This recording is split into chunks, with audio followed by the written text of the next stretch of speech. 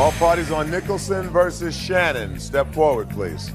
31-year-old machinist Robert Nicholson claims former live-in lover, 27-year-old Michelle Shannon, owes him for rent after they split. Order. All rise.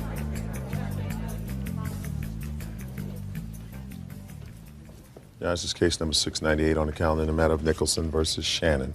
Parties have been sworn in, Judge. You may be seated. You're in love, you move in together, you rent an apartment together, right? Correct. When did you meet? About 6 months prior.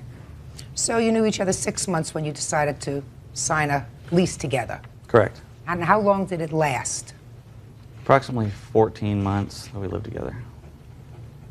And your lease was 2 years. Correct. And you left. Right.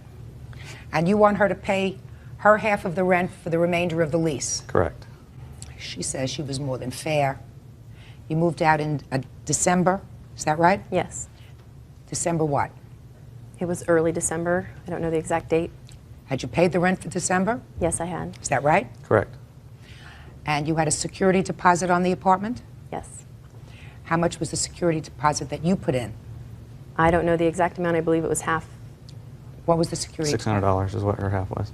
And did she leave you with that? Yes, she did. So she paid December's rent. She left you with the security deposit, right? Correct. And how much was the entire rent? The entire rent per month was $1,075, Okay, which we split each month. good. So she left you a month to find a new roommate and a month for good measure, because you get her $600 back at the end of the lease, right? Well, sort of, kind of. Do me a favor. Yes. Just answer my question. Okay. Sort of, maybe, could have. $600 security deposit. Yes. When you move out, you get back your security deposit as long as you pay the rent and leave the place in good order, right? So now she's really paid you 2 months. You tell me, since it's clear that this relationship was over, what you think should have happened. Well, she signed a 2-year agreement, okay, and it says in the agreement that no oral, verbal notice of any kind it's invalid. It has to be in writing in 30 days in writing, okay, and all parties have to agree to it in writing. And there was no writing of any kind. It was just simply I'm moving out and she moved out. We also talked about getting back together and her moving back in. She said if I don't even like where I'm living, I might move back in a month. Okay, and I was wanting her to stay because I wanted the relationship to work out. According to these papers, it got pretty ugly there in the end of November, the beginning of December. Oh, I had found out that she was seeing someone behind my back at her So work. it got pretty ugly. Whatever the reason, it got pretty ugly. Correct. Why should two people who are not married, who have no children together, who have no other ties together, stay in an apartment where they're both going to be miserable? We shouldn't, but Good. she's legally bound to the end of the lease, I feel. Because All right. if I lose Are my you job still- next month and I can't pay the rest of the rent, the owners of the place can take me to court for the remainder of the lease, correct? Well, you have, sir, in December, by the way, you still living in the apartment? Yes, I am, and I've looked for roommates. I've had ads in the newspaper ever since day one. I have not found anybody. They have Yes. not been in the newspaper. They've been in the recycler, and there's not even a sign out front, which doesn't cost any money to Mr. do. Nicholson. It's a back house. You can't even see the house from the street. Mr. Nicholson, show me the ads that you put in from day one looking for a roommate.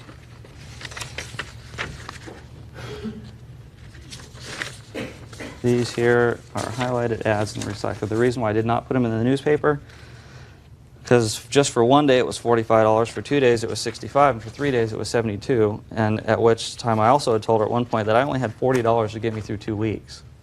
Couldn't even afford it. You indicate here that you offered to help him put ads in the paper, is that right? I did. When did you tell him that?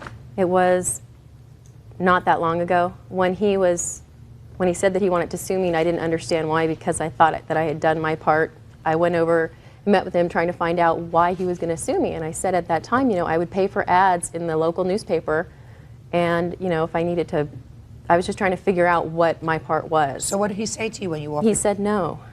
Do you remember having a conversation with her about her assisting in putting ads in the paper? Yes, I do, and that was only after I had mentioned that, hey, you know, taking you to small claims court, and she said, fine, go ahead, see if I care, okay, and then this was only a matter of 2 weeks ago that she had come over and then was being very nice because she was worried about being sued and trying to manipulate me into not suing her by offering these to pay for these ads, which for several weeks prior to that, she didn't want nothing to do with me, not to offer to pay for any ads or anything like that. Let me see the lease on the apartment.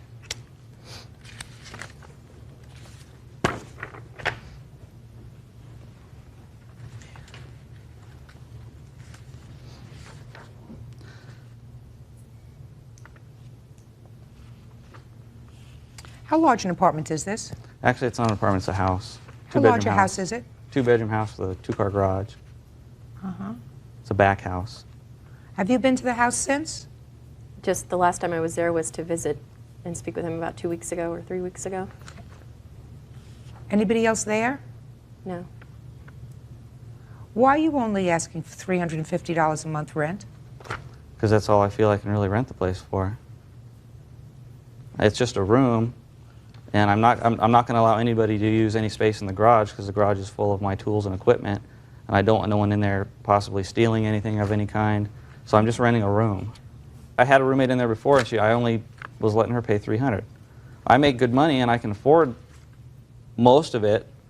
When did you have a roommate there before?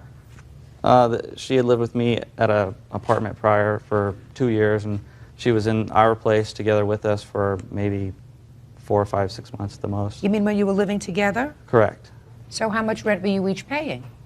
I was still paying the $540, my portion, because I didn't want to get used to relying on someone else paying an additional portion of the rent. Is that right? Yeah, we were splitting half the rent. Yeah. Okay, but I didn't get any utilities of any kind from her because of the other roommate. Yeah, because of Melissa. What utilities? Phone, electrical. You mean Melissa didn't pay her own phone bill? She did have her own phone, but she used mine quite often. Sure, but she used her own phone. And what about the two She of used you? mine quite often, too. Not to mention, she didn't have a car. I drove her everywhere she needed to go. You plan on staying there in I the plan on house? staying there simply for the fact that to move and to come up with first and last and security somewhere else would be a problem for me because financially this is putting me in the hole every month. The reason why, as far as the house goes, the reason why I wanted to rent a house and not an apartment is because I have a lot of tools and equipment on which I do a lot of work on cars and welding and things like that. I wanted a 2-car garage. And we were happy finding a house that had a 2-car garage so I could enjoy my hobbies. Judge Judy will continue in a moment. I'm suspect that not one person answered these ads in the paper. I've had 2 calls. I'm sorry about that, sir. Listen to me. Get over it. And later today, When this was put through the mail slot in your dog jumped up. And when she jumped down, she hurt her back legs. So you're suing her. Correct. real cases, real people. Judge Judy. Robert Nicholson is suing former live-in lover Michelle Shannon for rent he says she owes after she moved out. This relationship clearly didn't work out. There were several alternatives. One alternative was for you to stay together in an acrimonious situation, which is untenable for people who are married and ridiculous for people who are not married.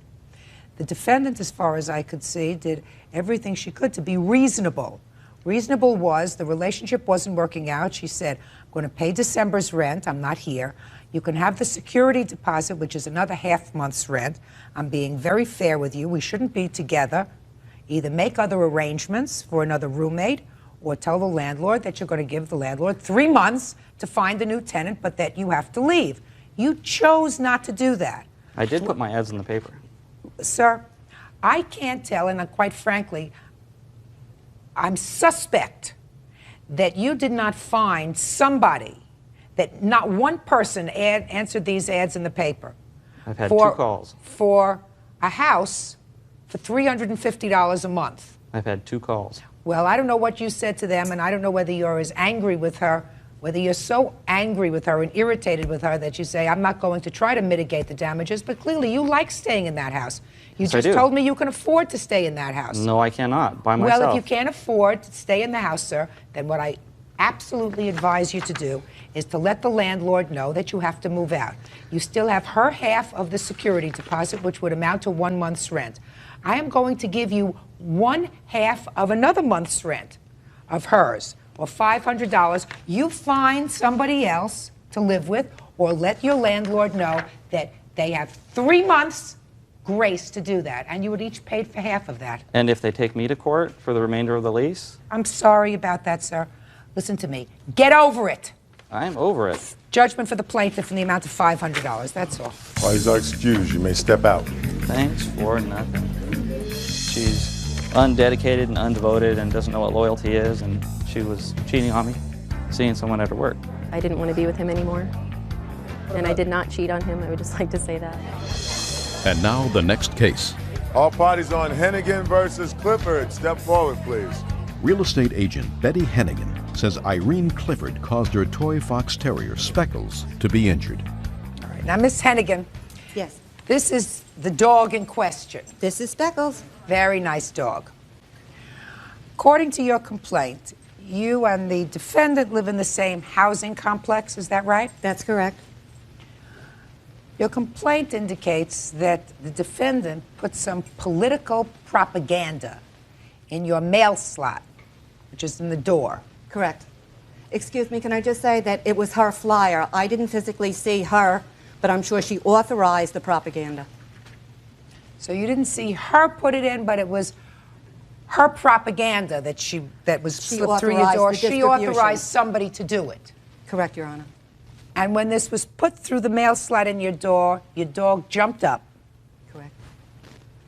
And when she jumped down, she hurt her back legs. Correct. So you're suing her. Correct. Your Honor, if I It's just just might a- add, it really isn't funny if anybody ever heard a dog yelp in excruciating pain. I don't think that that's why anyone in the court gallery is chuckling, Miss Hennigan. I think that the reason they're chuckling is how you could blame that on somebody else.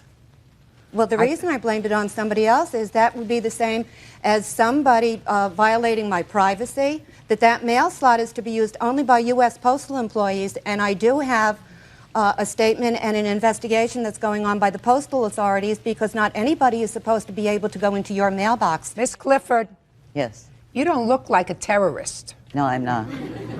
So I'd like to know what kind of political propaganda this was that was slipped through her door. Well, slot. it was one sheet of paper. This happened on February 2nd. We were having voting on February 4th. And Voting Ms. for what? To elect, well, really, to remove 2 dissident directors from the board of directors and to elect 2 new directors. Now, Ms. Hennigan moved in late in March, I understand, and she joined up with the dissident group, which is about 20 or 30 people. So Excuse me. Say I nothing. have here a list of 26 things that went through her door Just show me that the one. weren't invasion of privacy. Just a second. I'm not worried about invasion. Just show me, please, what the document is that you're complaining of, Miss Hennigan, if you still have This it. For... document actually has my little dog's teeth right in the top of it. All right, let me see this. Let me see this. Judge Judy continues in a moment. You have not taught your dog to read, is that right? That's- Dog doesn't read, No, but the dog does not have to have mail delivered at 20 to 8 at night. and your dog knows how to tell the time? Closed captioning sponsored in part by Real Cases, Real People, Judge Judy. Betty Hennigan claims neighbor Irene Clifford caused injury to her fox terrier, Speckles. All right. So this is clearly not a terrorist propaganda. This says, warning to all members from Irene Clifford. That's you. Right. And then it encourages you, the people, to come and vote Correct. at the next meeting of the cooperative board Correct. or Members. to elect new members, etc. Ms. Hennigan, I'm going to let you finish telling me about why you think. First of all, I'm going to ask Ms. Clifford, did you actually put this through her door, or did somebody No, I else? didn't. I have a map here. I was in my unit here, and this is the unit where it was delivered. But Irene, you A half authorized a block somebody. away. Ms. Hennigan, don't speak to her. I'm sorry. You did not personally deliver No, this. I did not. But this came from you and you gave it to other members of the board to deliver? They weren't on the board yet. Okay, but you gave it to other members and everybody Members. put it through the mail slots. Right, Is which that right? we've done for 26 years before she moved in. All right, so if you want to notify somebody of a meeting, Right. you want to notify someone that the water is going to be shut off, Right. or that the electricity is going to be shut off, what you do is you take a flyer and you put it through the mail. In the townhouses, in the garden apartments, they tack them to our door because we don't have the openings. We have a main one for 17 units. Okay, but in the houses, this lady has it through her door. Right. Okay. Why do you have your hand up? Well, because when they announce when the meetings are going to take place, they do put a flyer. It's on a fence before it goes into a grassed-in area, and there's also a bulletin board near the on-site manager's office. And when we want to find out when there are going to be meetings held, we have to look there. It is not a common practice. There's postings for the Miss meetings. Hennigan, listen to me very carefully. Yes. How long have you been living there? I've been living there since August. Okay. And you have your mail delivered there? Yes, I do. And the mail is delivered through the door slot? Correct. And the mailman delivers the mail there, other than holidays, 6 days a week? Correct. You have not taught your dog to read, is that right? That's correct. So the dog cannot differentiate whether there is political propaganda or a piece of mail coming through your door slot, is that right? No, the Is that dog right? doesn't. Dog doesn't read. No, but the dog does not have to have mail delivered at 20 to 8 at night. I actually truly introduced my dog to our mail person. It's a mail lady, and she does know the dog, and she exercises a little bit of concern, of caution. She doesn't want to be hurt in the mail slot, nor did I want my little dog hurt. This was 20 at 8 at night, Your Honor. It wasn't during a normal time of day when the U.S. Postal would be delivering mail. And your dog knows how to tell the time? No, but the dog does know when it's dark out. Miss Hennigan, it could be dark out when it's dark in the morning because it's raining and that's when the postman delivers. You were irritated because this came through your door and because your dog was injured. But that doesn't mean she's responsible because she happens to be the author of this piece of paper. You're being ridiculous, madam. You're being ridiculous. Judge Judy will continue in a moment.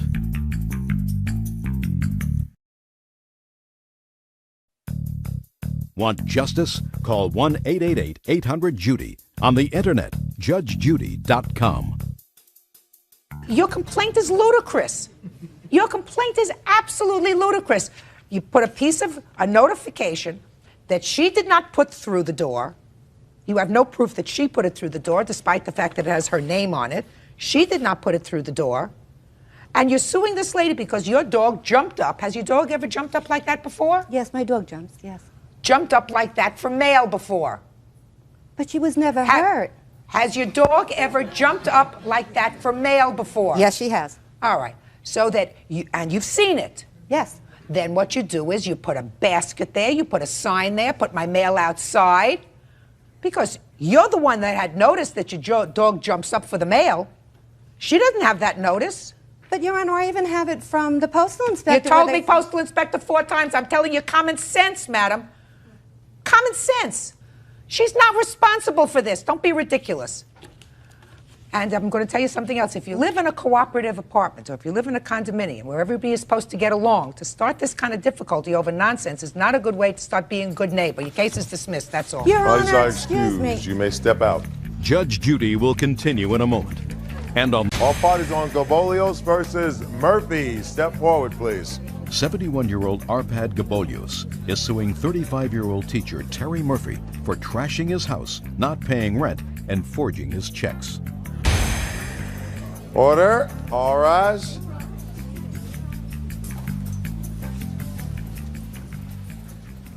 Now, this is case number 659 on the calendar in the matter of Gabolios versus Murphy. Parties have been sworn in, Judge. You may be seated. Mr. Gabolios, Yes, you own a home here in California? Yes, I do. And according to your complaint, you also live part of the year in Hungary. Yes, I do. And it's been your practice to rent your home during the period of time that you're there. Exactly, Your Honor. You rented your home to the defendant. Yes, Your Honor. When did her tenancy begin? on February 1st and ended on November 1st of 1998.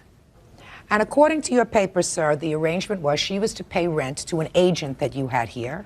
Exactly, Your And Honor. the rent was, for a furnished house, was $500 a month? Yes, Your Honor. And she was to pay her own utilities with the exception of one thing. The cable TV. And you were to pay that. Yes, Your Honor. According to you, you left her some checks that were made out to the cable company for the months that you would be away. That is absolutely correct, Your Honor. And they were actually made out to the cable company? Yes, Your Honor. Century Cable. Tell me what happened, sir, when you came home at the end of October.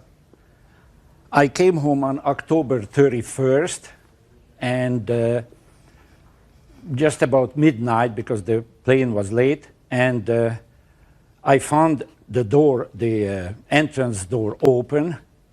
Most every light was on, and the whole house was a mess, and my bedroom, the master bedroom, was broken into.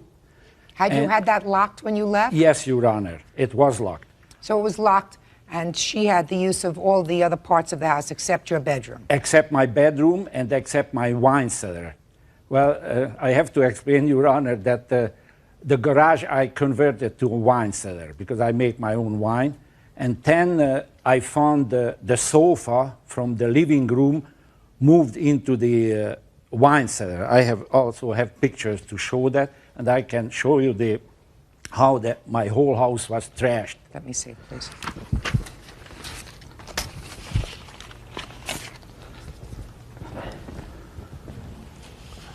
On one of those pictures, you can see the barrels, the wine barrels, and the sofa in front. Is this the way you found the outside of the house, sir, with all these papers and garbage? No, it was a couple days later, Your Honor. What do you mean a couple of days later? Well, because she left a few things behind, and I asked her to come and get it, but she didn't get it right away, and came back 2 days later or something, and then she trashed the sidewalk, as you see the front. You say that she didn't pay you rent. During what period of time didn't she pay you rent, sir? She didn't pay the last month rent of October. Did you pay him the last month's rent? I paid the rent. I do not know what happened to it. Show me, you paid I by don't have- check. The check never went through. So that you didn't pay him. Take a look at this garbage on the front of his house. Tell me how that happened.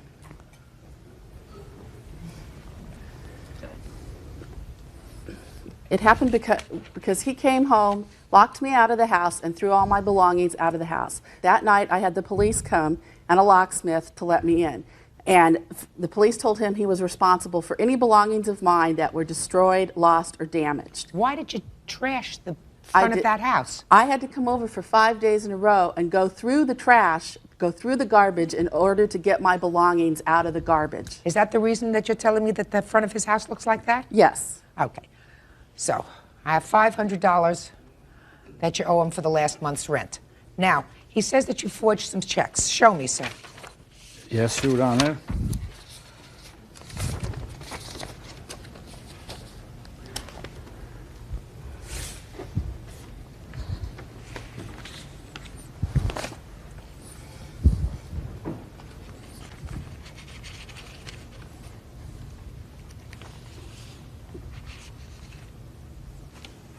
Show these to the defendant.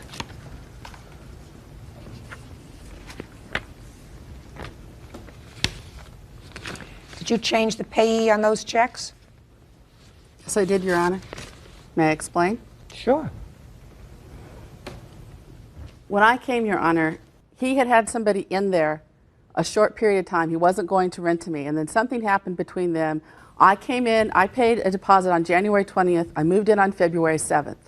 Because of the short length of time, he said, I've got to find somebody, I'm leaving. He left the next day on the 8th. So I was to pay for the electricity, the telephone, and he was paying the rest of the utilities. That was the verbal contract. I do not have that in writing. In April I came home one day and the water was turned off. I had no idea why. I called up the water company. They said, Mr. Gabolis hasn't paid for the water. So then I put the water in my name. In October, all of a sudden I come home, the gas is off. If I was to put them in my name, or if it was to be changed, he didn't stop them. I was unaware that they were supposed to be in my name. So I took the checks that he had given for the cable, and I paid the bills that I thought he was supposed to be paying. You can't do that.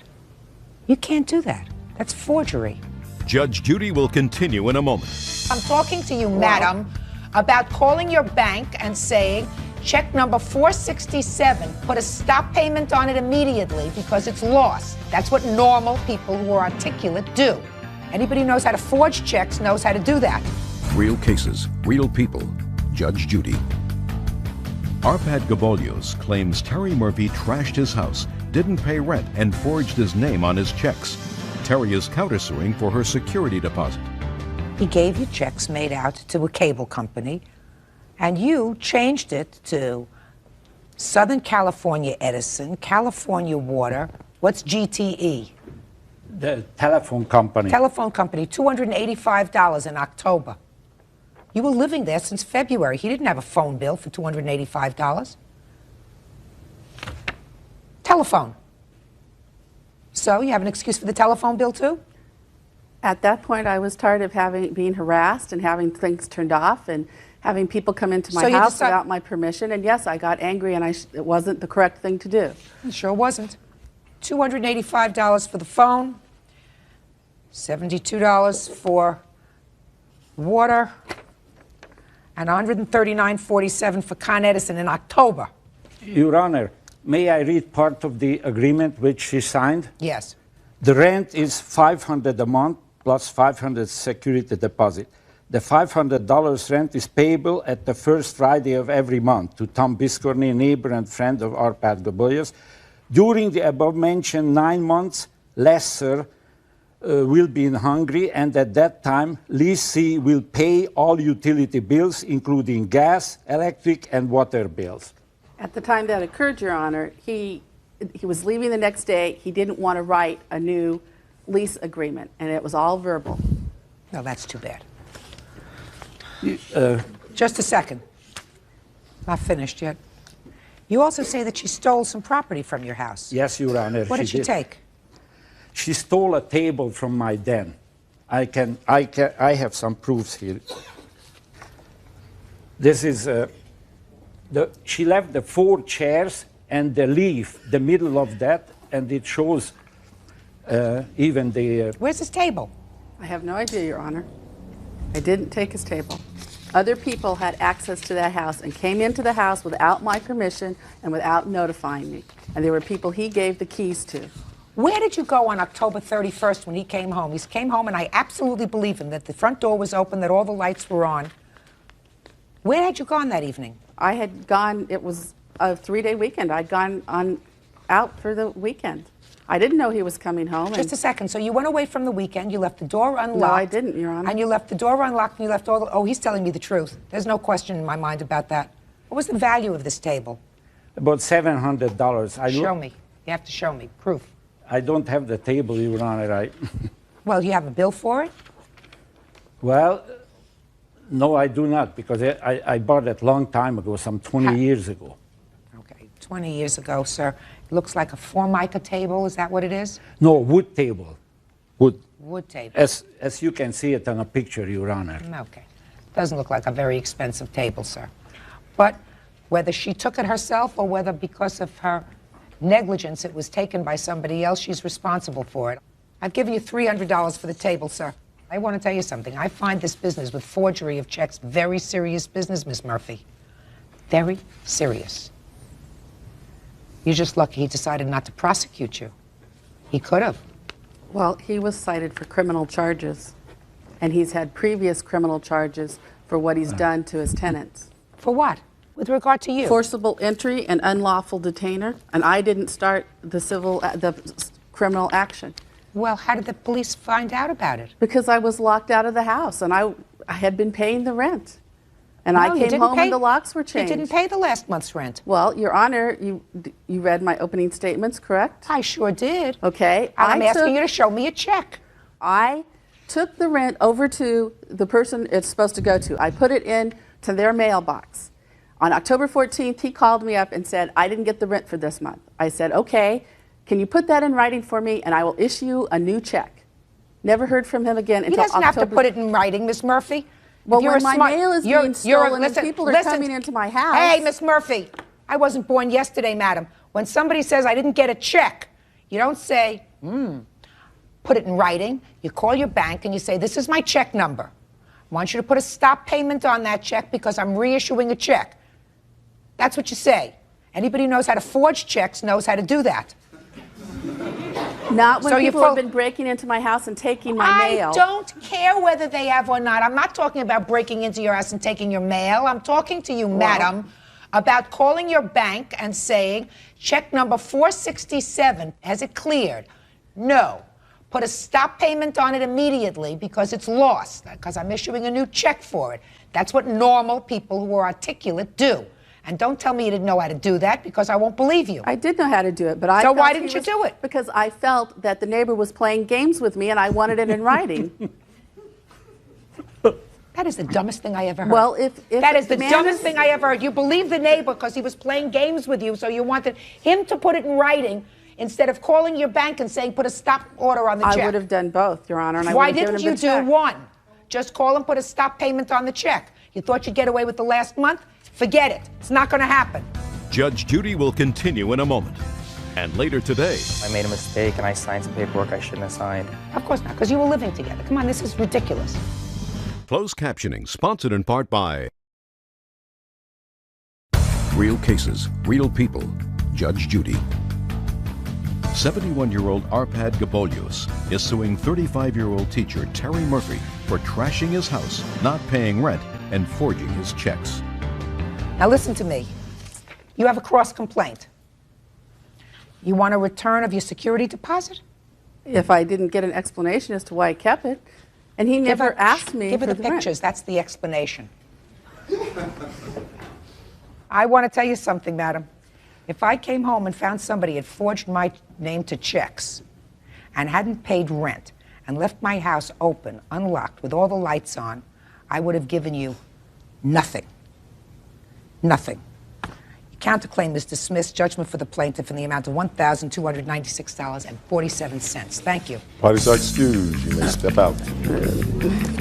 I shouldn't have changed his checks, but I was very angry and frustrated by them that things were turned off that weren't supposed to be turned off. She didn't remember that she's supposed to pay all the utilities. You know, I mean, with her background, she has a major psychology or something like that. You know, I mean, it's rather obvious that she's a crook. And now the next case. All parties on Mitchell versus Miller. Step forward, please. 28-year-old lab tech Janet Mitchell claims former live-in lover, machinist Jonathan Miller, 27, owes her for supporting him while they were together. Miss Mitchell, you and the defendant, according to the complaint, lived together for about 2.5 years. Is that right? Yes. And you say that after a rather acrimonious breakup, he owes you a whole bunch of money for living expenses during that time. Yes. What kind of an arrangement did you have with the defendant with regard to living expenses?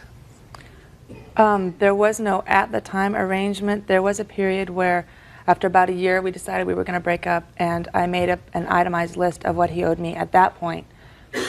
And we agreed that he would start making me payments. Well, we reconciled and decided not to break up at that point and give it a try, and we tried for about another 1.5 years. And after we had dissolved the relationship, I brought to him another itemized list of further expenses, and he signed it. I have the list. Let me see it, please.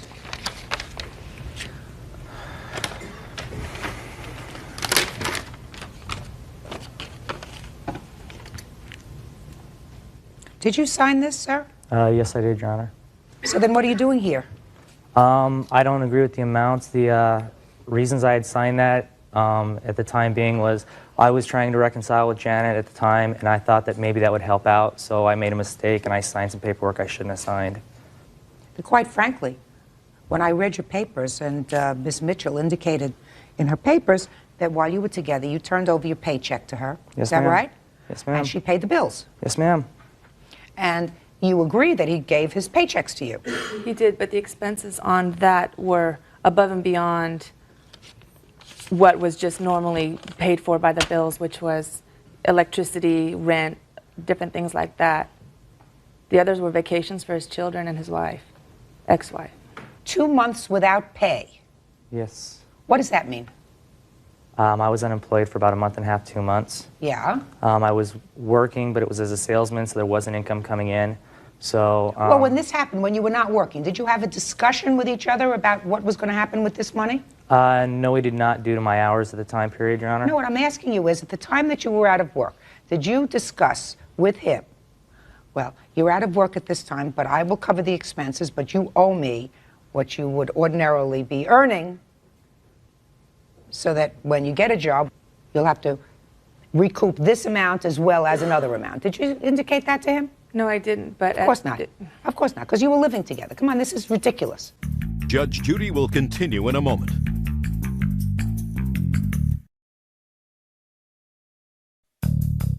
Want justice? Call 1-888-800-JUDY. On the internet, judgejudy.com. What's a bike frame? It's a mountain bike frame for a mountain bike. It's just the body without the tires, gears, derailleurs. Well, how did you get it? I purchased it from a company. Did you pay for it? It took me a year and a half to pay it off because it was a $1,200 frame. So I was paying on it monthly. And then I did receive a payment from Janet. She did give me a couple $100 to put down on the bike when I was buying it. Was it a loan or was it a gift? It was never stated either way. Is that right? Yes, it was. No, it was stated that it was a loan. And what's the plane ticket for your kids, and I assume that this is your ex-wife? Now it is, yes. About 2.5 years ago, I'd say, while Janet and I were living together, we had my daughter and my son and my ex-wife fly out for vacation so I could see my kids because it would be cheaper than us flying out there. And so we had my ex-wife and kids come out and visit us, and Janet did put that on her credit card. Let me see the bills. I don't have them. The only thing I had was that signed itemization that he gave me. You don't have any bills? No, I don't. I don't have... I didn't think that I would be needing to save those receipts or anything like that. Miss Mitchell, clearly you had the bills, madam. Clearly you had the bills when, and all the amounts, when you made out this list. I mean, you have 2 nights with kids at a hotel, $32. Where did you get that figure from? That was how much it was. Well, where did you, what I'm asking you is From where my did... memory. From my memory. From your memory? A lot of that stuff was done guesstimate by memory because I knew that it was $32 a night, and I didn't have the receipts, but I remembered that it was $32 a night. I'm dismissing your case, that's all. Parties are excused. You may step out. Judge Judy will continue in a moment. And on the... All parties on Freeman versus Sharaf. Step forward, please. 39-year-old mechanic Charles Freeman claims Abe Sheriff's 16-year-old son, Sammy Sheriff, dropped Charles' 8-year-old son, Taylor, on his head, resulting in 22 stitches. Order. All rise. Yeah, this is case number 678 on the calendar in the matter of Freeman versus Sharaf. Parties have been sworn in, Judge. You may be seated. Folks, have seats, please. Mr. Freeman, this must be Taylor, is that right? Yes, And Mrs. Sharaf, this must be Sam. that's right. These 2 young men were friends. How old is Sam? He's 16. And were the families friendly? I would say yes. According to your complaint, Mr. Freeman, Sam was playing with your son, and your son was injured. Yes. Were you present? No, I wasn't. Who was present? My wife, Is she here? she's right here. Perfect. And of course Taylor and then my son Vance. All right. Now, Miss Freeman, why don't you explain to me exactly how your son was injured? Did you see it? Yes, I did, Your The Honor. whole thing? Yes. Okay, so why don't you start from the beginning? We had just returned from the bike shop, and we parked on the street. We had to walk approximately half a block to our home. And I was just locking up the truck when I turned around and noticed Sam tossing my son in the air over a rough pavement. And I noticed that was a very dangerous act. So before I could get to him, I was crossing the street. The accident had already occurred. My son was dropped approximately 3 to 4 feet from Sam's shoulders. When you say he was tossing him up in the air, had he been on his shoulders? No, it was more like a fireman's carry. Show me. Like this. So he had him over one shoulder. That's the way he was walking with him. They had already stopped, and he had tossed him up like this and was twirling him around. Mm-hmm. And you were right behind them. They were already across the street. I was locking the truck. You saw it. You can't be locking the truck and seeing them at the same time, Miss Freeman. So what I'm asking you is, you saw him enough to see him throwing him over one shoulder, throwing him over another shoulder, and my question to you is, did you say, put him down right now? I started to run across the street. I couldn't get to it in time. Miss Freeman, if I saw somebody engaging in conduct that I thought was dangerous with my child, and I was just across the street, I would scream, put him down. I yelled. You just told me that you didn't yell. You just told me that you started to run across the street. Yelling, sorry. No, Miss Freeman, you didn't. Come on. You didn't. You weren't there, right? I wasn't there. But he was there. Right? Mm-hmm. Come on up here, Sam. Tell me what happened, Sam. Well, we came back from the bike shop, and we were walking. We all got out of the truck. Donna was locking up the truck, and we were walking, and I picked Taylor up, and I had him like on my shoulder, and well, I go to put him down, and he just like, he was like, his head was right here, and I went like that to put him down, and he hit his head on the ground. How long have you and Taylor been friends? I've known Vance since 4th grade. So it's you and Vance who are friends? Yeah. Step up here, Vance. Friends? Yes. And you were walking with them when you saw Sam pick up Taylor? I didn't see him, but I turned around.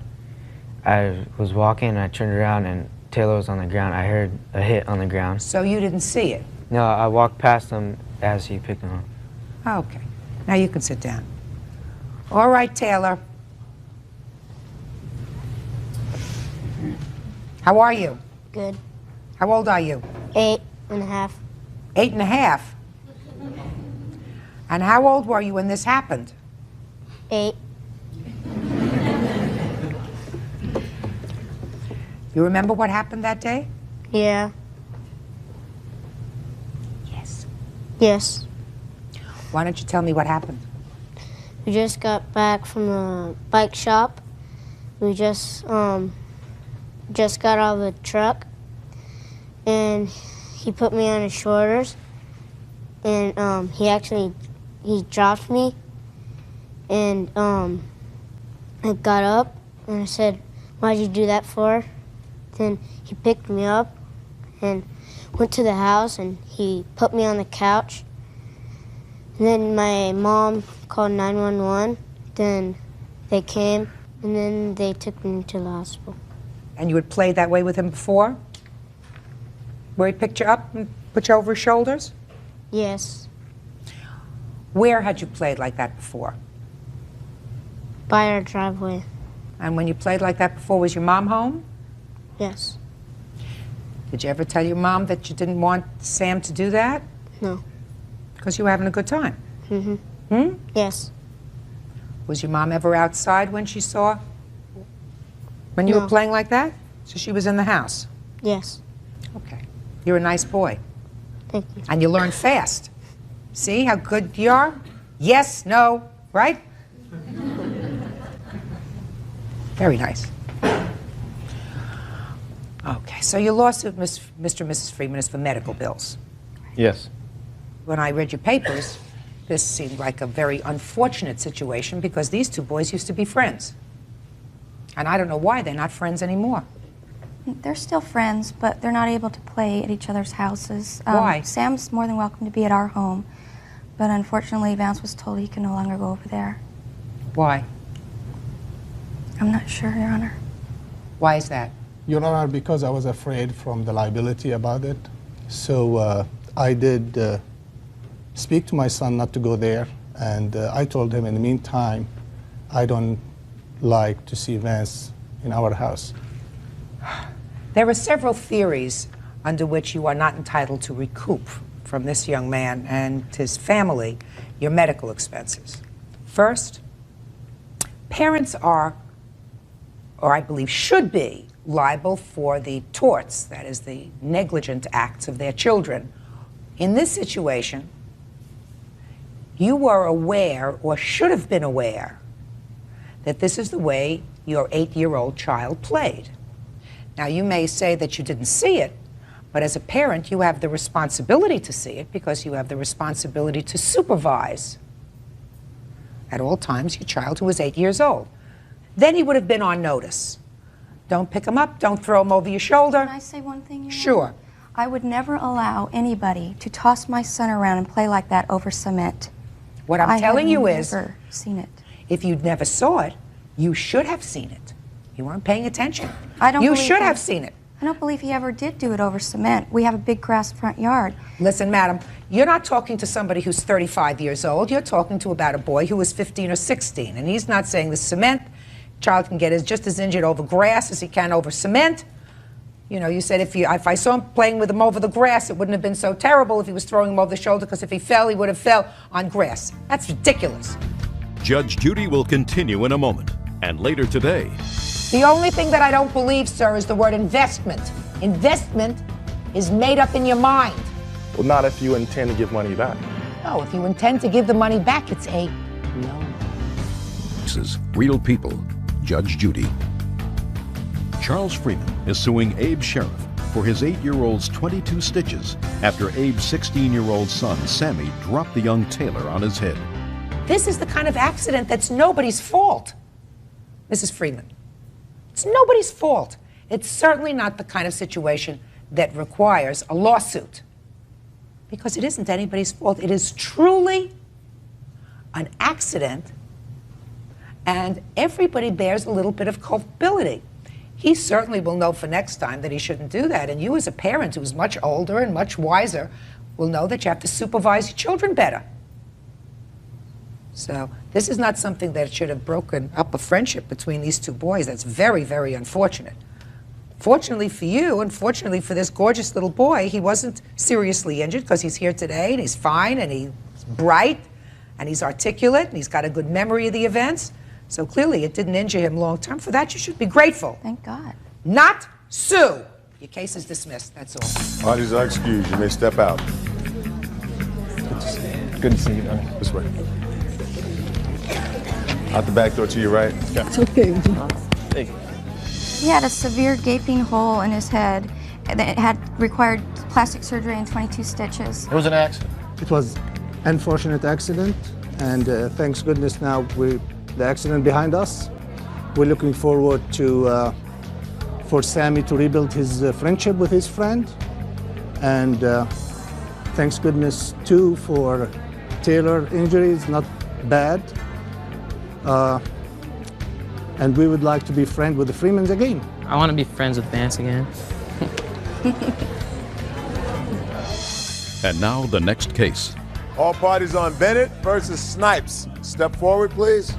44-year-old school groundskeeper Myron Bennett is suing his nephew, 27-year-old pager business owner Wilfred Snipes, for a $6,000 loan. Wilfred says it was a business investment that lost. Mr. Bennett, this is your nephew. Correct. Yes. You claim that you made a loan to him, substantial loan, Yes, I did. and he hasn't repaid you. Correct. So why don't you tell me how it came about that you made this loan and for what amount? Okay, this happened back in July of '98, and at the time I just got a settlement from my job, and he had came by my house and asked to make a loan for a pager company that he wanted to get started. And I loaned him the money, and he wrote me a little paper saying how he was going to pay me back in about 3 to 4 months, and I haven't received anything. And this is the cashier's check also.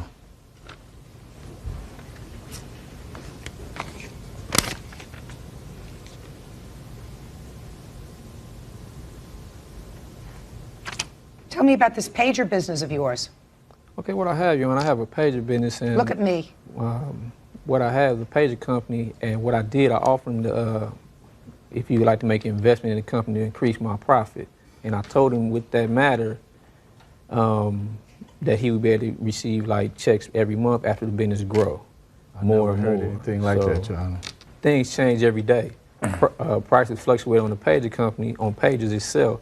So what I had bought, Motorola came out with another market and just Mr. dominated Snipes, that. you're doing a lot of double talk for me, sir. Basically, Your Honor, first of all, if I would have went into business with him, I would have signed an agreement for me to be on the company also. Nothing like that never happened. And the only reason why I loaned him the money was because it's my favorite nephew, and I believe what he told me at the time that I gave it to him, they would have it back to me. And I asked for it over and over again. We had an argument on the phone. He cursely, I can't use the words that he used toward me on the phone, saying that I get it whenever he get it, and I just would have to wait. And the only thing I got from him is that I get a free pager service from him, which basically only $8 a month, if you want to call that payments, You don't have that many years. Exactly. Judge Judy continues in a moment. No. Look in my eyes, sir. Stop shifting from foot to foot and look in my eyes. Closed captioning sponsored in part by Real Cases, Real People, Judge Judy. Myron Bennett claims his nephew, Wilfred Snipes, owes him for a loan. Wilfred says it was a misunderstanding. It was a business investment. All right, I read your defense, sir. Convince me that this was a business investment. Well, only way I can convince you look here. is by telling you on what You went to his house. Right. Start with, I went to his house. Okay, I went to my uncle's house, and I knew he was coming with some money, so I asked him, could he give me some money, and basically in order what I need to do with it. It was to increase my profit in order to kind of like help him as well as help myself on expanding my business more as I would like to. Convince me it was a business. Well, I mean, that's what it is, Your Honor. I have a pager company. Well, I know you have a pager company. Right. Convince me that your uncle went in as an investor in your business, other than in your own mind. I can't convince you no other way about just a verbal agreement, basically. That Well, I didn't hear a verbal agreement. I heard you went there, you asked him to give you the money because you wanted to increase your business. The only other people I got is my brother right here, my brother Derek Snipes, which can say that he was there with me when I said it myself. Oh, well, step up here. You were there? Was he there with him? Yes, he was. Yes, Let's I hear. was. You're the brother. Yes, I was there. Basically, he did. He told him that it's an investment. You will get your money back on top of more money. And they basically had a verbal agreement. Tell me the conversation, if you remember it. I do. My brother came up. We all came there together, and he told him, I'm opening a business. He said, okay, what do you want to do? He said, I do need some money to help things get started. I'll get it back to you. Would you like to put an investment in it? My uncle said, yeah. The only thing that I don't believe, sir, is the word investment. That's the only thing I don't believe. I believe he came to you, I have a business, I need some money. Right. That I believe. Investment is made up in your mind. Well, not if you intend to give money back. No, if you intend to give the money back, it's a loan. It's a loan. But as an investment, when you invest in something, you expect your money back. He was investing in your brother's word that he would repay him the money. Right, and he will. He just didn't pay him fast enough. $8 a month, free pager service since July isn't exactly payment back. Do you work? I work for my brother's company, actually. How many other people work for the company? There's two more. There's a secretary and there's another person that charges. Well, you get paid, don't you? Sometimes when it's going good. You get paid. And who's the secretary? Another friend of the family, and she gets paid. And she gets paid. Right. Right? And who else is there? The guy that does the crystals on the pager. And does that guy get paid? Yes. Why didn't he get paid? He will. We just wait and let it grow. It takes time for a company to grow. No. That's if He's in business with you. Now, let me tell you what happened. Look in my eyes, sir. Stop shifting from foot to foot and look in my eyes. Judge Judy will continue in a moment.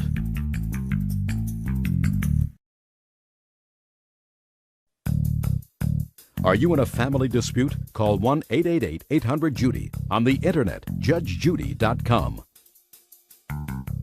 How much money did you put in this business? Cash, money. Look at me.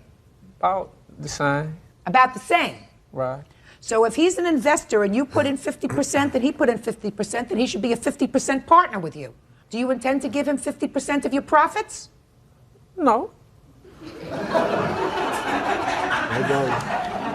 If looks like you're winning, right? But it's this. Okay. But look, it wasn't meant like that because he just was coming in there. I mean, like he was doing no work. Just a second. A, I don't believe you put in $6,000. I didn't stop putting in $6,000. How? Well, yes, you did. You said about the same. About the same is about the same. But I ain't saying full $6,000 now. Oh, okay. Because I don't believe you put in $6,000. I believe maybe you had $6,000 to start up the whole business. That was his $6,000 that you had to start up the whole business. Maybe you put in $12. Maybe you put in $18. Because you got to advertise, put the flyers, buy the pages, buy the crystals, buy the computer system. Yeah, with his $6,000. The disc alone cost you $2,000. Right, that's another $4,000.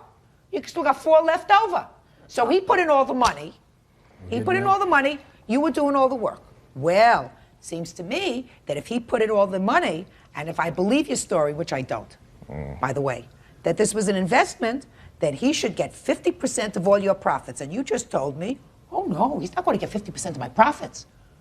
You ought to be ashamed of yourself. Well, do you know that? That wasn't an agreement. That's not an agreement. That wasn't an agreement. If I give somebody 50% of my profit, how am I going to maintain running the company? Just a second. So what was your agreement? The agreement was that I will pay him, monthly as the company grows, whatever the profit As the company grows, you were going to pay him monthly. Just a second. Is what you want me to believe that when you were sitting there and saying, I need this $6,000, you had this whole discussion with him, and as the business comes in, I'm going to be able to give you money, a little bit of money every month? You telling that what you want me to believe? Hey, look at my eyes. Yeah? Wrong. Judgment for the plaintiff in the amount of $5,000. That's all. Parties are excused. You may step out. Back door to your right, please. Judge Judy will continue in a moment. All parties on Grant Family Daycare versus Bachman. Step forward, please. Chris and Julie Grant of Heart to Heart Daycare are suing 28-year-old accounting clerk Shawneen Bachman for not paying the bill for her 8-year-old daughter's care. Shawneen claims her daughter Kayleen was injured falling off the monkey bars. All rise.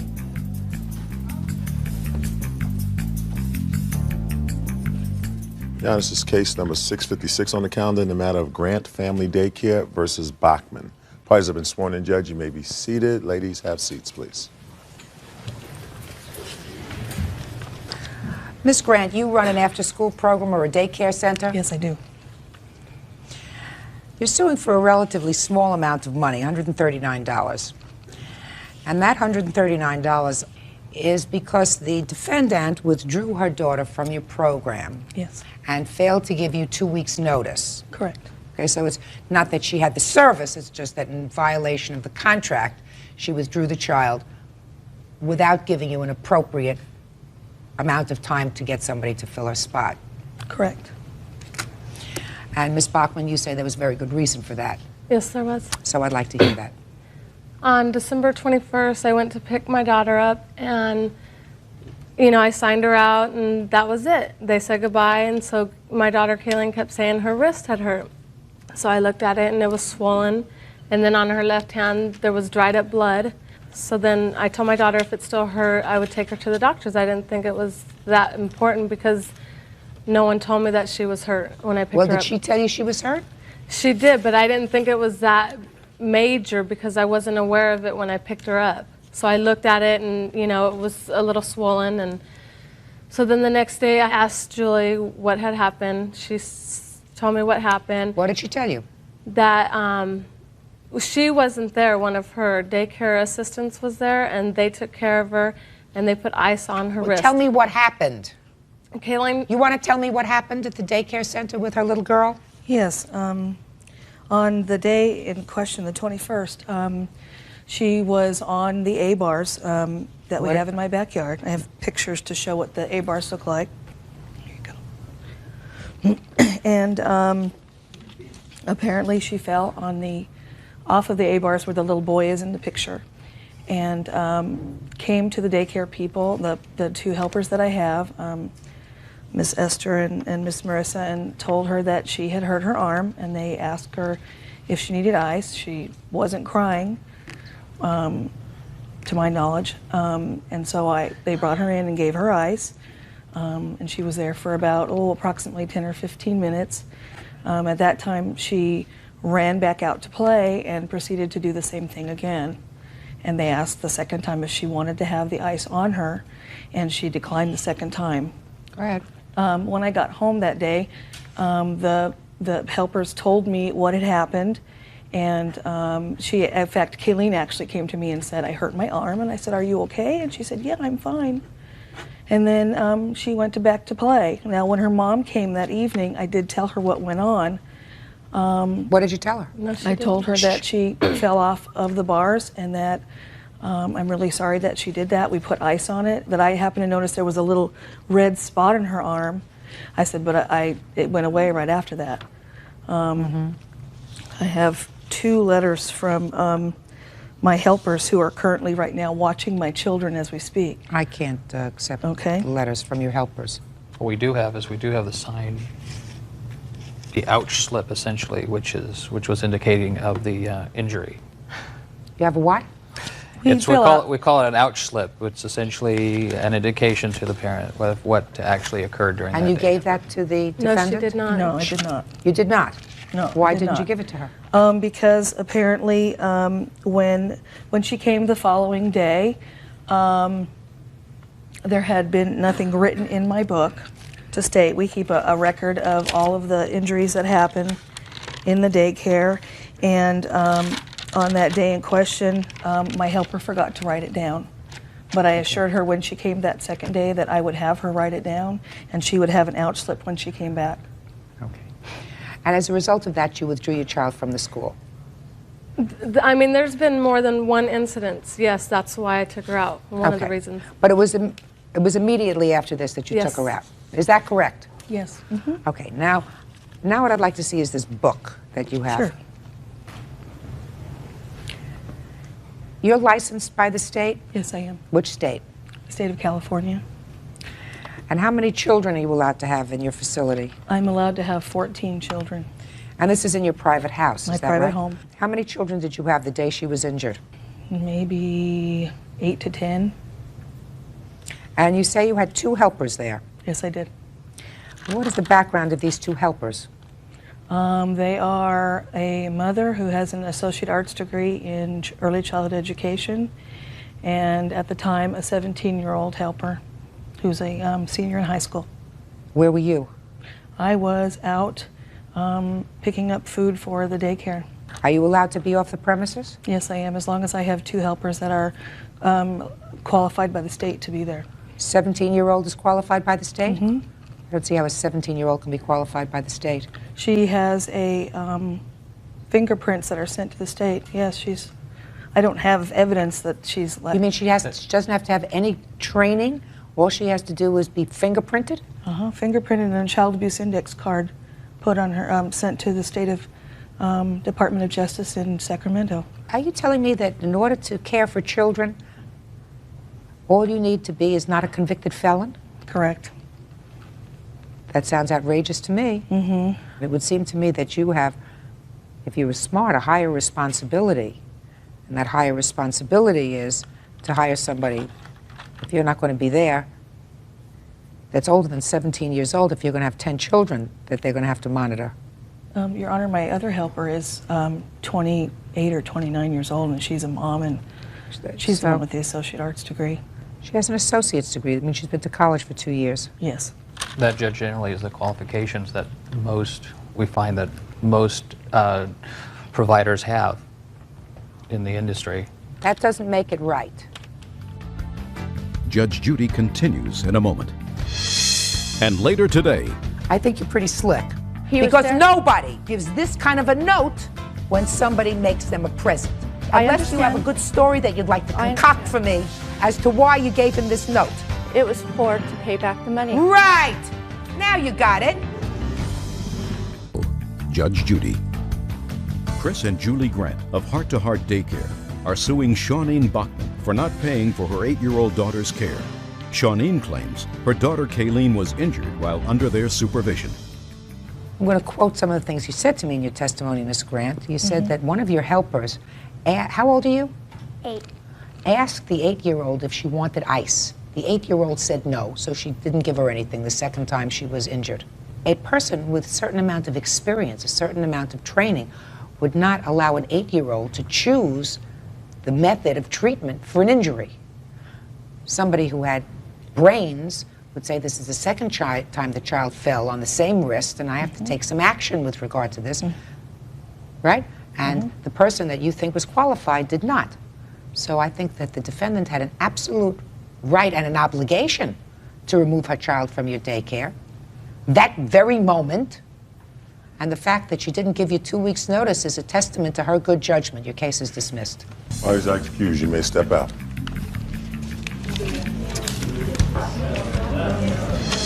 I'm just very frustrated, that's all. Seems the daycare people can't get a break, and they don't get paid very well either.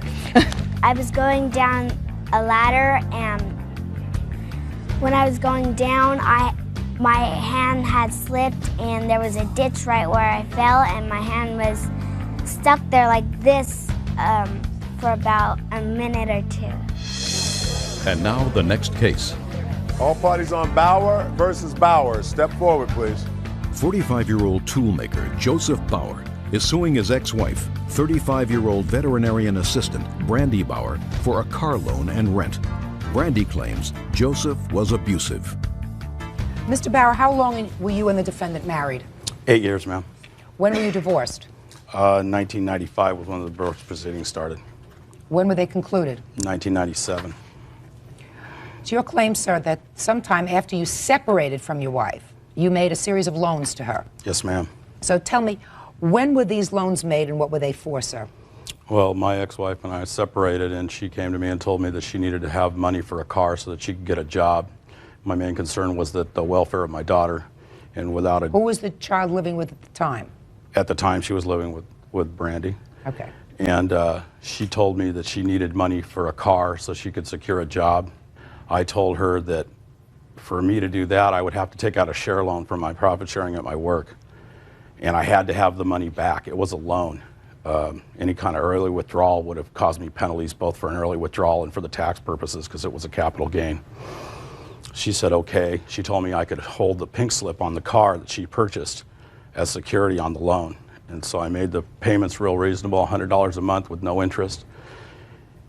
I gave her the money, approximately $3,400. Within just a couple weeks, she came back to me and told me that she couldn't get a car for that much money. She needed another $1,000. I said, well, if you're going to do that, I want some kind of notarized paperwork saying that you have the loan with me so that we can get this up above board. I asked her for the loan, for some kind of paperwork for that. She gave me a handwritten note that said that she had borrowed now $4,400. Do you have that note? Yes, ma'am. May I see it? Here's the originals. And here's the bank draft for the withdrawal for the money.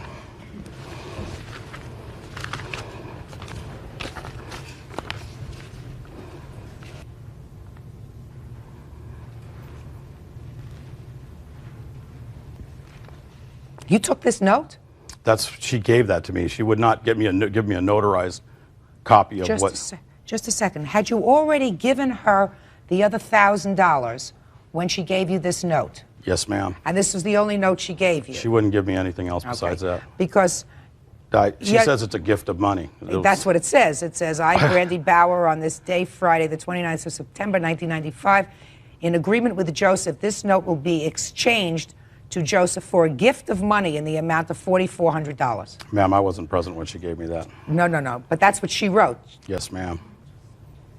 And this shows that you took the money out on the 25th of you took out $1,000. $2,000. $2,000. But you only gave her $1,000 on that day. What'd you do with the other $1,000? I gave You took out $3,400. Yes, ma'am. And then she said she came back to you sometime later and said, I can't get a car for $3,400. I need another $1,000. Yes, ma'am. So I took out the $2,000. $2,000. Gave her $1,000 of that money. Yeah. And held on to $1,000 because I knew she was going to need to secure insurance and the registration for the car. I wanted the pink slip with my name on it. Okay. So out of this $2,000, you gave her $1,000. Yes, ma'am. So that's a total of $4,400. Yes, ma'am. And what else, sir? She came to me a couple weeks after that and told me that she was going to get evicted from her apartment. She needed $500 to keep herself from getting evicted. I was worried for the safety and welfare of my daughter. At that time, I decided to make a conscious decision to throw good money after bad and loan her another $500. And I never saw a dime from that day on. Judge Judy continues in a moment. He made you loans. He may have hoped that if he made you the series of loans, you would feel kindly towards him and take them back. Oh, yes, I know for a fact. So what? Closed captioning, sponsored in part by Real Cases, Real People, Judge Judy. Joseph Bauer claims his ex-wife, Brandy Bauer, still owes him for a car loan and rent. Okay, let's hear. Well, the point that he says that she was living with me is not true. She was living with Joe. The car was for my benefit to help me in my business. Why would he do that? He was trying to reconcile at that time because I had left in 1995. He was put in jail for spousal abuse. It was traumatic at that time. So he was put in jail for spousal abuse, but meanwhile your daughter was living with him, so there must have been a reason for that. I couldn't financially make the means for me to support her and myself. And so she was with him at that time. At a later time, she came back with me. Okay. He gave you $3,400 and he gave you an additional $1,000 because you didn't... That's not true. What's not true? He did not give me additional $1,000. Did you write this note? Yes, ma'am. This note says $4,400. Oh, you're right, you're right. Yes, I did get that money at that time for so a you car. got $3,400, you got an extra $1,000. Yes. And another $500 for an apartment. No, I lived at my own place. I paid for it to get in. Because he says that he gave you another $500 because you were going to be evicted from your apartment. That's not true. Is it not true, like the other $1,000 wasn't true? No, the $1,000 is. But you just remembered that? Yes. You want me to tell you something, Mrs. Bauer? I think you're pretty slick. And let me tell you why I think you're pretty slick. When somebody gives you a gift, which you're saying that these were gifts. I have never, in all of my experience, seen somebody write a note that says, in exchange for the gift, I'm giving you this piece of paper in exchange for your gift. So his story has a ring of truth to it, that he gave you this money, you were supposed to pay him back. When he said, please give me a notarized paper, or a piece of paper that says, I promise to pay you back, you already had the money in your possession. So what you gave him was this, and you said, there you go, I gotcha. Because nobody gives this kind of a note when somebody makes them a present. Do you understand? Unless you have a good story that you'd like to concoct for me as to why you gave him this note. He didn't have to take that note. He didn't have to take it. He wanted a note. At the time, he wanted a note. What did he want a note for?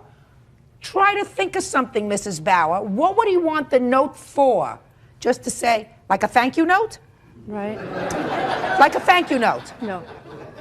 Well, what do you think this note was supposed to be for? I understand. It was to pay back the money. Right! Now you got it. Judge Judy continues in a moment.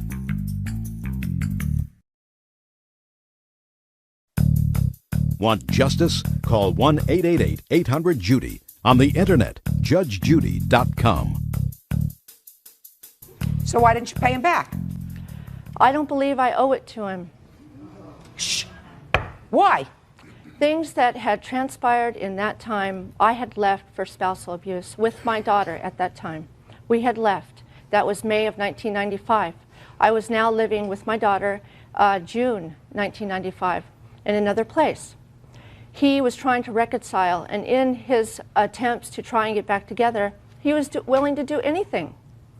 Give me money, help me with my rent. He was willing to do anything to try to get his family back together. Is that right? Right. All right. And you said, I need a car, and I'll pay you back. And I need another $1,000, and I'll pay you back. And you wrote out this note, the thank you note, right? You still haven't told me why you don't think that you ought to pay him back. Because I knew his intentions behind loaning me the money. He was Good. You read his mind as to what his intentions were, according to what you just said to me, for loaning you the money. What were his intentions for loaning you the money? That he and I and my daughter, our daughter, would get back together, which I never once told him that that would be a way for us to be back together. So that's what you assumed he gave you the loans for, is that right? right? Oh, yes, I know for a fact. So what? He made you loans.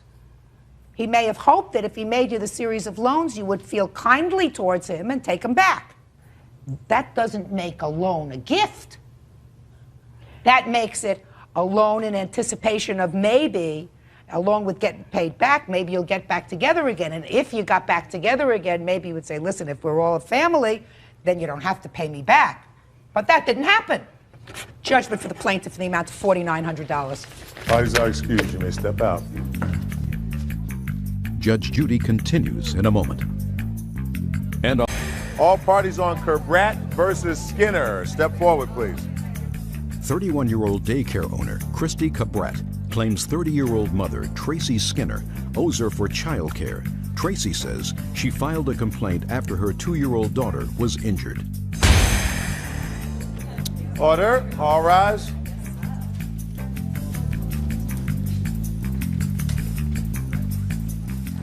Yeah, this is case number 626 on the calendar in the matter of Cabret versus Skinner. Parties have been sworn in, Judge. You may be seated. Please have seats. Ms. Cabret, you run some sort of a child daycare center. Yes. Is that right? Yes. You run that out of your home? Yes, I do. How long have you been doing that? For about 2.5 years. And you are licensed by the county? By the state of California. Community care licensing. According to your complaint, you accepted Miss Skinner's daughter into your class. Yes. Is that right? Yes. When did you accept her into your class? 3/10/98. Is that correct, Miss Skinner? Approximately, yes. And how long did you stay in your class? Until February 2nd, 99. So she was there for a long time? Yes. You claim that the defendant owes you for child care. Correct. Okay. Your cross-complaint says that because your daughter was terminated by the plaintiff, you will cause certain distress, including the fact that you had to lose days from work. Yes. So that's your counterclaim. Yes. So why don't you tell me, since the child was with you for a year, what precipitated the problem? Another child was playing, twirling around with a baby bottle and a doll. And Shania, which is her daughter, walked into the child, which caused a little laceration on the forehead. I did try and contact the parent at work several times. I didn't receive a phone call back, so I felt the child needed medical attention. So I took her to her primary physician, which was in my charts. The doctor also tried calling the mother, and the mother did not call them back for 2.5 hours. So But you took the child to the child's own doctor? The child's pediatrician, which is that the correct, mother Ms. put. Skinner? Yes. Okay, so far you don't have a problem with that? Not at all. Good. So what happened then? Everything was fine. The mother finally contacted me about 20 to 2 that day. She picked her daughter up. Everything seemed fine. Then I received a phone call about 9 p.m. that evening. She stated that I overreacted to certain issues she felt. Like what? The week prior to that, her daughter was very ill. The mother goes out of town quite often for business. The child stays with her aunt, which is a witness right there. The week prior, her daughter was very ill, vomiting, and I tried calling the aunt, and I didn't get a phone call back for a few hours. So What did you do? What did I do? I had to keep the child. They're ill. I separated the child from the others, and we took care of her until the aunt picked her up. Okay. So then you get this phone call a week later after the bottle. Mother did in fact come eventually, pick the child up. 9 o'clock that night, you called her and said you didn't like the way she handled it. It was actually 8:45 in the evening. I made it a point, I waited that long because I was upset. And because my daughter was hurt in her facility, I waited that long. I wanted to make sure that I was calm and that I didn't call her angry because I knew I was returning my daughter there the next day. I didn't want her to, you know, do anything to my child. Why did you ever need to calm down? Well, I was upset. Why were you upset? I was upset because I had already told her that in the future, if you cannot reach me within the first 15 minutes, please contact Valerie Mason. She told me she couldn't do that. She couldn't contact? She told me she did not have to do that. She did not have to contact the emergency contact. Okay. So? And so I called her back that evening, basically trying to find out why she was unable to reach me when I have so many forms of, you know, she can reach me. Okay. But yes, it does happen. It does happen, and your daughter was, I assume, bleeding from her forehead? Mm-hmm. She Right? waited an hour Listen to me. before. She was bleeding from her forehead. Seems to me she reacted. I mean, I'm just trying to figure out why you were angry. Because if your daughter was bleeding, what she did was she may have gone to the phone, made a quick call, didn't get you right away. Child's bleeding, you say, forget this. Look up on the chart, who is the child's primary physician? I'm not going to take the child to an emergency room. Going right to the child's doctor to make sure everything's okay. It seems to me that that's a good thing. Very good. So I don't know why you were, put your hand down. So I don't know why you were angry. No, I wasn't angry at that. No, because you said to me you went home and you wanted to calm down. You didn't call it till later because you were so angry. I was upset. Upset? Yes. All right. That, So you well, were I was upset. upset my daughter got hurt, yes. Well, but that happens when Right, you're in exactly. a daycare facility. And I didn't want to call her to make her angry because I knew that she would get defensive. Okay. There came a time when you terminated her daughter. Yes. How much later did you terminate her daughter? It happened the following Tuesday. What happened? Since I couldn't reach the parent at her job, and these were the current numbers on the medical consent, I gave her new forms that needed to be filled out, so in case of an emergency, I could contact her immediately. The forms were not returned until, they were given to her on Thursday, and they weren't returned until Monday. I did notice that there were stipulations on here that state in case of an emergency only, which because of licensing, I cannot accept that because it limits our ability to properly care for a minor child. Let me see.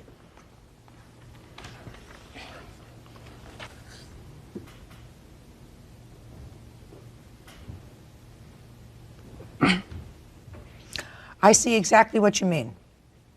This is a standard form from the Department of Social Services Community Care Licensing. When you return this form, instead of just indicating that these are the numbers, contact numbers, you wrote, only in a 9/11 emergency, otherwise parent or emergency contact must be notified, exclamation point. And then again you wrote, only in a 9/11 emergency, otherwise parent and or emergency contact must be notified and given further instruction. And she said to you, I cannot accept this form the way you wrote it out. Perfectly reasonable. And she stated Perfectly reasonable. that I worked for her and I would do as I was told. Judge Judy continues in a moment. Now look, Ms. Skinner, you are clearly an intelligent woman, but your counterclaim is $1,429.70. Ridiculous. Ridiculous. And later today, all of a sudden I saw a dog's head just above my hood and smashed right into it. The dog flew a little bit of a distance. I jumped out of my truck to try and help. It was a real chaotic scene. Real cases, real people. Judge Judy. Daycare owner Christy Cabret is suing Tracy Skinner for daycare charges. Tracy claims her daughter was injured and she was not immediately informed. How many days of child care did your child attend her facility that she was not paid for? She has a check in her possession. I prepay her $95 per week. I attempted to settle this matter out of court. How many days are we talking about? 2 days. 2 days. So you prepaid her, but then according to these papers, you stopped the check. Yes. Okay. She refused to refund my money. Well, you say that when you called the bank, they told you that there was already a stop payment on the What check. happened was Can I see the check, I please? informed the mother that I would have to call the bank to make sure, because I deposited on Monday, Tuesday she wanted her money back. I said, I need to find out that the check cleared, and I would be more than happy to give you a refund and a copy of all your forms. The next day she called me and said, forget it, drop the forms in the mail. And when I called the bank, there was already a stop payment on it. So it's about $40 for the 2 days, is that right? It's $19 a day because she's on a full-time rate, or it's $25 a day. Okay, so it's $38 that she owes you for the 2 Correct. days, right? Because this check is useless, right? Yes. All right, you clearly are entitled to your $38 so far. You have a cross complaint. Yes. For what? Well, because she terminated my daughter on the spot. First of all, I get off at that time, my hours were 7 to 4. I get off at work at 4, and when I came in, she was in the kitchen. And when I came in to speak to her, I came in and I said, okay, what? We went through the same thing. At this time, we were What same thing? Oh, I'm sorry. The same You thing we went went through through the in the form. morning. Right. You she went said through a that she discussion of the couldn't- form. Right. Now look, Miss Skinner, Mm-hmm. you are clearly an intelligent woman, and you clearly understood very well that what she was complaining about were the things that you hand wrote in on this form. Your own interpretation of what you wanted her to do. You clearly understood that. She says she can't do that. You say, whatever you say, these are my instructions, I'm the parent, you work for me, this is what I want you to do. She says, I can't do that. You don't say to her, well, then give me a form and I'll fill it out and leave out these special instructions. No. So she terminated your child. What do you want her to do, lose her license? No, not at all. But Good. So, if you had to take your child out of school because this was not a good form, right? Then you either get your aunt to watch the child for a day, or you get somebody else to watch the child for a day, but your counterclaim is $1,429.70. Ridiculous. Ridiculous. And Ms. Skinner, it's clear that for almost a year you left your daughter in this facility. So it's clear that you felt as if, I'm sure you wouldn't have left her there if she wasn't receiving good care. Exactly. I will also tell you that I believe that the plaintiff acted wholly appropriately in treating your child medically. Wholly appropriately. And that these caveats that you put on this thing are inappropriate because it calls for somebody to make a determination as to what they believe is a 911 emergency. That's what you wrote here. Unless it's a 911 emergency, what does that mean? Well, to me, a 911 emergency, if she have to call the ambulance and take him out, yes. No, what if a child is hit on the head and has a gash on the forehead? Yes, that's a 911 emergency. No, it isn't. Well, no, it she- isn't. okay. Only for people that don't know how to put a child in a car and take a child to the pediatrician. That's why emergency rooms are overcrowded. She did exactly the right thing. You ought to apologize to her. I'm awarding you your $38 for taking care of the child, and I'm dismissing your counterclaim because it's nonsense. That's all. Parties are excused. You may step out. Do I get my papers? Yeah, you're good. Out the back door to your right, please. Well, I'm glad that justice was served and that I did the proper thing. I think justice was served. I wasn't really trying to get any money out of this. I just wanted her to go away. I guess I just had a parent that didn't know what would be best for her child. When my daughter originally got hurt, and I originally advised her that if she is unable to contact me, that she should contact her within the first 15 minutes. If she would have said okay, that would have been enough for me. And my daughter would have still been at her facility because she is a great child care provider. I hope that parents, when they put their children in facilities, that they know we're there for the best interest of the child and not the parent. And now the next case. All parties on Brunette versus Shirazi. Step forward, please. 34-year-old general contractor Daniel Brunette claims 42-year-old holistic healer Virginia Shirazi's Rottweiler ran in front of his truck. He hit the dog and is suing for damage to his truck. Mr. Brunette, you're driving along in your truck. The defendant's dog ran out into the street. You hit the dog, damaged your truck. That's correct. And you want to be compensated, you want her to pay for the damage to the truck. That's right. Ms. Shirazi, are you conceding the fact, madam, that you are responsible for whatever the costs are, the reasonable costs for fixing the truck? A small portion. Okay, so you are conceding that your dog was in the wrong and you were neglectful in letting your dog be out in the street. No, not. Well, your dog was out without a leash? Yes. What kind of a dog do you have? A Rottweiler. That's a big dog. Mm-hmm. What was your dog doing out without a leash? I don't know. It was early in the morning. I believe he got out by mistake. Okay. Well, your dog is supposed to be on a leash. You are supposed to be responsible as a pet owner to make sure that a dog, especially a dog that size, doesn't get out into the street. Judge Judy continues in a moment. He says that the estimate that he got from your body shop was $600. You have it here as $423. Well, is it He $600? exaggerates everything. Closed captioning, sponsored in part by Real Cases, Real People, Judge Judy. Daniel Brunette is suing Virginia Shirazi for damage to his truck after hitting her Rottweiler. Tell me how the accident happened, sir. Well, I was traveling eastbound on Los Feliz Drive about 7 o'clock in the morning, probably 20 miles per hour approximately. All of a sudden, I split second saw a dog's head just above my hood and smashed right into it. The dog flew a little bit of a distance. I jumped out of my truck to try and help. I couldn't get anywhere near the dog. The dog was growling at me. That's when some neighbors came out.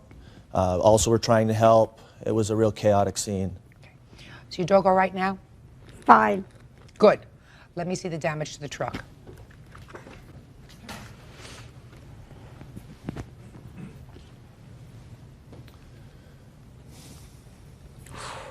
Ooh, that's some strong dog. 110 pounds. Did you see the damage to his I'd truck? like to see that picture. Sure. Show that to the defendant, please.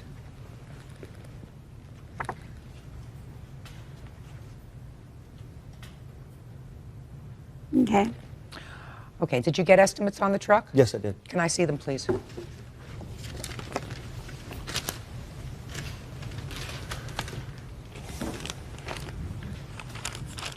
You got one estimate, sir? I have two.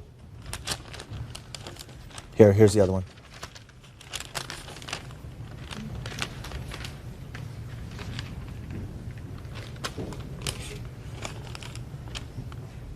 That's some difference. I know, and I'm worried a little bit that the lower estimate might be a lowball figure, Your Honor. What year truck is this, sir? 1987. So the truck is a decade old. That's right. Right? Yes. Or more. Yes. Yeah. Okay. You have any sort of homeowner's insurance that could help defray this cost? Okay. The lower estimate is $898.24. I have a lower estimate. He was with me. A lower estimate from whom? From another body shop. He went with me. We took the truck. And what was the lower estimate? I have it here. Can I see it, please? Mr. Burnett, did you in fact accompany the defendant to another body shop? Yes, Your Honor. Please note that it says previous damage to it. What's the problem with taking the truck to her? Well, I agreed to take the truck to her guy originally. This is a friend of hers. Mhm. This is when she agreed to pay for the damage. Right. He did say he would do it for $600. He also specified to me that he would not do that work for me. He was only doing it for her. I guess there's not a real problem with taking it to this guy, except for the fact that he wouldn't even give me a written estimate at the time, and I just want to make sure it gets done properly. And in the beginning, I was trying to be as gentlemanly as I could about it, and agreeing to go ahead and go to a friend of hers, even though I wasn't sure. This guy was a legitimate businessman. So, after she refused to pay, then that was pretty much the last contact I had with her. Judge Judy continues in a moment.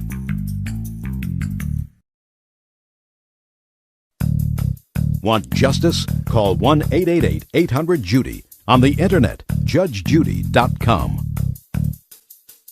He says that the estimate that he got from your body shop was $600. You have it here as $423. Well, is it He $600? exaggerates everything. No, I'm asking you a question. I'm sorry. What he was it? exaggerates everything. He's out. Anyway. Have you ever had your body work done at this body work shop? Yes, I trust him. Mike's Auto Body is a reputable body shop. Been in business for 10, 20 years. Okay.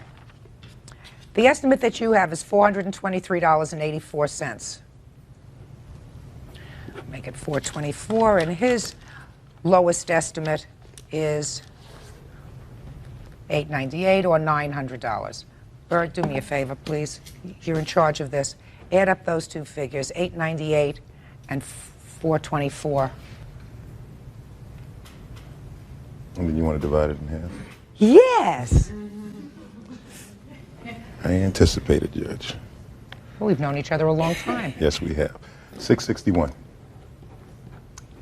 Judgment for the plaintiff in the amount of $661. Thank you. Parties are excused. You may step out. I'll have the back door to your right. Judge Judy continues in a moment. And on the next Judge Judy. All parties on Harmon versus Wilkins. Step forward. 25-year-old Pamela Harmon is suing her former supervisor at Lee's Famous Recipe Kitchen, Anthony Wilkins, 36, for repossessing her car. Anthony says she stopped making payments. All rise. Order in the court. Your Honor, this is case number 700 on the calendar in the matter of Harmon versus Wilkins. Parties have been sworn in, Judge. You may be seated. Ma'am, have a seat, please. Ms. Harmon, you worked at the same place where the defendant was employed. He was your supervisor, is that right? Yes, ma'am. And you purchased an automobile from him back in, is it May of 1997? Yes. What kind of car was it? It was an '89 Honda Accord. And the purchase price? It was a total of $6,000. Okay. And from what I gather, your arrangement with him was, since you didn't have the money for the car, and you didn't have someone to co-sign a note for you, what you arranged to do was you would keep the title in your name until the purchase price was paid. No, until she made arrangements to purchase the vehicle herself. But the title was in your name? Yes. Okay. You drove the car for 13 months? Yes, I did. And then he repossessed the car because he says that you stopped making payments. Is that right? Yes, she didn't drive it 13 months, though. Well, she says that you repossessed the car in June of '98. Yeah, but I didn't give her the car when you had stated. It was about 8 months, in my opinion. I figured that she drove this car for 13 months. Is that what you say? You drove Yes, the car ma'am. for 13 months? Yes, ma'am. And did you make the payments for the 13 months? Yes, I did. All the payments? All of them. Show me. Mr. Wilkins refused to give me any receipts whatsoever. In fact, I tried to give him a money order, and he told me that he did not want his wife to know how much money was in his bank account. So he ordered for me to give him cash every time. When we got paid every 2 weeks, he would come down to the store, I'd go up to the bank, come back, and hand him $130. Is that right, Every sir? time. The $130 part's right. What's not right? For 8 payments. The wife thing, I have no idea what she's talking about, and the receipt thing, she never asked for one. According to you, when did she stop making payments? You said she made some payments that were partial as well. Yes. Well, tell me about But we that. had an ongoing, business relationship. I had loaned Pam money. Her, husband was a little abusive, trashed the cars that she had when I had met her. And so she stopped about, probably 6 weeks before I found the car. Well, how much do you say she gave you in total during the time? She gave me 8 payments of $260, I guess is what she's trying to say. I thought the payment was $240. You say she drove the car for 8 months, and she gave you 8 payments, so that she wasn't in arrears to you when you took the car back. When I went and took the car, she had quit her job prior to that and was not making any payments. Did you lose your job, or did you leave your job? I did leave my job. When did you leave your job? June 2nd. And when did you actually repossess the car? I would probably say sometime towards the end of that, or maybe early July.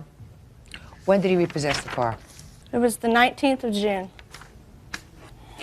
Had you made June's payment? Yes, in fact, I made the payment on the 12th, because I went to another job at UDF. He came to my job and got money from me, $130. At that time, he had asked me if I was filing a lawsuit against his company for sexual harassment. At that time, I told him no, but I was ordered by my attorneys not to discuss it with anybody. I had gotten in contact with my attorney on June 2nd, and on the 19th, the car is gone. Okay. You indicate here that you believe the reason he repossessed the car was because you had filed a sexual harassment suit against both the company and he and his supervisor. Right. Was he the defendant in that action? He is the supervisor I reported it to, and our lawsuit is for the company not doing anything about it. So it was some other employee who you allege was Right. sexually harassing you. Right. Mr. Wilkins, when did you find out about this lawsuit? I have no idea what she's talking about. I've never been served any papers, Your Honor. No one's ever called or told me anything about a sexual harassment suit. Mr. Wilkins, I didn't ask you whether you were served with papers, sir. What I asked you was, when did you discover that she was, in fact, by somebody telling you, by your employer telling you, by somebody telling you that she was, in fact, pursuing a sexual harassment claim? Actually, I found out from her lawyer at an unemployment hearing that she subsequently lost because she... When was that? I don't know. She probably has to, whenever December that was. 28th of 97, or 98. So are you testifying, Mr. Wilkins, under oath that you never knew about this sexual harassment lawsuit in June of 98? Absolutely. Okay. And the only reason you repossessed the car is because she had stopped making payments. And couldn't find financing, and she was out of stories by that point. Okay. Now, Ms. Harmon, let's take your best case scenario, okay? That you drove this car for 13 months, and then he repossessed it. The car was clearly in his name, right? Yep. You want all the money that you paid over the 13 months back. Right. That means that you get to drive a car for 13 months for free. It was under my understanding that I was buying the car. Just listen to me. You get to drive a car for 13 months for free. A car doesn't appreciate in value. A 1989 Honda does not appreciate in value like a Rolls Royce. It depreciates in value. Now, if you went to rent a car, how much do you think you'd pay for a rental car a month? I have no clue. Would you pay at least $200 a month? Can't get much for $200 a month for a rental car, right? You drove this car for 13 months, according to you. That's $2,600. According to you, you gave him $3,000. You can't prove it to me that you gave him $3,000. Sounds to me as if you had a pretty good deal. You had transportation, you drove a car, cheap. What are you complaining about? Judge Judy continues in a moment. You had a car? Yes. She borrowed your car? Yes. She wrecked your car? Yes. You had an accident and it was your fault? And later today, two of us fell in love immediately. He gave you his entire paycheck. What I told him at some point is, you're taking more money than you're giving me. Well, you should have shown him the door. Real cases, real people. Judge Judy. Pamela Harmon claims Anthony Wilkins repossessed her car after paying him $3,000. It's his car. You were renting it from him until you paid it off.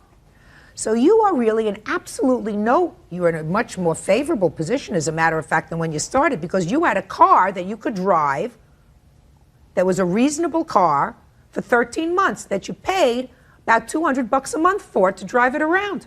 Why are you complaining? I lost the money and lost the car. I have no car. I'm supposed to have the car. Never once did I miss a payment. He had no reason to take the car.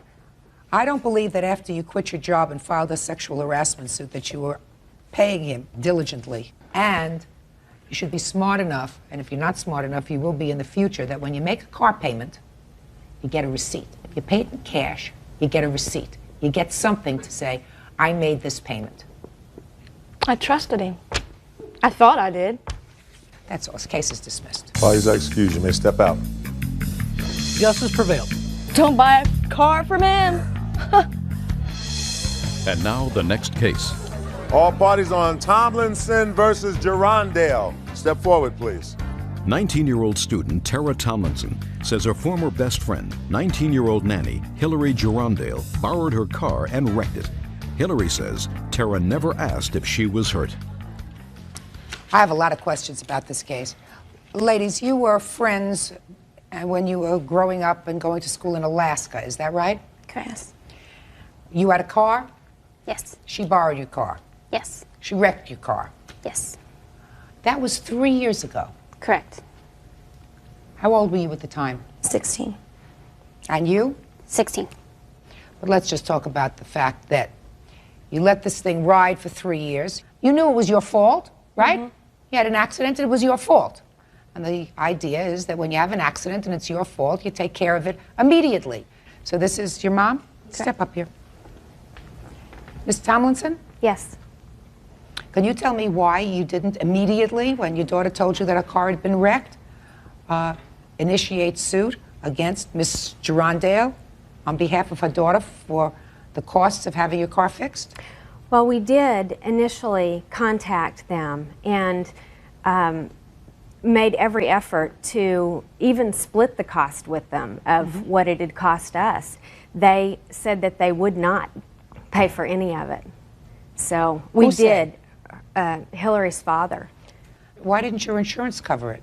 Well, it would have covered it, but Tara had had an accident already. Your daughter? Uh-huh. And she had just turned 16 in September of that year, and she had had an accident, and they said if we turned this in, if there were any other accidents within the next 3 years, they'd cancel our insurance. Okay. Now my question to you is, I assume you discussed this matter with your husband, is that right? Didn't you feel any responsibility at all?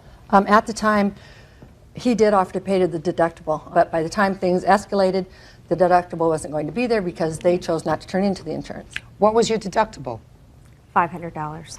And they never paid even the $500. Well, they completely washed their hands of the whole thing. Well, do you feel as if you have a moral obligation to pay the $500? Yes. Which means that the insurance would have covered the other out-of-pocket expenses you had, but for the fact that your daughter had had a previous accident. Is that right?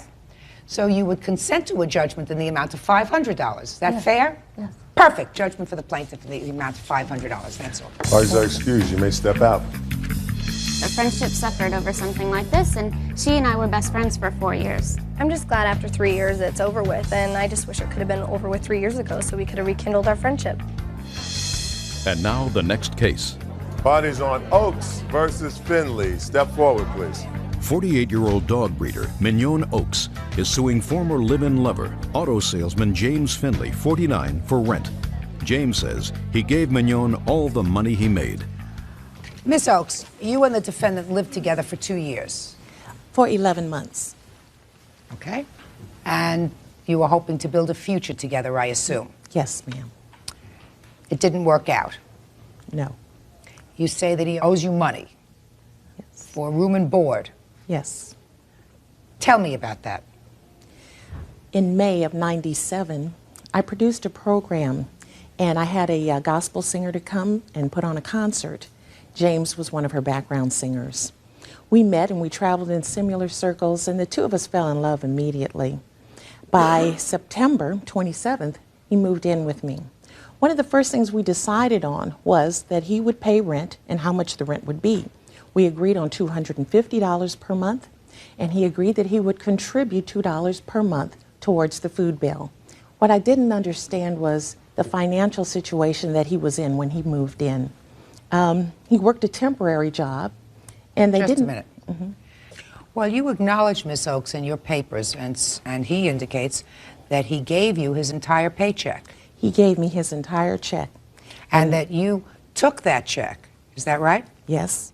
And with that check, I assume that you used it to pay a variety of bills, and he took money out of that to have cash in his pocket as well. Is that right? What he did is came to me for his car note, for gasoline, for food money, for money to lend to, which I later found out was still his wife. I did not know that he was married, to give her money for gasoline.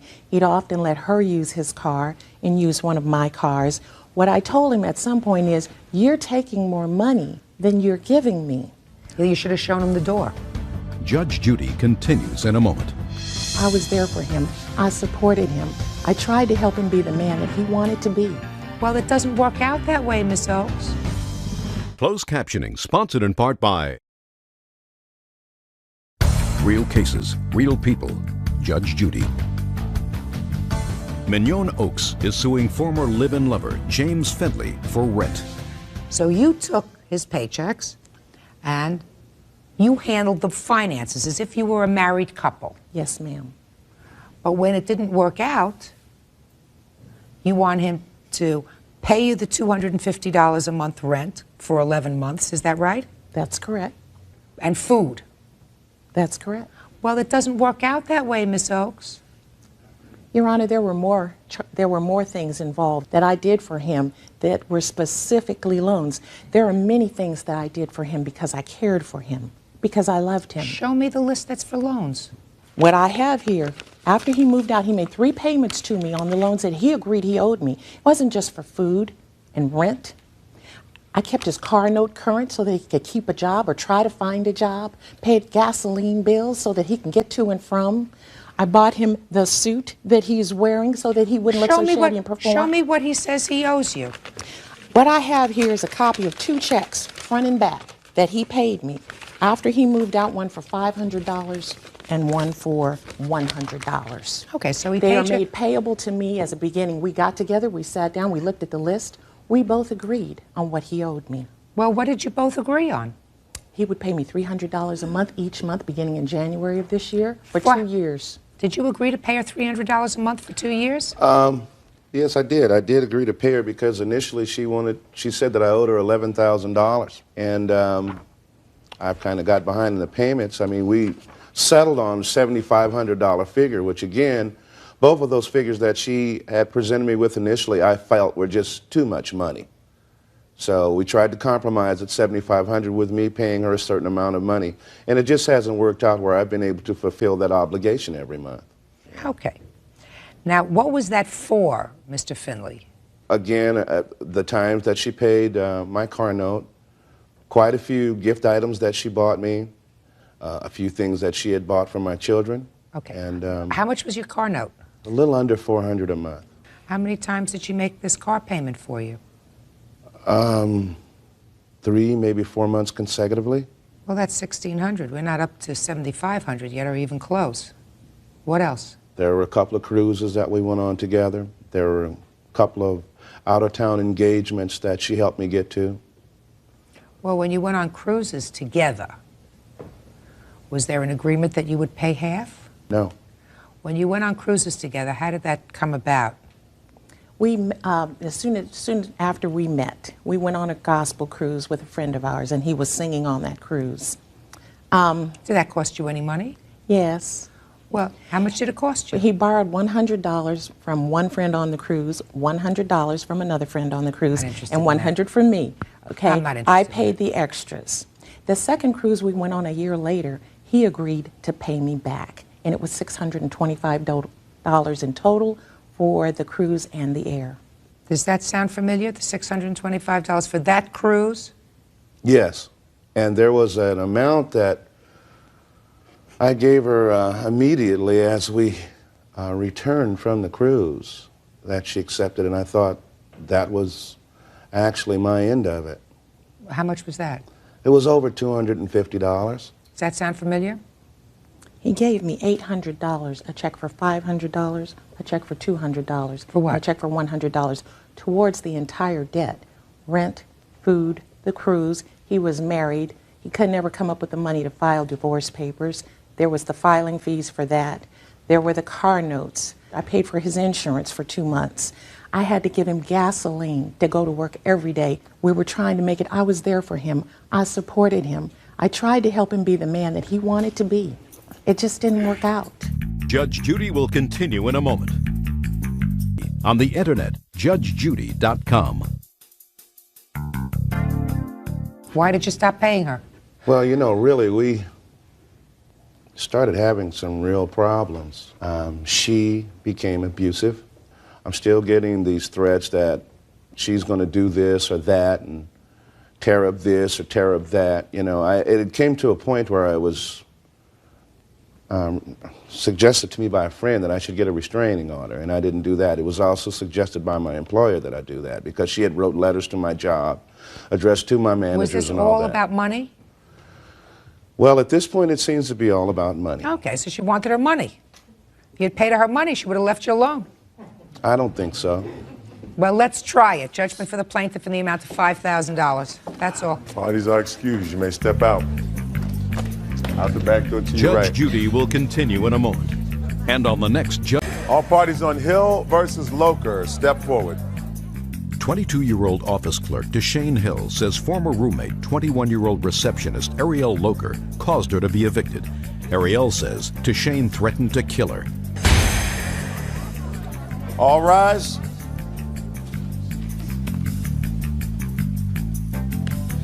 Your Honor, this is case number 695 on the calendar in the matter of Hill versus Loker. Parties have been sworn in, Judge. You may be seated. Folks, have seats. How old are you? 23. And you? 21. According to this complaint, you two decided to live together. You signed a 6-month lease on an apartment.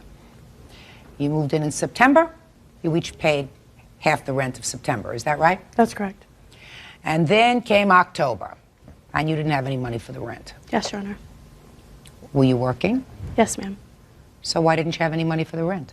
I had the money for rent. My little sister's car got broken into. We had it in there. We were at a friend's apartment, and it was broken into, and it was stolen. We know who did it, but... What does this have to do with your rent money? That was the rent money that was in there. I mean, the dog ate the rent money. No, the dog didn't eat the rent money. It was stolen out of the car. What'd you leave the money in the car for? We had it in the glove compartment. What'd you have it in the glove compartment for? I mean, you say that as if it's normal. People don't leave cash in a glove compartment. I know. We shouldn't have done it, but we did. In any event, she didn't have the rent money for October. You paid your half? Yes, I did. And then in mid-October, what happened? We got an eviction notice on the door. And when I had first talked to her about the rent, and she had told me about that, because I asked her for the rent money, I was just going to go write a check. And that's when she told me that she didn't have the rent money. I went and I paid my half of the rent, hoping that she would pay hers, and she never said anything else about it. October 15th, we got an eviction notice. So I waited for her to come home. She came home with another young woman, which I believe is her witness. And I was upset. So, you know, I'm asking her, why isn't the rent paid? She tells me, oh, I had money stolen, and my parents had money stolen, something else, I don't know.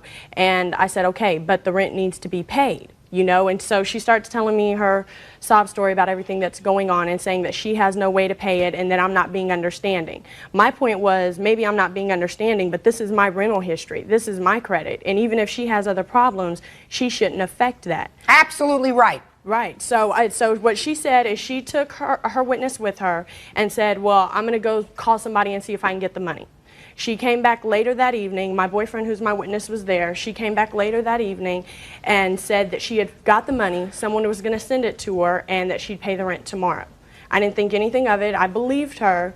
She went upstairs, took a few boxes, and that was the last I saw her. Why did you move out? Because she threatened, Amanda and I were in there. First of all, Billy was never there after any of this happened. Just tell me why you moved out. Okay, that's fine. We went upstairs. She's on the phone screaming. We hear smashing downstairs. There was glass all over our kitchen. She said to her friend that was on the phone that she was going to get a gun and she was going to kill me. And that's exactly what she said. Amanda was there, heard it. It's not a lie. She did that. And the way she was acting, we were both scared. So I went home, talked to my parents, talked to a couple people, and I decided to get out. I'm not going to stay somewhere where I'm going to be fearing for my life. You could understand why she was angry. Oh, of course I could, but for her to say that she's going to kill me, that's not right. No. It's not worth killing someone over. No. I know my sense is that sometimes you say, I'm going to kill her, and then you don't mean it. And of course, there are occasional times when that does happen. But it's not usual. Well, you know, you have to be responsible for some of the damages that she claims. I completely understand that. All right, good. Now, you ended up paying. Yes, I did. In October, her half of the rent. Yes, and I did. How much was her half of the rent? Well, that month we had a discount where we got $100 off our rent. So her half of the rent for that month was $325. Okay. And then you had to stay there in November because you had to give him 30 days notice. In order to protect my rental history. Right. And so what was her half of the rent for November? $375.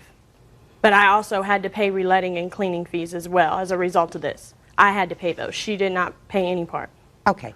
Now, how much were the reletting fees? $637.50. $637 was the total. Right.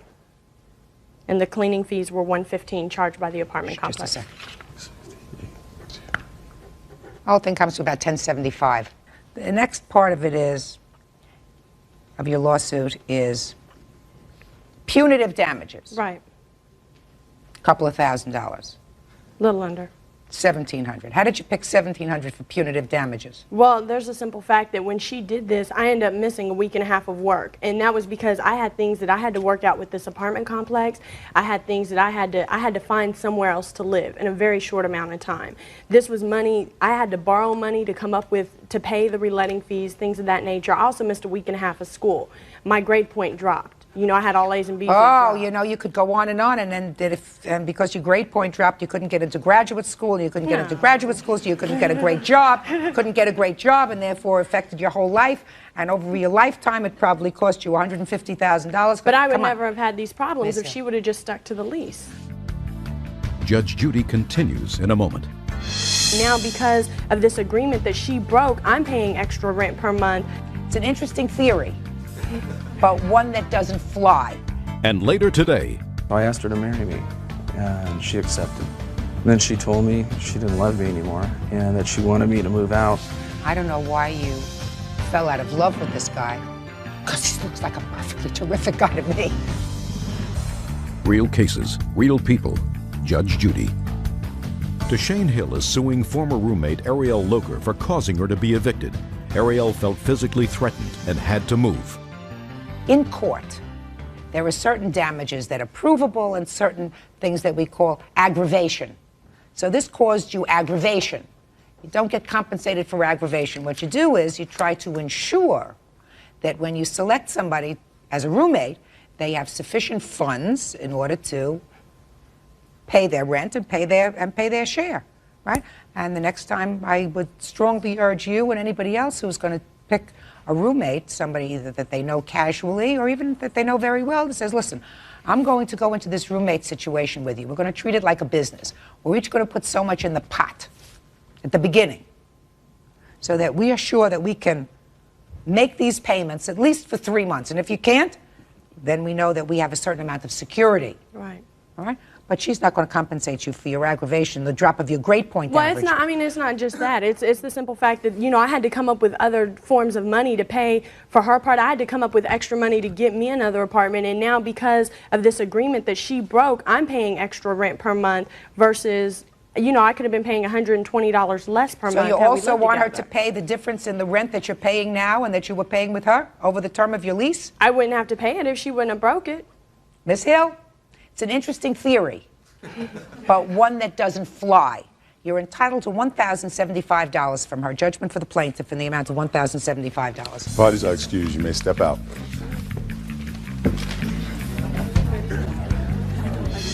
Pick your roommates carefully. Be very Get careful. to know them. Yes. That's one thing I can agree with her on. Pick your roommates carefully because you don't need to get in a situation like this. It's horrible. And now the next case. All parties on Ford versus Foster. Step forward, please. 46-year-old retail salesman Scott Ford is suing his ex-fiancée, 33-year-old reservations agent Deanna Foster, for wedding costs and remodeling her home before she kicked him out. You met at the Home Depot where you were working, sir. Yes. Yes. A romance blossomed and you moved in together. You Yes. moved into her home. Yes. How long did you live together? From April 1st to October 31st. And then it didn't work out and you left. I was asked to leave. And I gather from your papers, sir, that you feel as if you were used when you were there. Somewhat, yes. To complete construction that she was doing on her house. Mm-hmm. And you want to be compensated for that. And other things as well. Well, tell me about it. Well, like you say, I met Deanna at the Home Depot where I worked, and we got along. I met her and her daughter both there. We went out on a date. I was invited to her home. I went on further dates with her and included Nicole along with that. Nicole is her daughter. Yes, ma'am. we figured that we both had something in common. We could work together. And so I asked her to marry me, and she accepted. And when I moved in, we were acting as man and wife. I added my income to hers. Right away, she went and got a wedding dress. We started seeking out a place to get married. And we started working on projects around the house. Met her because of a tile countertop she was doing, and repaired that. Helped her to make a recession in a wall to put a refrigerator in there. Helped to buy and install a block wall, saltillo tile on the floors, new cabinets. Then when everything started coming to its climax, I just felt like we weren't getting along, you know. Then she told me in approximately September that she didn't love me anymore and that she wanted me to move out, which I did at the end of October. However, I did continue to go over there to make sure that all the projects were completed, like the tile. Well, tell me, Mr. Ford, what do you think she owes you in terms of money, and why? Because I put my account, my money, we put our money together. We were basically living as man and wife. And my income was going in with hers to help pay for these projects. It also went to paying on the wedding site that we were supposed to get married at, the Grove. That was $1,000 down. The wedding dress, I really don't know how much she paid on the wedding dress. She discussed with me a wedding cruise for a honeymoon. I'm not sure how much money, if any money, went into that. But she told me that all of this was non-refundable. And some things occurred that made me start thinking. And when I called in January to the Grove, I put a call into him. I found out she got money back on December 4th. We put $1,000 down. She got $900 back. Never told me. Did you get $900 back? Yes, ma'am. Did you give him his half? No, he said he didn't want it. We discussed it all. He said he didn't want it. He just wanted to get back together with me, and this whole thing is because he's heartbroken. Well, that may be true, but you don't want to get back together with him. I Why did should offer to pay him back. I told him I don't have it right now, but I did offer him. And he said, I don't want the money. I even offered him the dress. He said he didn't want it. What am I going to do with a wedding dress? Right. Sell it. Mr. Ford, there are certain things that you don't get compensated for, unfortunately. Sure. You don't get compensated for the work that you did in the house. You were living in the house, sharing expenses, whatever the expenses of the house were. If there's a mortgage on it, if there's gas, electric, phone, all the other things, you were living there, and the intention was that you were going to get married, so that you were pooling your money.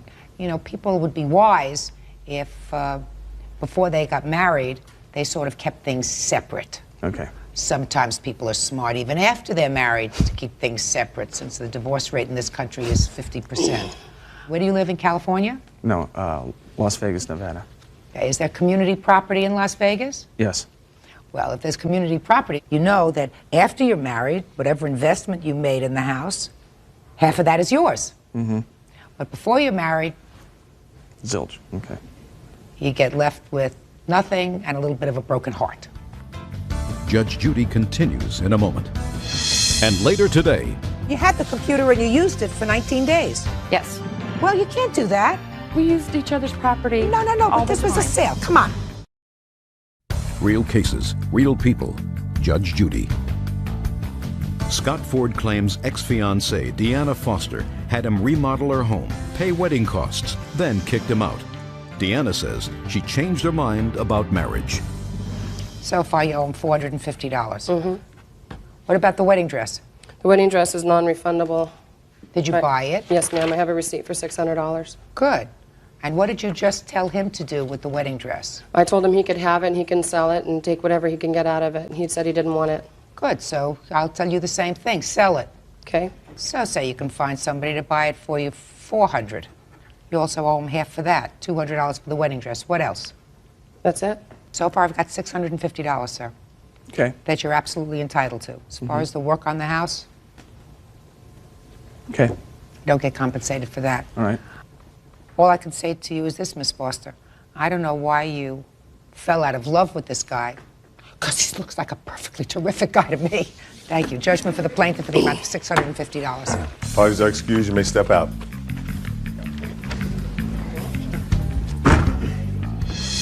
Good luck, Scott. Watch yourself, guys. There's plenty of them out there just like this one.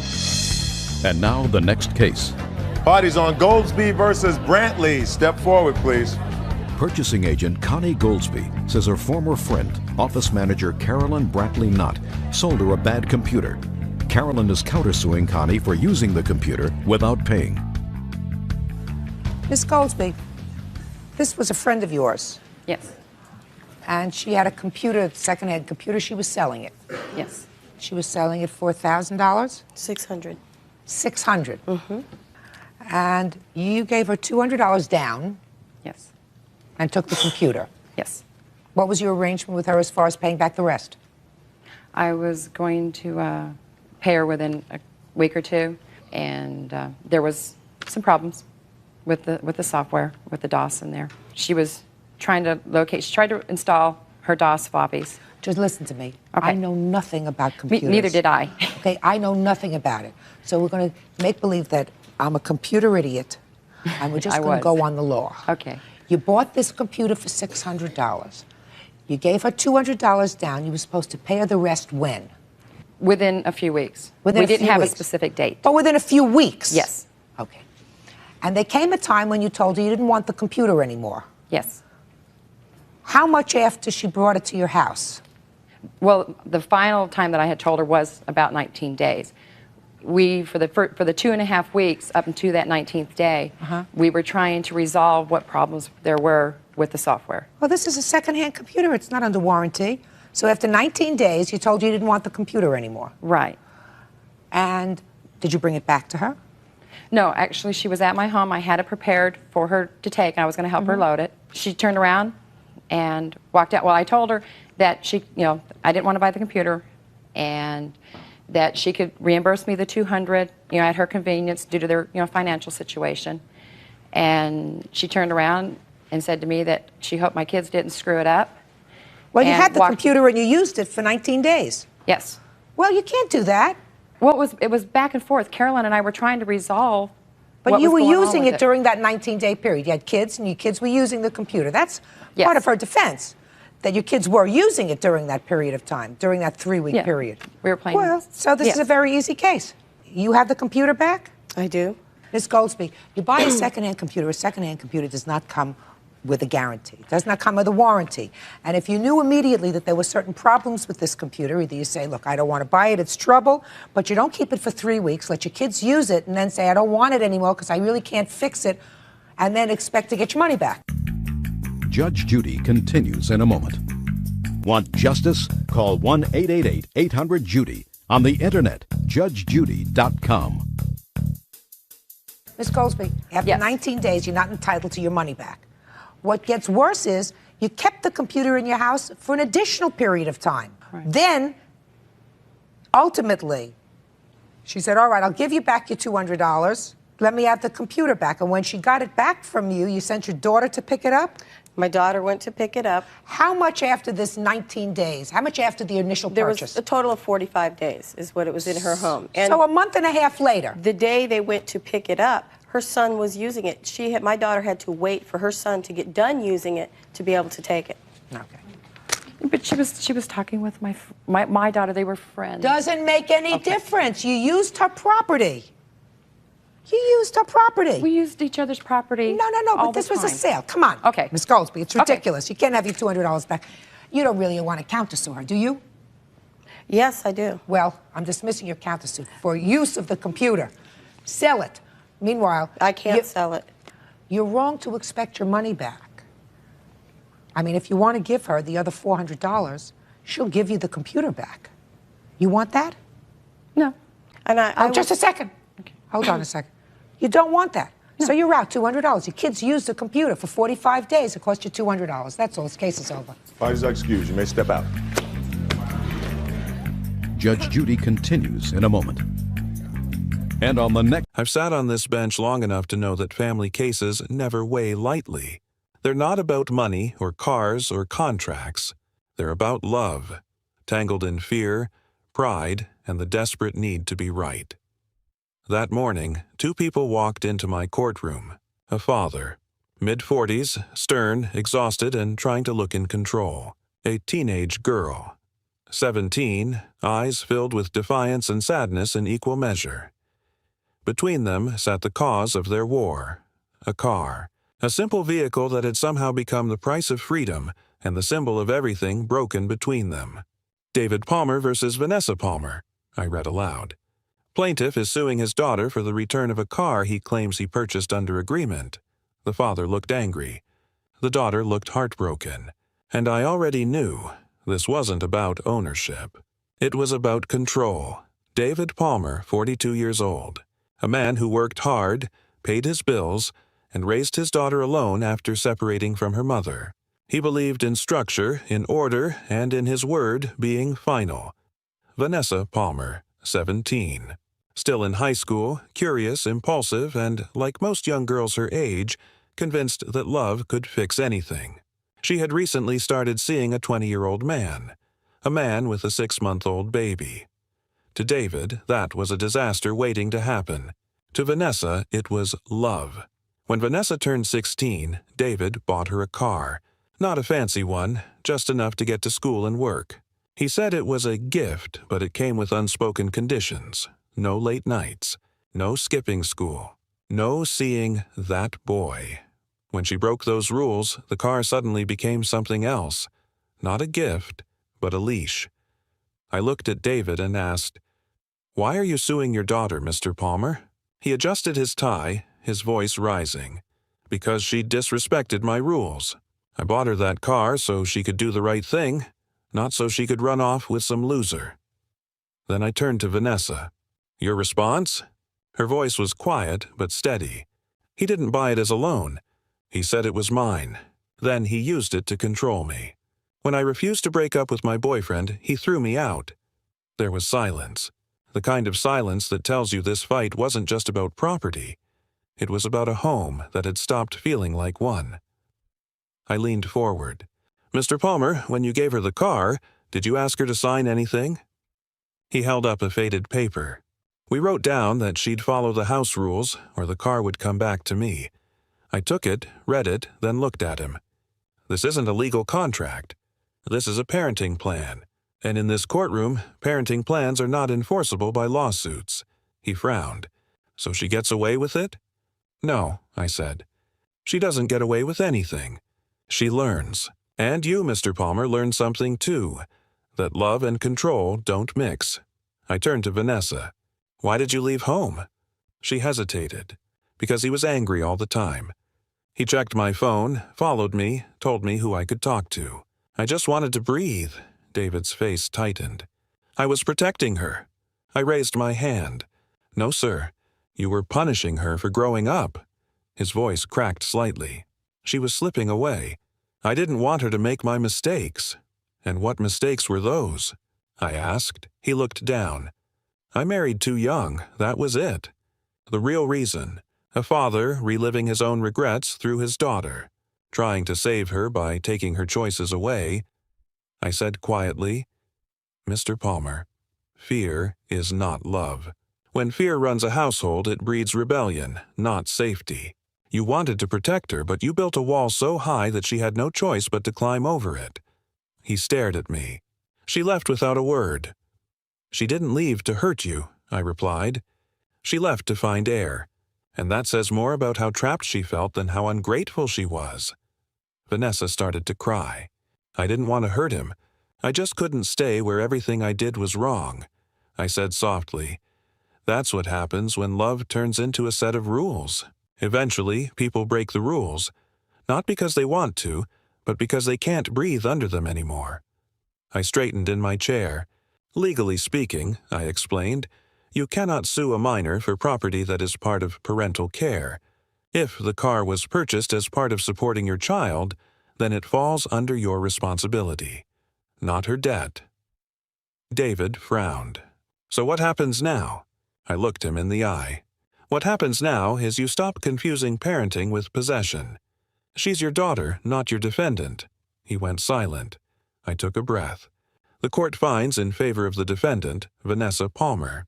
The father's claim is dismissed. I paused, then added gently, but before I end this case, I have something to say to both of you. I looked at David. Mr. Palmer, you can't use the law to repair what fear has broken. If you want your daughter back, you'll have to earn her trust, not by controlling her, but by respecting her. Then I turned to Vanessa. Miss Palmer, the world is not kind to young women who mistake rebellion for freedom. That man you're with, if he already has a child and can't care for himself, he won't save you. Be smart. Be stronger than your heart. Both of them were quiet, and for a brief second I thought maybe, just maybe, they heard me. After they left, I sat alone in the courtroom. I've ruled on thousands of cases, but the ones that stay with me are the ones where love and pride go to war. David Palmer wasn't a bad man. He was just afraid of losing his little girl to a world he didn't understand. Vanessa wasn't ungrateful. She was just tired of being treated like a child. Both of them were right, and both were wrong. The car was never really the issue. It was just the vehicle. For pain, for pride, for control. If you were David, would you hold on tighter or let go? And if you were Vanessa, would you run or turn around and talk? Love doesn't mean control, and freedom doesn't mean defiance.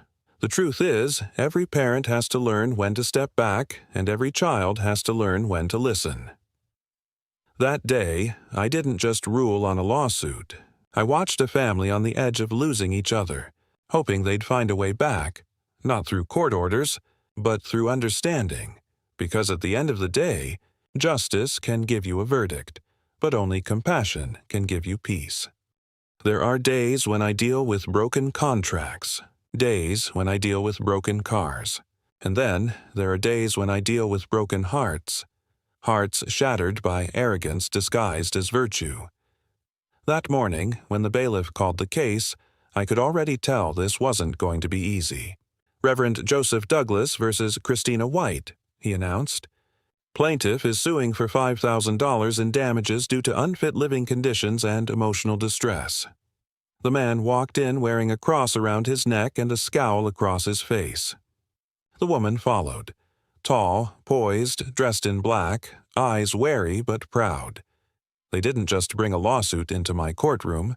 They brought judgment. Reverend Joseph Douglas, age 61. A preacher by title. A man of God, at least in theory. He rented a room in Christina White's house for 3 months. Christina White, 53.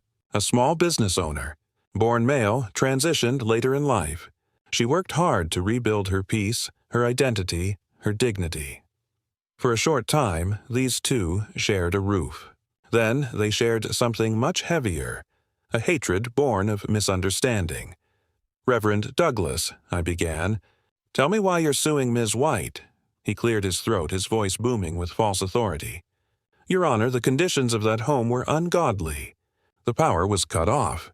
There was shouting, immorality. I endured abuse in that place. Christina exhaled sharply. He's lying. He lived there for months without paying rent on time. The moment I asked him to move, he turned vindictive. He called the city on me, reported me to the Better Business Bureau, and outed me publicly as transgender. The courtroom went silent. I turned to Douglas. Did you write a letter to the Better Business Bureau claiming Ms. White was, and I quote, a man pretending to be a woman who shouldn't be allowed to serve the public? He didn't flinch. I did. I believe in truth. I set down my pen. No, Reverend. You believe in cruelty. He puffed out his chest. I stand by my faith. The Lord says, I cut him off. The Lord also says, judge not, lest ye be judged. Do you recall that verse, or do you skip it when it's inconvenient? He glared at me, but there's one thing I've learned after decades on the bench. People who shout about morality often use volume to cover guilt. I asked him, did Ms. White ever harm you physically? No. Did she ever threaten you? No. So your damages come from living in a house where you didn't approve of who your landlord was? He said nothing. Sometimes silence is the truest confession. Christina took a deep breath, steady but trembling. When he first moved in, I respected him. I even made sure he had space to pray. But soon he started lecturing me, calling me a sinner, saying I was fooling God. I tried to ignore it until he started gossiping to neighbors. Her eyes glistened. He said I was a man trying to trick people. He told my customers not to come to my store. I looked back at Douglas. "Reverend, did you say those things?" He raised his chin. "The world deserves truth." "No, Reverend," I said slowly. "What the world deserves is decency." I could feel the air tighten in the room. I've faced murderers, thieves, and liars, but there's a special kind of chill that comes from watching someone use religion as a sword. "Mr. Douglas," I said, "your right to speech is protected, but your right to be cruel is not a virtue. It's a choice, one that defines who you really are." He started to speak again. I raised a hand. "Stop. For a man of God, you seem to have forgotten what forgiveness looks like." He muttered under his breath, "I don't care if it's vindictive." That's when I knew this case wasn't about housing. It was about pride. I turned to Christina. "Ms. White, your cross-claim says he owes rent for 2 months and caused property damage." She nodded. "Yes, but I don't even want the money anymore. I just want peace." I looked at her, this woman who had endured judgment her entire life, and I realized she wasn't asking for justice. She was asking for closure. To Douglas, I said, "You claim damages because you felt unwelcome, but you created that hostility yourself. You turned someone's identity into your battleground." Then, more softly, "The law protects your right to believe whatever you want. But the law also protects her right to live as she is." I took a breath. "The court finds no monetary damages on either side. Both claims are dismissed," Douglas smirked. "So I win?" I leaned forward. "No. You don't win anything when you lose your humanity." I turned to Christina. "Ms. White, the court can't punish word, but it can affirm your dignity. You owe him nothing. You are free to move forward." I struck the gavel. But for once, the sound didn't feel like closure. It felt like exhaustion. After they left, I stayed in my courtroom for a long time. The cross still hung on the wall behind me, and I remember thinking how ironic it was, how that same symbol that was supposed to stand for love and sacrifice could be used by some as a weapon. I've seen many forms of prejudice: racism, sexism, arrogance, greed, but the kind that hides behind faith, that's the one that cuts deepest. Douglas walked in here calling himself a reverend. But faith without kindness is hypocrisy, and religion without humility is just noise. If you were Christina, could you forgive him? Could you forgive a man who used the language of God to attack your existence? And if you were Douglas, would you realize that righteousness isn't about being right?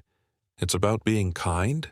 You can quote every verse in the Bible, but if you forget compassion, you've already lost the lesson.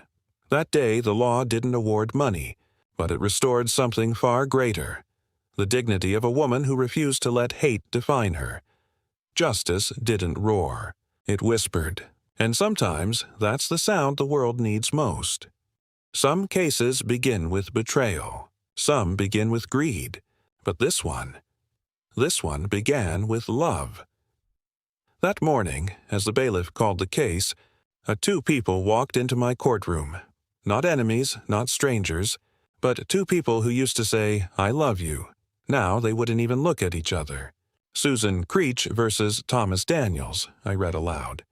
Plaintiff is suing for $5,000, the value of a car and stereo system purchased during their relationship. A woman stood, her face calm but fragile. Across from her, a man with folded arms and a look that said, "I don't owe her anything." And I thought, here comes another case where love has turned into an invoice. Susan Creech, 41 years old, a quiet, dignified woman who had spent 7 years of her life living with Thomas Daniels, 7 years believing that stability and affection would last forever. Thomas Daniels, 43, a truck driver, steady, practical, a man who said little and meant less. They weren't married, but they built a life together. Shared a home, shared bills, shared dreams. Until one day, those dreams hit a red light. I looked at Susan. "Ms. Creech, tell me what brings you here." She took a breath. "I used $4,000 from my father's inheritance to buy Thomas a Camaro. I also paid for a stereo and an alarm system, $1,100 more. Then, a month later, he left me. He took the car, the stereo, everything." I turned to Thomas. "Mr. Daniels, what's your response?" He shrugged. "It was a gift, Your Honor. She gave me that car because she loved me. You can't take back a gift just because the love's gone." I leaned back, half smiling. "Mr. Daniels, love may blind people, but the law doesn't." Susan and Thomas met when she was recently divorced, lonely, cautious, and looking for someone safe. He was steady, reliable, the kind of man who said what he'd do and did what he said. For a while, it worked. She supported him when he lost work. He fixed her car, mowed the lawn, and made her believe that this time, this love was real. So when his old car broke down, she didn't hesitate. She used her inheritance, her father's last gift, to buy him a new one. She thought she was building a future. He thought he was being rewarded. Both were wrong. It happened suddenly.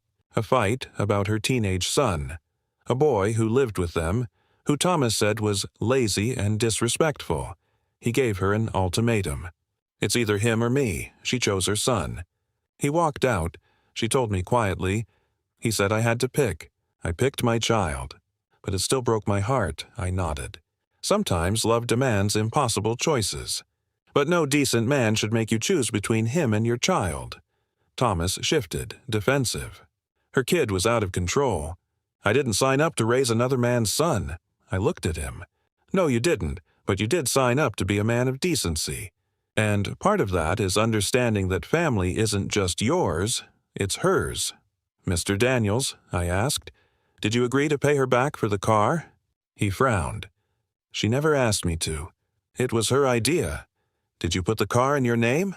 "Yes." "So, you're telling me she paid for it, but you kept it?"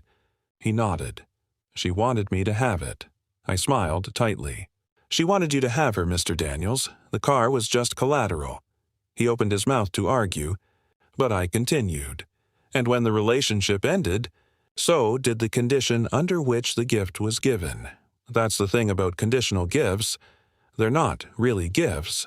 They're contracts disguised as affection." I turned to Susan. "When you bought that car, did you believe you and Mr. Daniels would spend your lives together?" She nodded. "Yes, I thought we'd grow old together. And if you'd known he would leave a month later, would you have spent that money?" She shook her head. "Never. That's the key," I said. "In law, an engagement ring given in contemplation of marriage returns to the giver if the marriage doesn't happen. Likewise, a gift given in contemplation of a shared life returns when that life ends." Thomas groaned. "So now love's a contract?" I looked at him calmly. "No, Mr. Daniels, but responsibility is." I took a breath.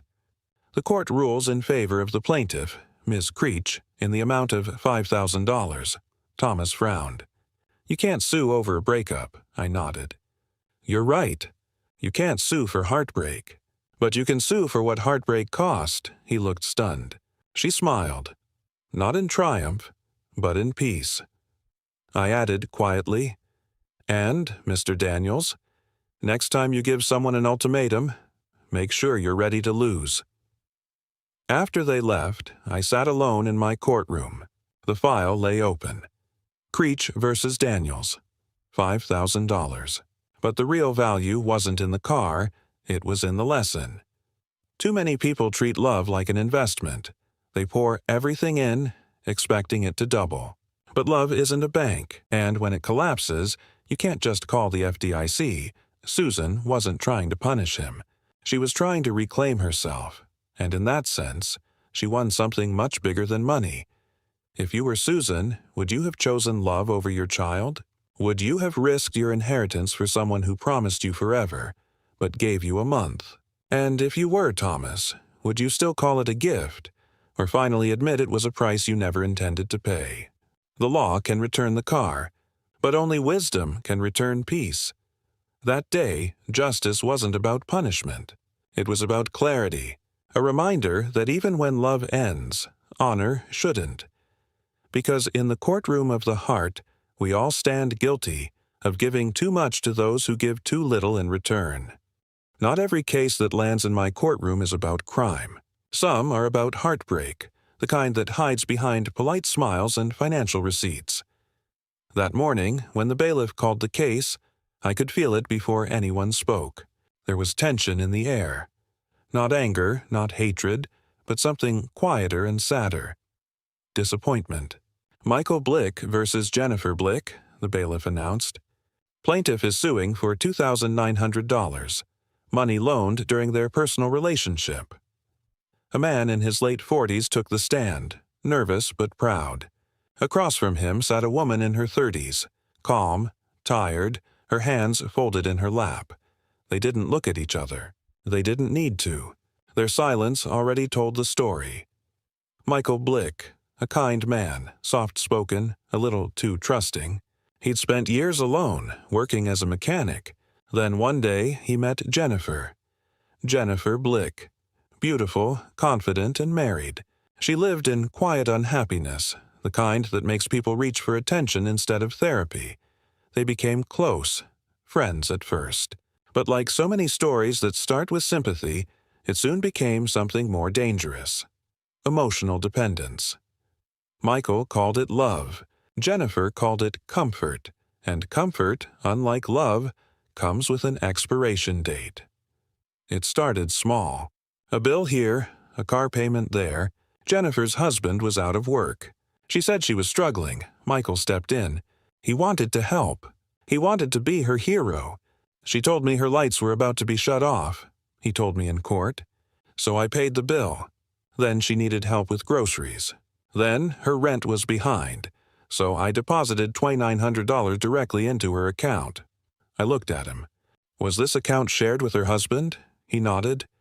Yes, but she said he never touched it. Across the room, Jennifer laughed bitterly. Of course he did. It was our joint account. That money went to keep our family afloat. He knew that. I turned to her. So you admit he gave you the money? Yes, but it wasn't a loan. It was a gift. He was in love with me and I didn't ask him to be. I could feel the temperature drop. That kind of truth always hurts, not because it's cruel, but because it's real. I looked at Michael. Did she ever say she would pay you back? He fumbled. Not in writing, but she promised. She said when her husband got back on his feet, she'd return it. Jennifer crossed her arms. I said thank you. That's not a contract. I raised an eyebrow. No, Ms. Blick, but it's also not gratitude when it's built on deception. She frowned. I didn't deceive him. He knew I was married. Exactly, I said. And he knew. But he didn't want to believe it mattered. Michael's eyes filled with something between anger and shame. He said quietly, She told me she loved me. Jennifer shook her head. I told him I cared about him. There's a difference. Yes, I said softly. There's a difference, and that difference is about $2,900. Every case involving money between lovers, or almost lovers, comes down to one word: intent. Was it a gift or a loan? Love or leverage? I asked Michael. Did you ever write a note, a text, or anything confirming repayment? He shook his head. I didn't think I needed to. I trusted her. And that, I said, is why this is called small claims court, not small love court. The audience chuckled. But the truth wasn't funny, because I've seen it too many times. People confusing affection with obligation, turning love into a contract no one signed. I turned to Jennifer. Did you take the money knowing how he felt about you? Her eyes narrowed. I didn't take advantage of him. He offered. He wanted to help. I didn't force him to fall in love with me. I leaned forward. No, you didn't. But you didn't stop him either. She stayed silent. Let me ask you this, I continued. If a man you weren't interested in offered you thousands of dollars, would you still have accepted it? She hesitated. Her silence was louder than any confession. I said quietly, That's not generosity, Ms. Blick. That's manipulation with manners. Michael looked down. realizing too late that what he thought was love had been charity in disguise. He said softly, "I didn't mind helping her. I just thought she'd be honest." Jennifer replied coldly, "I was. I never said it was a loan. That's the problem with half-truths. They're the most believable kind of lie." I sighed. "Mr. Blick, you gave money because you hoped it would make her love you. She took it because she knew it wouldn't." He winced, and she, perhaps for the first time, looked guilty. I straightened the papers before me. In cases like this, the law can only do so much. This wasn't a business deal. It was a heartbreak wrapped in a bank statement. Legally, there was no contract, no written agreement, no repayment plan. So I said what I've said too many times before. The court finds in favor of the defendant. "Claim dismissed." Michael's face fell. Jennifer let out a breath she'd been holding for years. But before they left, I added, "Mr. Blick, this isn't a loss. It's tuition. You paid $2,900 for a lesson in human nature, and if you're wise, you'll never have to pay that price again." After they walked out, the courtroom stayed quiet. I sat for a moment, staring at the empty chairs where they had stood, a man still in love, and a woman too tired to care. I've seen thousands of cases about money, but very few about love that didn't cost more. Michael will go home, and for a while he'll call it injustice, but one day he'll understand. He wasn't suing for money. He was suing for validation, and that's something no judge can award. If you were Michael, would you have helped her anyway, knowing she would never love you back? And if you were Jennifer, would you have had the courage to refuse the money, knowing it came with invisible strings? Generosity without honesty is manipulation, and love without boundaries is self-destruction. That day, I didn't restore a loan. I restored perspective. Because in this courtroom, justice doesn't care about who fell in love. It cares about who fell for a lie. There are cases that come into my courtroom wrapped in paper, contracts, receipts, legal briefs, and then there are cases wrapped in emotion, the kind where the paper is love and the ink is regret. That morning, when the bailiff called the case, I knew which kind it was. "Lawrence Saunders versus Kim Thompson," he said. "Plaintiff is suing for the return of property and funds misused during incarceration." A man in his mid-40s stood tall but bitter, his eyes sharp with the kind of focus only prison can teach you. Across from him sat a woman, younger, tense, her jaw tight. Her eyes carried both defiance and guilt. They'd once loved each other. Now they were here to settle the cost of that love, in dollars, in dignity, and in disappointment. Lawrence Saunders, 44. A man who had once been free, then locked away for 2 years. Not a bad man, just a man who made bad choices, and trusted the wrong person while trying to rebuild his life. Kim Thompson, 36. A woman who had stood by him, at least in the beginning. She was given power of attorney to manage his affairs while he served his sentence. That meant she controlled his money, his Jeep, and, as he would soon learn, his peace of mind. At first, it was supposed to be simple. She would keep things safe until he came home. But sometimes the distance between keeping safe and keeping for yourself is just one lie long. I looked at Lawrence. "Mr. Saunders, tell me what happened." He straightened his shoulders. "I went to prison, Your Honor, 2 years. Before I left, I gave Kim power of attorney. She was supposed to pay my bills, keep my Jeep in good condition, and hold on to my money.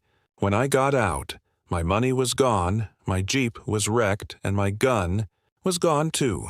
I turned to Kim. "Ms. Thompson, your response?" She crossed her arms. "That's not true. I took care of everything. The car was fine when he left. He's just mad because I moved on." I tilted my head. "So you're saying he's suing you because you broke his heart, not his bank account?" She didn't answer, and silence in my courtroom often tells the truth louder than words. I opened the file. "Let's start with the gun," I said. "A .357 revolver. He claims it was seized by police after your new boyfriend got into a fight. Is that correct?" Kim frowned. "It wasn't my fault. He borrowed it without asking. I raised an eyebrow. Borrowed a firearm? Without asking? From a woman who was supposed to be holding it for someone in prison. She looked away. I pressed on. Do you understand what that means, Miss Thompson? You allowed an unauthorized person access to a weapon that didn't belong to you. She muttered. I didn't think it was a big deal. I nodded slowly. That's your problem. You never think. I turned to Lawrence. What was the gun worth? About $200. Consider it the price of learning who not to trust, I said. But that's not all you lost, is it? He shook his head. No, Your Honor. I lost my car, too. The Jeep Cherokee. His pride and joy. Bought with his own money, maintained by his own hands. It was supposed to be parked, safe, waiting for him when he got out. Instead, when he returned, it was nearly destroyed. The tires bald, the transmission ruined, and the odometer screaming a story of abuse. I left it with 70,000 miles, he said. When I got out, it had 115,000. She said she only used it to get groceries. I looked at Kim. Did you drive the Jeep? She shrugged. Only when I needed to. How often was that? Just on weekends, I leaned forward. Weekends for 2 years? The audience laughed. She turned red. He told me I could. She insisted. Lawrence spoke up, his voice trembling. I told her she could start it once in a while, not drive it across the state. I stared at her. You used his Jeep like a rental car without paying the bill. That's not love. That's theft dressed up as convenience. Let's talk about the funds, I said. He claims you withdrew money from his 401k while he was incarcerated. She nodded. I did, but I used it to make his car payments. How much did you take? About $3,000. And how much were the car payments? She paused. Maybe $1,000, so where's the rest? She shifted in her seat. It went toward bills. I had to keep the lights on. Your lights, I clarified. Not his. She didn't deny it. I turned back to Lawrence. Mr. Saunders, what was it like when you came home? He hesitated, then said quietly, it was like walking into someone else's life. The Jeep was ruined, my gun was gone, and the money I'd worked years for had vanished. I asked her what happened, and she laughed. She said, you weren't here to use it anyway. I looked at Kim. Did you say that? She shrugged. I might have. He was being dramatic. I leaned back, staring at her for a moment. Then I said, you know what's funny, Miss Thompson? People like you never think you're the villain until someone holds up a mirror. I took a long breath. Here's what's going to happen, I said. Mr. Saunders, you're being awarded $200 for the gun. He looked surprised. Just $200? Yes, I said. Because the rest, the Jeep, the money, the heartbreak, you gave those things to her willingly. You trusted her with your life. And while she broke that trust, you can't sue for naivety. You can only recover what can be measured, and that's the gun. I turned to Kim. You, Ms. Thompson, need to understand something. Love doesn't excuse lies, and trust is not a license to take. I struck the gavel. Judgment for the plaintiff. $200. After they left, I sat in the silence of my courtroom. I've seen people destroy each other over far less than $5,000. But this one stayed with me. Not for the money, but for what it revealed. Lawrence trusted her with everything because he wanted to believe she was better than he was. Kim betrayed him because she wanted to believe she was owed something for waiting. They both used love as a shield for selfishness. And when love becomes a transaction, someone always ends up bankrupt, not in money, but in spirit. If you were Lawrence, would you trust someone with your life, even after they lied to you once? And if you were Kim, would you still call yourself loyal after cashing in on someone's absence? Trust isn't a gift, it's a responsibility. And betrayal doesn't need a gun to be deadly. That day, justice was measured not in money, but in understanding that love without respect is just another kind of theft. Because in my courtroom, you can't hide behind romance, only behind the truth. Most accidents happen in seconds, but sometimes the fallout lasts far longer, because fear doesn't disappear when the brakes stop squealing. That morning, The case on my docket read simple enough. Peter Farkas versus Dwayne Bull. Damages resulting from an automobile collision. I expected dense, insurance arguments, maybe a traffic ticket's worth of drama. But what walked into my courtroom wasn't just two men arguing about cars. It was a lesson about accountability and how people use fear as a costume for cowardice. Peter Farkas, 35 years old, an actor, part-time bartender, and full-time optimist. His car, a silver Honda Civic, was more than transportation. It was his livelihood. His lifeline, Dwayne Bull, 27, a hairstylist. Confident, loud, flamboyant, the kind of man who could charm a crowd and talk his way into and out of anything. They met the way most strangers meet in Los Angeles, in traffic. And from that moment on, their lives collided harder than their bumpers ever did. It happened on Sunset Boulevard. A clear day. Mid-afternoon. Farkas was stopped at a red light. Behind him, Dwayne Bull. Distracted, frustrated, and, by his own admission, late for work and low on patience. Peter said, "I felt the hit before I heard it. My whole car jolted forward." He stepped out to inspect the damage. The bumper was crushed, the taillights shattered. Dwayne jumped out, flustered, waving his hands. "Oh my God, are you okay?" "Please, don't call the cops." "I don't have insurance," Peter sighed. "Then just pay for the damage," and Dwayne agreed. He even wrote a note on the spot, signing his name and promising to pay $1,800 for repairs. It should have been the end. But with fear, it never is. When Peter called him a week later, the tone had changed. Dwayne dodged his calls. Then, finally, a text came. "You backed into me. I shouldn't have to pay anything, so now..." Here they were. One man with a crumpled bumper and a signed promise, and another man with a guilty conscience and a mountain of excuses. "Mr. Farkas," I said, "tell me what happened after the accident." He stood straight, calm but frustrated. I tried to handle it privately. I gave him the estimate. $1,800. He said he'd send the money. Then he ghosted me. I turned to Dwayne. "Mr. Bull, is that true?" He smiled, too confident. "He's exaggerating." He backed into me. "He was rolling backward on a hill when I tapped him." I frowned. "Rolling backward on Sunset Boulevard? In Park?" He hesitated. "I mean, maybe not that much of a hill. Do you have insurance?" "No. Do you have a driver's license?" He looked at the ceiling. "Not technically valid right now." I raised an eyebrow. "So, no license, no insurance, and no credibility." Peter handed me the note. His handwriting neat, Dwayne's signature right beneath it. It read, "I, Dwayne Bull, accept a responsibility for the accident and agree to pay $1,800 to repair damages to Peter's vehicle." I looked at Dwayne. "Is this your signature?" He squirmed. "Yes, but I only signed because I was nervous." He pressured me. "Nervous?" I asked. "Were you also nervous when you drove without insurance? Or when you lied about who caused the accident?" He tried to laugh.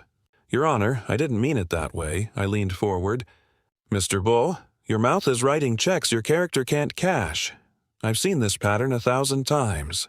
People think fear is an excuse, but fear isn't an alibi. It's a mirror. It shows who you really are when the mask comes off." "Mr. Bull," I said, "you didn't sign this because you were afraid of him.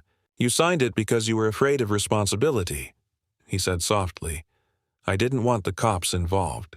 I was already on probation." "Ah," I said, "so it wasn't fear of injustice, it was fear of consequences." He nodded. "That's the thing about consequences, Mr. Bull," I continued. "They catch up eventually, even when you're wearing your best smile." Peter said, "I didn't want to ruin his life. I just wanted him to do the right thing." I looked at him. "And he didn't, did he?" He shook his head. "No, ma'am." Dwayne's bravado melted. His voice dropped. "I didn't mean to hurt him. I just didn't have the money. I panicked." I sighed. "Mr. Bull, panic doesn't pay bills. You made a mistake. Then you made it worse by lying about it. That's not fear. That's cowardice." I picked up the judgment sheet. "Here's what's going to happen. You signed a document accepting full responsibility. You admitted fault. You have no insurance. You have no license. That means you have no defense. I looked him straight in the eye. Judgment for the plaintiff at $1,800. He looked down. Peter smiled faintly, not with triumph, but with relief. Before I struck the gavel, I added, Mr. Bull, being scared doesn't make you bad, but lying about it does. Learn the difference. After they left, I sat in the quiet of the courtroom. I thought about how fear drives people, not away from danger, but toward dishonor. Dwayne wasn't evil. He was just a man who couldn't admit he was wrong. And Peter, he was the kind of man who thought honesty would protect him. The truth is, in life, it often doesn't. But it does protect your soul, and that's worth more than any car repair. Fear makes people lie. Responsibility makes them grow. That day, justice wasn't about money. It was about making one man stop running, and another realize he'd been right to stand his ground.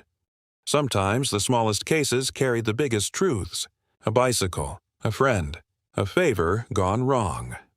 That morning, when the bailiff called the case, I expected something simple, maybe a misunderstanding. But as the two men walked in, I could see it. The strain of friendship turned sour, and the weight of guilt resting heavier than the missing bicycle ever could. Kirk Ryder versus Klaus Pohlmann, the bailiff announced. Plaintiff is suing for the value of a stolen bicycle. The plaintiff looked calm, almost sad. The defendant? Nervous, fidgeting, avoiding eye contact, already rehearsing excuses in his head. I've seen that look before. The look of someone who lost something that wasn't theirs, and the respect that came with it. Kirk Ryder, 38, a marketing executive, soft-spoken but sharp. He believed in loyalty, structure, and keeping promises. He'd lost a lot in his life, but he still believed in people. Klaus Pohlmann, 36, a free spirit, a talker, the kind of friend who means well but leaves chaos in his wake. He always had an explanation, never an apology. They'd been friends for years, until one day a simple favor turned into a test neither of them passed. I looked at Kirk. Mr. Ryder, tell me what happened. He adjusted his glasses. I loaned Klaus my bike, a Univega hybrid, so he could commute to work. I wasn't using it much, and I trusted him. How long did he have it? About 6 months. Did you ever ask for it back? He nodded. A few times. He always said he'd bring it over. Then, one day, he told me it had been stolen from his garage. I turned to Klaus. Mr. Pohlmann, is that true? He nodded quickly. Yes, Your Honor, I feel bad about it. But it wasn't my fault. It was stolen along with 2 other bikes in the garage. Whose garage? My roommate's. I smiled faintly. So not even your garage, meaning the bike was sitting in a place that wasn't secure, a place the owner didn't even know it was in. He hesitated. I guess you could say that. I leaned forward. I'm saying exactly that. Klaus began his defense. It's not like I didn't care, Judge. I just didn't think I should have to pay for something I didn't steal. If I'd known it would get taken, I never would have kept it there. I asked. Was it locked? He shook his head. No, but it was inside the garage. I thought that was enough. I nodded slowly. You thought it was enough? That's the difference between people who take responsibility and people who make excuses. The courtroom went still, because everyone knew exactly which side he was on. Kirk pulled out a photograph. A bright blue hybrid bike, a little worn, but well cared for. It wasn't just a bike, he said softly. It belonged to a close friend of mine who passed away. He gave it to me before he died. I kept it for years. I only lent it to Klaus because I trusted him. His voice cracked on the last word. I turned back to Klaus. Did you know that? He swallowed. No, I didn't. I stared at him for a long moment. Would it have changed how careful you were? He hesitated again, and that hesitation said everything. I've presided over thousands of cases, and I can tell within minutes when something is about carelessness, and when it's about character. Klaus, I said, when someone entrusts you with something, especially something with meaning, you don't treat it like an object. You treat it like a promise. He started to speak. I didn't mean... I stopped him. I know you didn't mean to lose it. But you did, and meaning doesn't erase responsibility. I explained it simply. When you borrow something, you become responsible for it. It doesn't matter if you intended to lose it or not. If it's in your care, it's in your hands, legally and morally. He sighed. I don't have a lot of money. The bike wasn't even new. I nodded. Then it should be easy to pay him back, because what you owe isn't about value. It's about integrity. I looked at Kirk. What was the value of the bike? About $150, Your Honor, I nodded. Judgment for the plaintiff, $150. Then I turned to Klaus. Mr. Pullman, $150 won't buy you back your friend's respect, but it might remind you that promises aren't free. He looked down. For once, he didn't argue. Kirk gave a quiet nod, not in satisfaction, but closure. Because sometimes, closure doesn't come from justice. It comes from finally letting go of disappointment.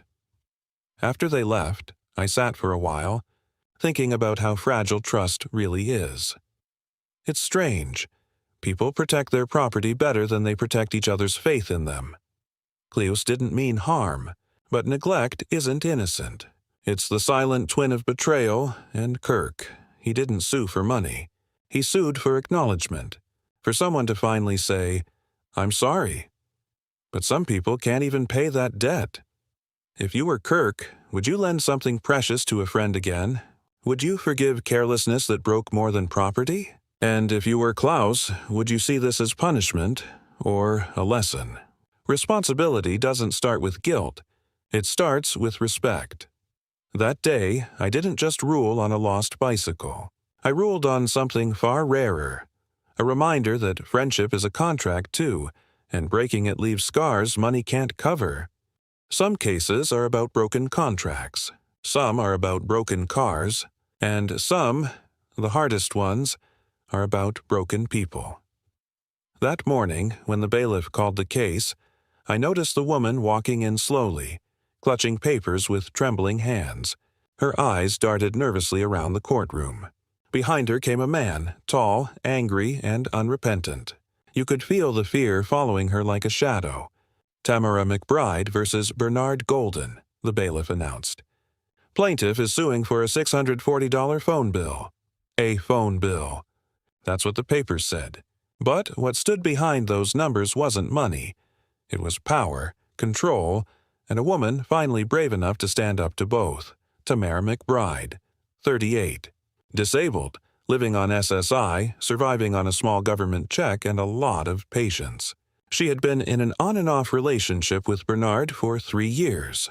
She described him as charming, passionate, and terrifying when angry. Bernard Golden, 42.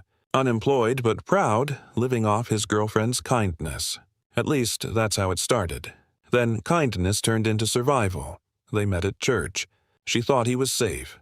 He thought she was easy to control, and for a while they both got what they wanted, until the phone bill arrived. I looked at Tamara. "Miss McBride, tell me what this case is about." She spoke softly, barely above a whisper. I had a phone account in my name. He made a lot of long-distance calls, to Virginia, to friends, to people I didn't know. The bill came to $640. I told him I couldn't pay it. He said he would, but he never did. I turned to Bernard. "Mr. Golden, what's your response?" He leaned back, smirking. "I don't owe her anything. I supported her for years. I bought food. I helped with rent. That phone was for both of us." I raised an eyebrow. "So, you're saying she owes you for groceries, but you don't owe her for a phone you used?" He shrugged. "That's different." "No," I said flatly. "It's not." I scanned the phone records. There were dozens of calls. Long ones late at night, all to the same number. I asked, "Who were you calling in Virginia?" Bernard avoided eye contact. "Friends." "Girlfriends?" He hesitated. "They were friends who happened to be women." Tamara looked down, shaking her head. He'd talk to them for hours, sometimes right in front of me. If I said anything, he'd start yelling. I looked back at Bernard. "Did you ever threaten her?" He snorted. "She's dramatic. I never laid a hand on her." She whispered. He didn't have to. His words were enough. Tamara handed me a stack of letters. Not legal documents, but prayers, written by Bernard. In shaky handwriting, he had written, "Lord, deliver me from this evil woman. May her heart turn to dust. May she feel the pain she's caused me." I looked up at him. "You wrote this?" He shrugged. I was angry. I tapped the page. Anger is human, but this isn't a prayer. It's a curse with punctuation. He glared at me. "I don't care what you think. I just wanted her gone." I stared back. "Well, congratulations. You got your wish. Now you're about to get a bill, too." Tamara's voice broke as she said, "He told me if I called the police again, he'd kill me." The courtroom went still. You could hear her breathing, short and sharp. Bernard jumped in. "She's lying." I never said that. I looked at him coldly. "Sir, I've seen fear before. It doesn't lie. It shakes, it stumbles, but it doesn't lie." I turned to Tamara. "Did you ever try to cut him off the phone account?" She nodded. "I tried, but he always found a way to call again. He said if I disconnected it, he'd come to my house." Her eyes filled with tears. "I just wanted peace." I looked at Bernard. "Mr. Golden, do you understand what this case is really about?" He shrugged again. "It's about a phone bill." "No," I said, my voice rising slightly. "It's about respect. You used this woman's kindness like a bank account. You made her pay for your calls, your ego, and your cruelty. Now it's time you pay her back." He tried to interrupt. "I didn't mean to hurt her. I cut him off. You didn't have to mean it. You just had to do it." I took a breath. "Here's my judgment.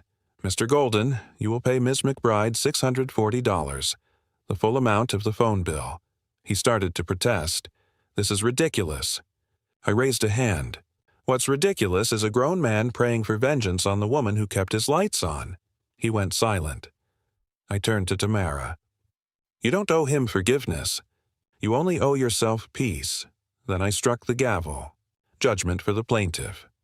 After they left, the room stayed heavy. I've seen hundreds of cases like this, not about money, but control. It always starts small, a phone bill, a car payment, a favor. Then it grows into a chain. And by the time they realize it, they've forgotten what freedom feels like. Tamara came to court to reclaim a few $100s. But what she really reclaimed was her voice. And sometimes, in a courtroom full of noise, that's the loudest kind of justice there is. If you were Tamara, would you have had the strength to stand up and face him? Would you have risked his anger for your peace? And if you were Bernard, would you finally see that cruelty doesn't make you powerful? It makes you pitiful? Love shouldn't feel like fear, and fear shouldn't cost $640. That day, justice wasn't measured in dollars. It was measured in courage. Because sometimes the bravest thing a person can do is walk into a courtroom and say, "You don't get to scare me anymore." I've seen a lot in my courtroom: greed, betrayal, lies. But what walked in that morning wasn't about any of those things. It was about innocence, and what happens when the world takes it away too soon. Two parents entered my courtroom, strangers to each other, but bound by something they couldn't undo: a pregnancy between their teenage children. "Mr. Heron versus Ms. Brown," the bailiff announced. "Plaintiff is suing for $2,000 in medical expenses following his daughter's miscarriage." The air was heavy. The man stood rigid, his jaw tight with controlled fury. Across from him, a woman sat calm but cold, her eyes saying everything her lawyer didn't. This wasn't about money. It was about guilt, blame, and the desperate need to find meaning in heartbreak. David Heron, 52. A proud father, hardworking, stern, the kind of man who believes in right and wrong, and nothing in between. His daughter, Denise, 16, bright, soft-spoken, and too young to be sitting in a courtroom that wasn't for her mistakes alone. Helen Brown, 48. Single mother, strong, protective. She'd raised her son, Dantrell, 16, with grit and suspicion of authority. To her, this case wasn't about justice. It was about survival. Two teenagers. Two parents. One loss that neither family would ever truly recover from. "Mr. Heron," I began, "tell me why you're suing Miss Brown." He cleared his throat, voice trembling with restrained anger. My daughter was pregnant by her son, Dantrell. She was 16. She miscarried. I paid the hospital bill, over $2,000. I believe his family should pay half. They're equally responsible. I turned to Ms. Brown. Ms. Brown, is that true? She nodded slightly. There was a pregnancy, but there's no proof my son was the father. There's no child, no DNA test. And I think her miscarriage happened because her father stressed her out, not because of my son. The words hit the room like a slap. Mr. Heron slammed his hand against the table. That's a lie. Quiet, I snapped. Sit down. I turned back to Ms. Brown. You're saying the girl's emotional distress caused the miscarriage? Yes, ma'am. He called her names, shamed her, and threw her out. The courtroom was still. I looked at Mr. Heron, a proud man cracking under the weight of his own grief. Did you yell at your daughter? I asked. He hesitated. I told her she was too young, that she'd thrown away her future. I nodded slowly. And then she lost the baby? He closed his eyes. Yes. That was the first moment he looked human. Not angry, not righteous, just a father in pain. Then I turned to Ms. Brown. Did your son admit to being the father? She sighed. He said it might be his, but they're kids. They don't even understand what being a father means. Mr. Heron leaned forward, voice rising. He knew what he was doing. They had sex in her room while I was at work. My daughter didn't even know what love meant. Ms. Brown shot back. And you think yelling at her helped? My son didn't make her lose that baby. You did. The courtroom erupted. I hit the gavel hard. Enough, both of you. They froze. I took a breath and said quietly, You're both wrong, and that's why we're here. I looked at Mr. Heron first. Sir, legally speaking, there's no child, no DNA, no paternity. The court cannot compel this woman to pay for something that cannot be proven. He looked shocked. So I just eat the cost? Yes, I said gently. Because what you're really trying to make her pay for isn't the bill. It's the pain. Then I turned to Ms. Brown. And you, stop pretending your son is innocent. If he was old enough to sleep with a girl, he's old enough to understand that actions have consequences. She looked at the floor. I continued. This isn't about who's guilty. It's about two children who didn't understand the cost of what they were doing. And now, two parents trying to clean up after it with pride instead of compassion. I turned to the boy, Dantrell, who had been sitting silently in the back. He avoided my eyes. Stand up, I said. He hesitated, then rose. You think you're a man? He shook his head. No, ma'am, you're right. Because men take responsibility, even when the law says they don't have to. He swallowed hard. If you believe that child was yours, I said, then you find a way to make things right. You can't pay for a baby that never came into this world, but you can honor the pain of the one who almost did. I looked between the parents. Both looked exhausted, beaten not by the system, but by emotion. Here's my ruling, I said. There will be no monetary judgment. Legally, Ms. Brown is not responsible. But this is not a legal issue. It's a moral one. I turned to Mr. Heron. Sir, yelling won't bring your grandchild back, and no judgment can erase the shame you feel. But healing doesn't start with lawsuits. It starts with forgiveness. He looked down, silent tears forming. I turned to Ms. Brown. Your son is lucky. He's been given a second chance. Don't let him waste it pretending this never happened. I hit the gavel softly. Case dismissed.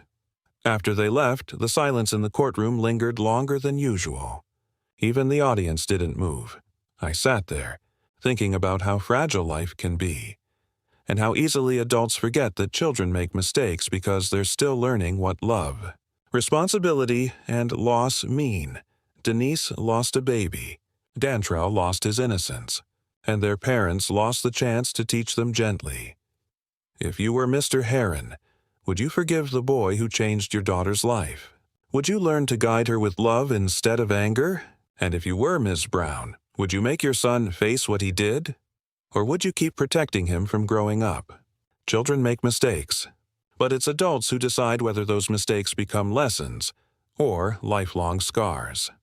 That day, the law couldn't give justice. But maybe, just maybe, it gave them something better. The truth. There are cases that come into my courtroom wrapped in paperwork. Then there are cases wrapped in tears, regret, and the sound of a family falling apart. That morning, when the bailiff called the case, I knew before anyone spoke. This wasn't going to be about money. It was going to be about heartbreak. Daryl Thompson and his mother versus Derek Thompson, the bailiff announced. Plaintiffs are suing for $5,000, the cost of bail money paid for the defendant's release from jail. A mother. 2 sons, but you could already tell, only one of them still believed in family.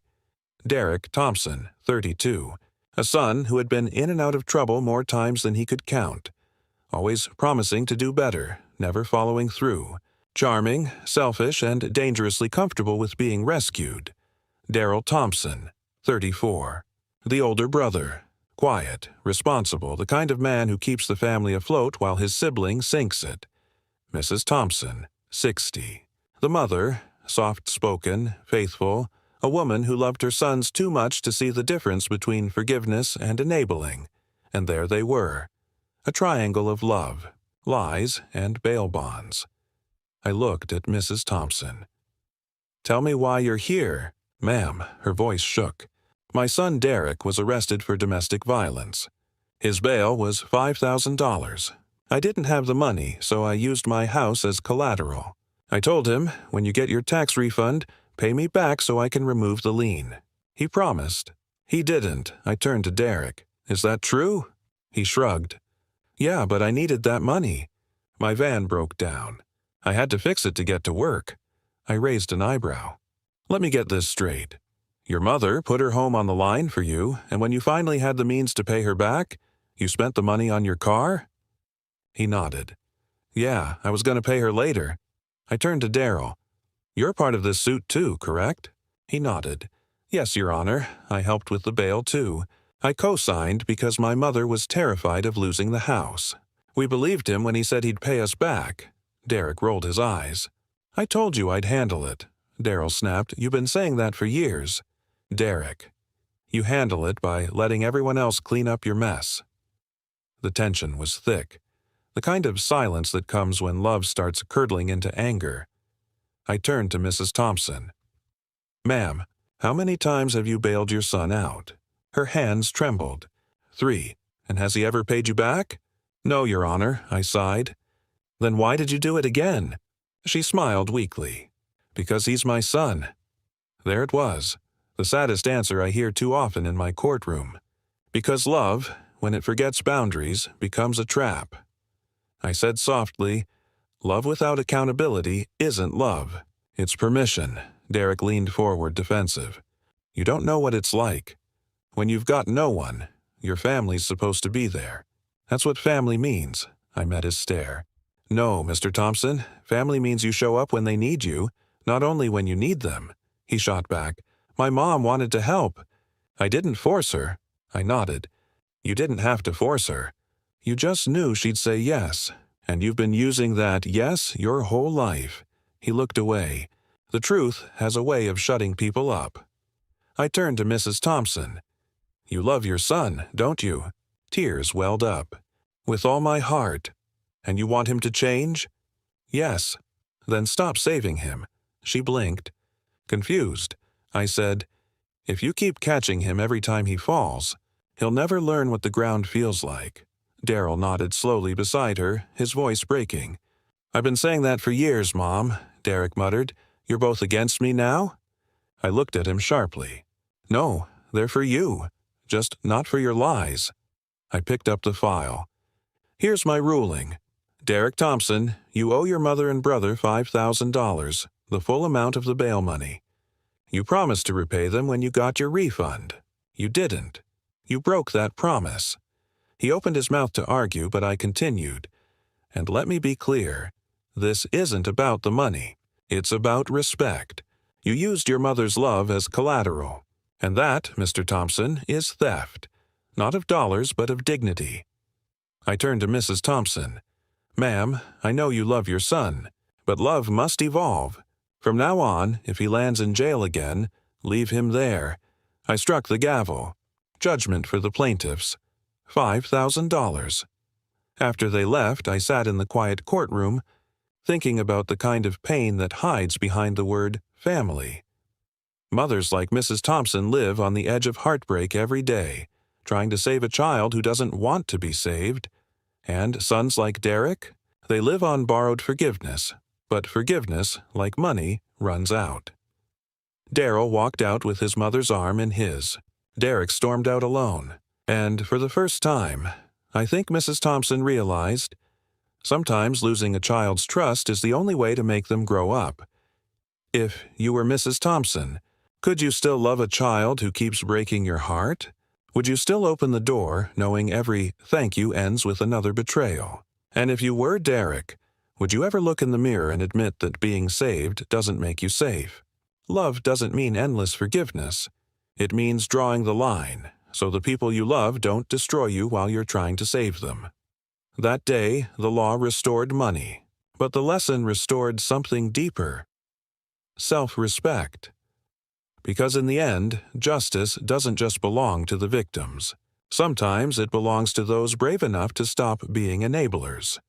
Every so often, a case walks into my courtroom that reminds me of something simple, that good people often suffer the most, not because of evil, but because they believed the wrong person deserved a second chance. That morning, when the bailiff called the case, I saw it immediately. The face of a man who gave too much, and another who took too easily. Carlos Regis versus Christopher Foster, the bailiff announced. Plaintiff is suing for $1,791.60, money loaned to prevent foreclosure. Two men walked in. The first, quiet, polite, humble, the kind of man you'd trust instantly. The second, defensive, fidgety, eyes darting, the kind of man who'd mistake compassion for weakness. This wasn't about money. It was about betrayal with a smile. Carlos Regis, 41, a massage therapist. He believed in kindness, in karma, in doing good because it's the right thing, not because it's required.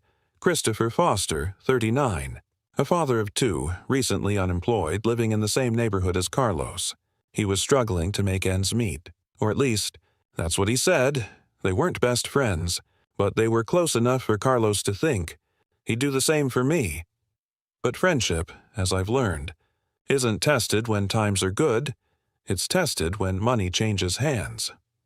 I looked at Carlos. "Tell me what happened, Mr. Regis," he spoke calmly. Chris came to me in tears. He said the bank was about to foreclose on his house. He needed money immediately. He had kids, and I couldn't stand the thought of them being out on the street. So I took money out of my savings and paid $1,191.60 directly to his mortgage company. I asked, "Did he promise to pay you back?" "Yes, within 2 weeks. He said he was waiting for his paycheck." "And how long ago was that?" Carlos sighed. "Over a year." I turned to Foster. "Mr. Foster, did he loan you that money?" He nodded. "Yes, but things got tough. I meant to pay him back." I raised an eyebrow. "You meant to? What happened?" He shrugged. Bills piled up. My kids needed school supplies. Then the car broke down. I didn't have the money. So you had money for repairs and school, but not for the man who saved your house. He frowned. "That's not fair. I was just trying to take care of my family." I leaned forward, and he was trying to take care of yours too, with his money. He didn't respond. Carlos looked at me. I didn't ask for interest. I didn't even ask for a deadline. All I wanted was honesty. That's when I saw it. That familiar heartbreak of a kind man realizing decency isn't contagious. I turned to Foster. "Mr. Foster, you knew he was helping you out of compassion, didn't you?" He nodded reluctantly. "Yes. And you still didn't pay him back?" He shrugged again. "I planned to, but then I figured, he's doing okay. He didn't need it right away." I slammed my pen down. "Wrong. He needed his dignity back. He needed to know his kindness wasn't wasted." Foster tried again. I didn't think it was that big of a deal. Carlos turned toward him, his voice rising for the first time. Not a big deal? I paid your mortgage. I saved your home. You said your kids wouldn't have a place to sleep. Foster shot back, and they didn't. That's thanks to you. Why are you acting like I robbed you? I raised my hand. Because you did, just without a weapon. The courtroom went silent. Because that's what betrayal by a friend is. A robbery of trust. I opened the file. Let's be clear. You borrowed money. There's proof of payment directly to your mortgage company. That's not a gift. That's a loan. When you promise to repay and don't, it becomes a debt. And when you justify that debt with excuses, it becomes an insult. Foster looked defeated, but I wasn't done. Mr. Regis didn't just save your home. He saved your pride, and this is how you repay him? By pretending generosity cancels obligation? He muttered, I was going to pay him someday. I smiled coldly. Someday isn't a date, Mr. Foster. It's an excuse. I took a breath. Judgment for the plaintiff, 1791.60. Foster shook his head. That's all. You don't even care that I was struggling? I looked at him sharply. I care that you're a grown man who hid behind your struggle instead of rising above it. I turned to Carlos. You did the right thing. But next time, make sure your kindness has boundaries, because people who can't manage their own lives will gladly manage your generosity for you. Then I struck the gavel. Case closed. After they left, I stayed for a moment in the quiet courtroom, because sometimes what's left unsaid in these cases weighs more than the verdict itself. Carlos walked out quietly, head high. Not proud, just resolved. He wasn't celebrating money won. He was mourning a friendship lost. Foster left in silence, muttering about bad luck, never realizing that bad luck was just another word for bad character. And I sat there thinking, in life, there are two kinds of people, those who pay their debts and those who make excuses for them. Only one of them sleeps well at night. If you were Carlos, would you help again, knowing the person might betray you? Or would you turn away next time, afraid to care? And if you were Foster, would you call it hard times? Or would you admit it was just laziness dressed up as struggle? Money tests people, but character decides who passes. That day, justice didn't just repay a loan. It restored the value of decency. Because the moment you betray someone's kindness, you don't lose their money. You lose the right to ever call yourself their friend. Justice isn't about glamour. It's not about the industry, or the headlines, or the paycheck. It's about something simpler. A promise kept. That morning, when the bailiff called the case, I could feel the tension ripple across the courtroom. The plaintiff walked in confident, elegant, composed. The defendant followed, smirking, self-assured, flanked by lawyers. Kylie Ireland versus Sin City Entertainment, the bailiff read. Plaintiff is suing for $5,000 for breach of contract. I glanced at the file. An adult film actress suing a studio for unpaid work. The kind of case most judges would smirk at. But I've never cared about appearances. Because in my courtroom, respect isn't rated by the kind of work you do. It's measured by whether you keep your word. Kylie Ireland, 29. Smart, confident, articulate. A woman who made her living in the adult film industry. Not ashamed, not boastful, just professional. Mickey Blank, 42, executive producer at Sin City Entertainment. Polished, evasive, and convinced he could talk his way through anything. They'd signed a 6-month contract. 6 films, 6 paychecks, and the promise of fair treatment. But promises mean nothing if the other side decides your profession makes you disposable. I looked at Kylie. Tell me why you're here. She met my eyes directly. Calm, clear, and fearless.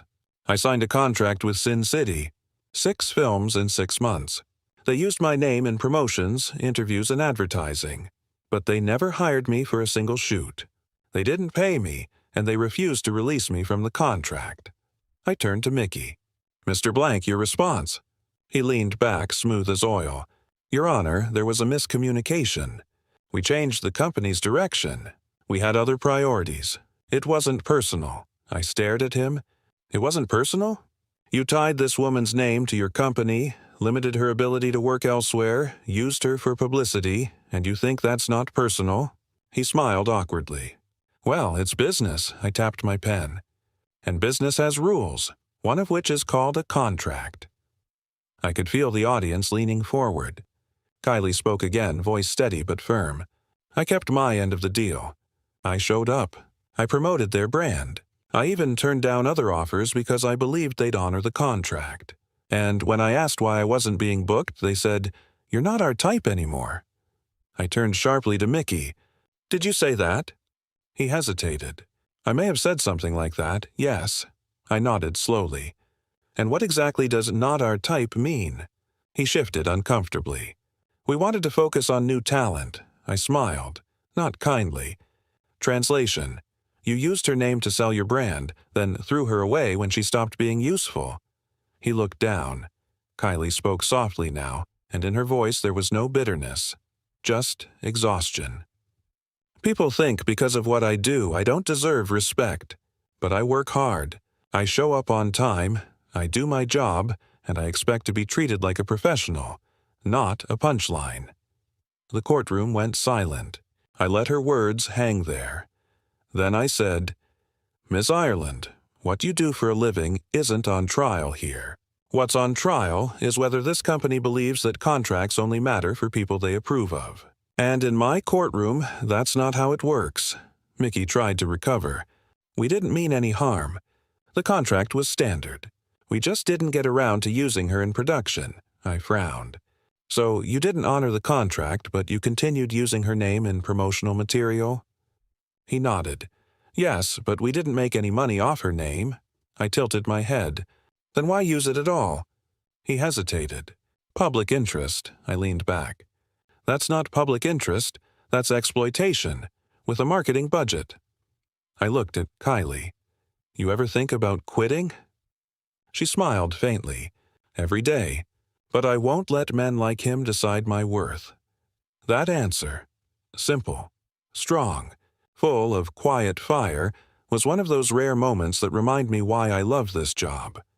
Because the courtroom isn't just about justice. Sometimes it's about reclaiming dignity. I took a deep breath. "Here's my judgment." I turned to Mickey. "Your company breached the contract. You bound this woman legally, used her name commercially, and failed to deliver your end of the bargain. The contract says 6 films. You delivered 0. You owe her not just the money, but the respect you withheld." I struck the gavel. "Judgment for the plaintiff. $5,000. Then I paused and added, "And, Mr. Blank, next time you sit across a woman like Miss Ireland, remember, you're not just talking to an actress. You're talking to a professional who deserves the same respect you give your male peers." He looked embarrassed for the first time that day. After they left, I sat for a moment, thinking about how often power hides behind professionalism, how often women in every field are told they're not the right type, when what people really mean is, you're too strong to manipulate. Kylie didn't just win her case, she reclaimed her narrative, and that's worth more than $5,000. If you were Kylie, would you still believe in fairness after an industry and a man treated you like property? And if you were Mickey, would you see that breaking a promise doesn't just cost money? It costs your integrity? Respect isn't given because of who you are. It's earned by how you treat others. That day, the law didn't just settle a contract. It restored a truth that every job, every promise, every person deserves respect. Because dignity isn't rated by industry. It's measured by honesty. Some cases are about money. Some are about pride. But this one was about the price of forgiveness. I remember that morning well. The courtroom was unusually quiet. 2 people stood before me, husband and wife, but there was no warmth between them, only silence. He looked relaxed, almost smug. She looked tired, not from the day, but from years of disappointment. "Robbie Richardson versus Leonard Richardson," I read aloud. Plaintiff is suing her husband for the return of $5,000 bail money. A wife suing her husband. A woman demanding her money back. But what she truly wanted was her self-respect. Robbie Richardson, 40 years old, a nurse. Calm, kind, someone who believed love could fix everything. She had married Leonard after years of loneliness, hoping this time it would be different. Leonard Richardson, her husband. Charismatic, good-looking, and dangerous. His record spoke before he did. Assault, drug possession, repeated violence. They had been married only a few months when the police came. A neighbor heard the screams. Leonard had struck her. Again. He was arrested. She bailed him out, $5,000, because that's what love does, right? It forgives. It gives one more chance, until it can't anymore. When they walked in that day, I could feel the tension between them. Years of love, fear, and exhaustion pressed into that small space. "Mrs. Richardson," I began, "why are you suing your husband?" She looked at him, then at me, because he promised to pay me back the bail money. He told me he'd return it when he got his tax refund. But he never did. Leonard smiled faintly as if amused. "I never said that," he replied. "She paid it because she wanted me home. I didn't ask for it," I leaned forward. "You didn't ask to be released from jail?" He hesitated. "I mean, I wanted out, but... So, you knew she paid the bail?" "Yes." "Then why didn't you refuse to leave?" He had no answer. When I asked about his background, Leonard shifted uncomfortably. "Mr. Richardson, how many times have you been arrested?" "A few." "How many is a few?" he sighed. 1989 for marijuana. 1992, some trouble. 1993, again. And this time, in 97, so 4 times. Something like that. "And you expect this woman to believe you when you say you never promised to repay her?" He looked down. "Sir," I said, "you've had 4 chances at freedom. She gave you the 5th, and you still don't know what to do with it." Robbie spoke quietly, but every word carried years of weight. "I still owe the bail bondsman," she said. "I make small payments every month. I thought when he got his refund he'd give it back." "Why did you bail him out?" I asked. She paused. "Because I thought if I didn't, he'd think I'd given up on him. I wanted to believe he could change." I nodded slowly. "And did he?" Her silence was the answer. Leonard tried again. "I didn't tell her to pay. She did that on her own." "You didn't stop her either," I said. "You let her spend $5,000 to get you out of jail, and now you claim it's her problem?" He shrugged. "She wanted me home." "No," I said sharply. "She wanted a husband. You gave her a criminal." The words hung in the air. He shifted his feet but said nothing. "Sir, forgiveness isn't free. When someone bails you out, they are buying your chance to do better. You wasted it." "Mrs. Richardson," I said softly, "you can't love someone into being good. You can only love yourself enough to stop being hurt." She nodded, wiping a tear. "I know that now." "Then today," I said, "we make that lesson official." I struck the gavel once. Judgment for the plaintiff in the amount of $5,000. Then I looked directly at Leonard. "Sir, you will repay her. Every dollar. And when you do, I hope you understand you're not just repaying money. You're repaying trust you never deserved."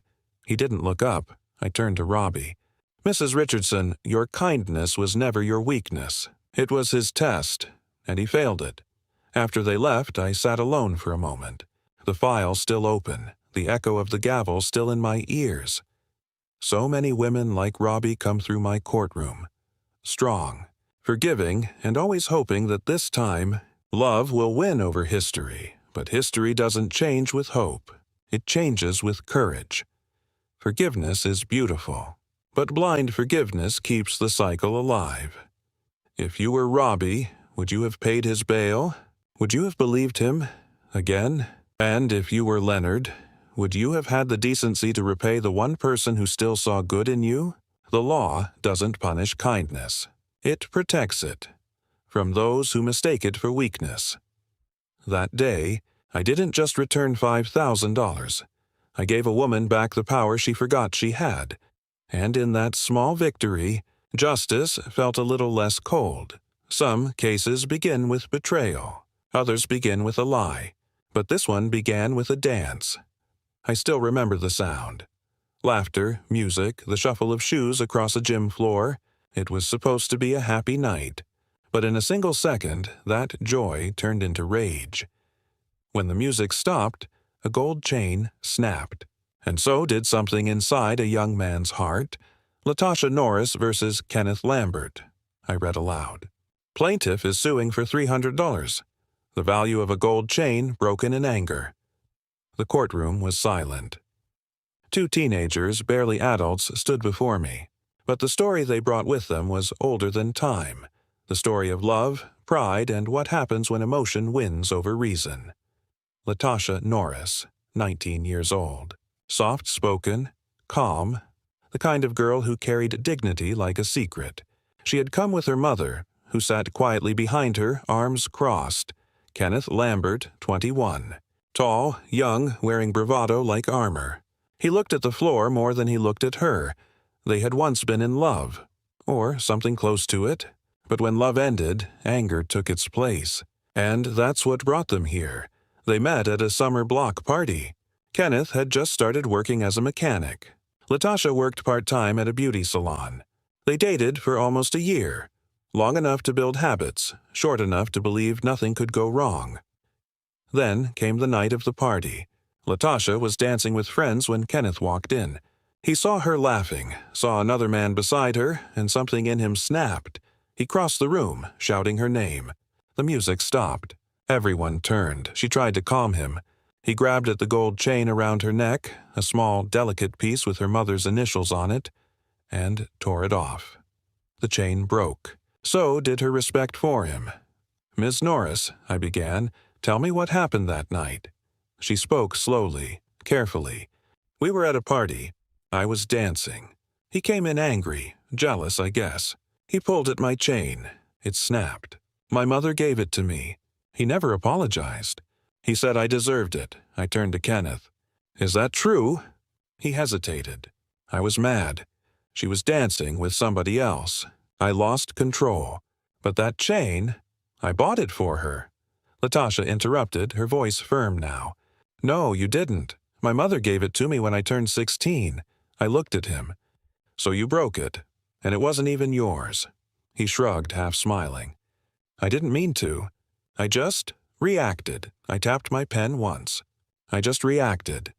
That's what people say when they don't want to take responsibility for their choices." I asked her mother to step forward. Her name was Gloria Norris. Strong, composed, the kind of woman who had seen too much to be easily impressed. "Mrs. Norris," I said, "tell me about the chain." "It was mine," she said firmly. "I gave it to Latasha on her 16th birthday. When I heard what he did, I called him. He told me, I just lost it. And I told him, well, I could lose it too, at your front door." A few chuckles rippled through the courtroom, but her eyes never softened. "Judge, that boy didn't just break a chain. He broke trust. And I taught my daughter not to let that go unpaid." I smiled. "Well said, Mrs. Norris. Seems like your daughter learned her lessons well." "Kenneth," I said, "you said you didn't mean to break the chain. But what did you mean to do when you grabbed it?" He looked confused. "I don't know. I was mad. She was dancing with another guy. After everything we've been through." "Everything you've been through?" I repeated. "You're 21. You've been through 2 birthdays and 1 relationship. That's not tragedy. That's youth." The courtroom chuckled softly. "Kenneth," I continued, "anger doesn't make you a man. Control does. You think breaking her jewelry makes you strong. It makes you small." He stood silent for a long moment. Then finally he spoke. "I don't have the money right now. I got a baby. I just bought a Camaro. I'm trying to handle things." I stopped writing and looked up. "You just said you spend $340 a month on your car and $273 on your child. Congratulations. You just told me your priorities. And your child isn't first." He froze. The room went silent again. I leaned in. "When you become a father, you don't just provide for your child. You teach them what kind of person to be. And right now, You're teaching them that temper is stronger than truth." He said nothing. He didn't need to. I closed my notebook and looked at both of them. "Mr. Lambert, you owe Ms. Norris $300, the value of the chain you broke. You will pay for it because when you break something, you buy it. That's not punishment. That's accountability." Then I turned to Latasha. "Ms. Norris, you did the right thing coming here. You didn't let anger define you. You let justice speak for you." I struck the gavel. Case closed. After the courtroom cleared, I sat for a moment watching the empty chairs. They were so young, too young to understand that love without respect always ends in pain. I thought about Latasha's mother, strong, proud, unwilling to let her daughter inherit her silence. And I thought about Kenneth, a boy trying to be a man by using anger as proof of love. Some people learn from mistakes. Others keep repeating them until the world teaches them the hard way. If you were Latasha, would you forgive him? Would you believe the words "I didn't mean to"? And if you were Kenneth, would you look back on that night and realize that pride cost you something far greater than $300? It cost you a chance to grow up. Anger doesn't make you strong. Apology does. Responsibility does. Love is not proved by possession. It's proved by restraint. That day, a broken chain taught a young man that truth, like gold, is fragile, but worth more than his ego. Some disputes are about property. Some are about promises. But this one was about pride. A man opened his home to a friend. A friend turned that kindness into conflict. And when the rent stopped coming, the excuses started arriving. I still remember the sigh that escaped her lips when she entered the courtroom. Her name was Joy Goldstein, and she looked like someone who'd rehearsed her pain until it sounded like truth. Across from her sat John Tyler, arms crossed, jaw set, the look of a man tired of being taken advantage of. "John Tyler versus Joy Goldstein," I announced. "Plaintiff is suing for unpaid rent and property damage." What came next was not just about money. It was about what happens when kindness meets entitlement. John Tyler, 45 years old. An office worker, quiet, steady, someone who kept his receipts, his promises, and his patience. He had a spare room in his apartment. He rented it to Joy Goldstein, a younger woman he'd met through a mutual friend. Joy Goldstein, 32. Freelance writer, emotional, intelligent, but chaotic. She called herself an artist of freedom. But freedom, as I've learned, often means someone else's responsibility when bills come due. For the first few months, everything was fine. Then, as with many cases like this, the story turned from gratitude to grievance. It started with late payments. Then unpaid payments. Then accusations. John said Joy stopped paying rent for 3 months, $800 total. Joy said John had created a hostile living environment, and that she refused to fund her own misery. I looked at her file. No police reports. No written complaints. Only emotional statements. Pages of them. "Ms. Goldstein," I said, "you can't get paid for being unhappy. You move out. You don't file a lawsuit." She smirked. "Your Honor, it wasn't just unhappiness. It was emotional distress." "And did he tie you to the radiator and force you to stay?" She blinked. "No. Then what you call distress, the law calls a bad roommate situation."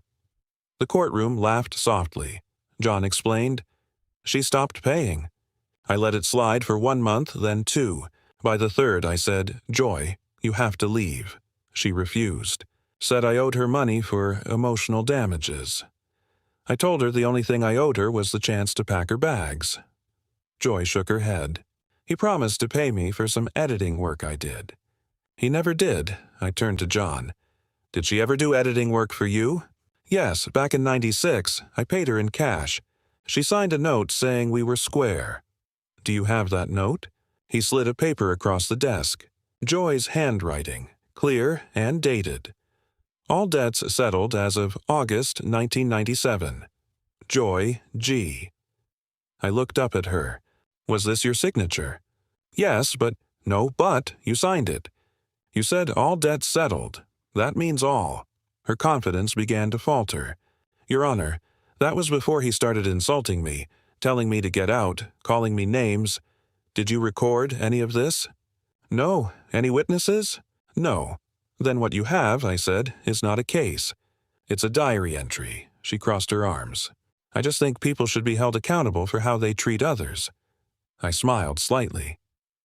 They should, but accountability starts with paying your rent. She glared, eyes moist but defiant. You don't understand what it's like being alone, trying to survive. I leaned forward. I understand perfectly. I just don't confuse survival with self-pity. Sometimes the truth doesn't need evidence. It reveals itself in tone, in timing, in the quiet arrogance of the guilty. John sat still, saying nothing more than he needed to. Joy kept talking, each word digging her deeper. At one point she said, Your Honor, I stayed because I didn't have anywhere else to go. He knew that. And I said, Ms. Goldstein, when someone opens their home to you, you don't repay them with excuses. You repay them with gratitude or rent. She looked down. For the first time, she had no comeback. She tried one last move. Your Honor, I'm countersuing for $5,000. Emotional pain and suffering. Based on what? I asked. For everything I had to endure living there. I couldn't help but sigh. Adults don't get compensated for being uncomfortable. If that were the law, half the world would be millionaires. The courtroom laughed again. But I didn't. I'd seen too many people hide behind feelings to avoid facing the simple word that fixes everything. Responsibility. Here's what's going to happen, I said. Mr. Tyler, you win your claim for $800, unpaid rent. Ms. Goldstein, your counterclaim is dismissed. She looked stunned. That's it? That's it. But what about how he treated me? Ma'am, I said softly, you can't rewrite history to erase your obligations. If you wanted to leave, you could have. If you wanted peace, you had to earn it. Then I struck the gavel. Case closed. When the courtroom emptied, I sat for a while. The sound of her voice still lingered, a mix of anger, sadness, and fear. People like Joy aren't bad. They're just lost, caught between wanting freedom and avoiding the price that comes with it. And people like John, the quiet, patient ones, they remind me that kindness needs boundaries. Otherwise, it becomes an invitation for chaos. If you were John, would you have given her another chance? Would you have let the rent slide one more month? And if you were Joy, would you have stayed in a place that made you miserable? Or would you have chosen the harder road, responsibility? Life often gives us two choices, to face our problems or to explain them away. The law doesn't reward excuses. It rewards effort. That day, I didn't just order $800 to be repaid. I reminded two people, and maybe everyone watching, that peace isn't something you demand. It's something you create by doing what's right. Some cases are about money. Some are about broken promises. But every now and then, a case walks into my courtroom carrying something far heavier. Revenge disguised as justice. That morning, I remember the tension before a single word was spoken. A young woman sat at the plaintiff's table, her face hard but trembling. Across from her sat a man, older, calm, his hands folded in front of him. Their eyes met once, and it was enough to tell me that this was not just about property or money. It was about a wound that neither one had managed to let heal. Rebecca Duran versus Jesus O'Quinn, I read aloud. Plaintiff is suing the defendant for property damages and emotional distress. She lifted her chin as if trying to look brave. He looked down as if already tired of fighting. Rebecca Duran, 27 years old. A teacher's aide, confident, outspoken, but fragile beneath the surface. She once shared her home and her life with a man named Jesus O'Quinn. Jesus O'Quinn, 39. Quiet, steady, a man of routine. He worked odd jobs, paid his bills, and tried, it seemed, to live without drama. For a while, they were close. Not lovers, not strangers, but two people who filled each other's empty spaces, until that space became a battlefield. When he moved out, she said he left more than an empty room. He left behind anger and the need to make him pay for it. Ms. Duran, I began, please tell me why you're suing Mr. O'Quinn. Her voice was sharp. He broke my window, stole things from my house, and he tried to attack me. The courtroom stiffened. Those were serious accusations. I turned to O'Quinn. He didn't flinch. That's not true, he said quietly. She's saying that because I sued her first. She lost. Now she's trying to destroy me. Her eyes flashed. He's lying. I raised my hand. Quiet. You'll both have your turn. But when people throw words like attack and assault, they'd better come with proof. I flipped through the file. Police reports, statements, and, something that caught my attention, a prior case between them. Ms. Duran, I said, you sued him before? Yes, he still owes me money. That's not true, O'Quinn cut in. I won that case, Judge. She's making things up again. I checked the record. He was right. She had filed a claim before and lost. Now, less than 2 months later, she was suing again, with even stronger accusations. Ms. Duran, I asked, did you file a police report for this alleged assault? Yes, I did. Was he arrested? No. Was the case pursued by the district attorney? No, but that doesn't mean he's innocent. I looked at her for a long moment. No, it doesn't. But it also doesn't mean you're telling the truth. O'Quinn finally spoke again. Your Honor, that night she's talking about, I was at church. Rebecca laughed bitterly. At church? Convenient, he didn't raise his voice. I was with my pastor and a police officer who volunteers there. They can both confirm it. I turned to him. You have witnesses? Yes, ma'am. Both of them gave statements. I read the letters. One from Reverend Carter, one from Officer Lee, each confirming O'Quinn's alibi. I looked back at Rebecca. Do you have anyone who saw him near your home that night? She hesitated. No, but I heard him outside. I know his voice. Ms. Duran, I said, memory is fragile. Anger can change what we think we hear. In rare cases, I make a phone call from the bench. This was one of them. I picked up the phone and asked the clerk to dial the number for Reverend Carter. When he answered, I put it on speaker. Reverend Carter, this is Judge Sheindlin. Do you recall Mr. O'Quinn being at your church the night of March 12th? Yes, ma'am, he said. He was introduced to the congregation that night by Officer Lee. He stayed for the full service. Thank you, Reverend. The courtroom was silent. Rebecca's face went pale. O'Quinn just closed his eyes and exhaled. I hung up the phone. Well, I said softly, it seems we found where the truth was hiding. Rebecca tried to recover. Your Honor, he's manipulating them. He's fooled everyone. No, Ms. Duran, I said firmly. He didn't fool anyone. You did, including yourself. You let anger tell you a story, and you believed it. She looked at me with tears of frustration. I just wanted to be heard. You were heard, I said gently. You just weren't believed, and there's a difference. I took a deep breath. Here's the ruling. Your claim is dismissed, Ms. Duran. Mr. O'Quinn has provided credible evidence, and you have not. She started to speak, but I raised my hand. No more. This case is over. Then I turned to O'Quinn. Mr. O'Quinn, you won your peace today. Don't waste it by turning this into another war. Pick up your belongings, walk away, and leave this pain behind. He nodded quietly. Yes, Your Honor. After they left, I sat for a while in the empty courtroom. The light coming through the window had softened.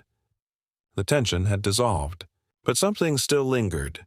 The echo of two people who once cared, now bound together only by bitterness. I've seen this story too many times. People think justice will erase pain, but justice doesn't heal.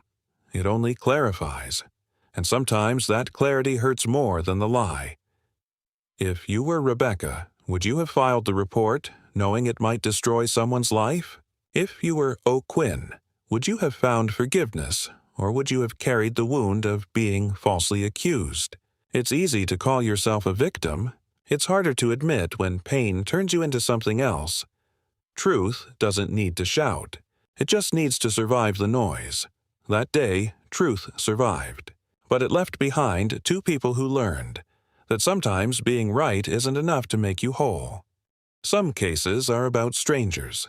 Some are about neighbors. But the hardest ones are when family stands across the aisle from family. That morning, two people walked into my courtroom. A woman, graceful but weary, and a young man, proud, defensive, refusing to look her in the eye. Adria Villardo versus Frank Villardo, I read aloud.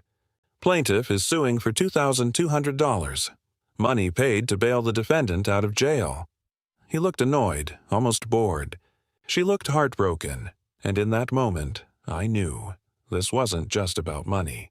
It was about respect, gratitude, and the painful debt called freedom. Adria Villardo, 48 years old.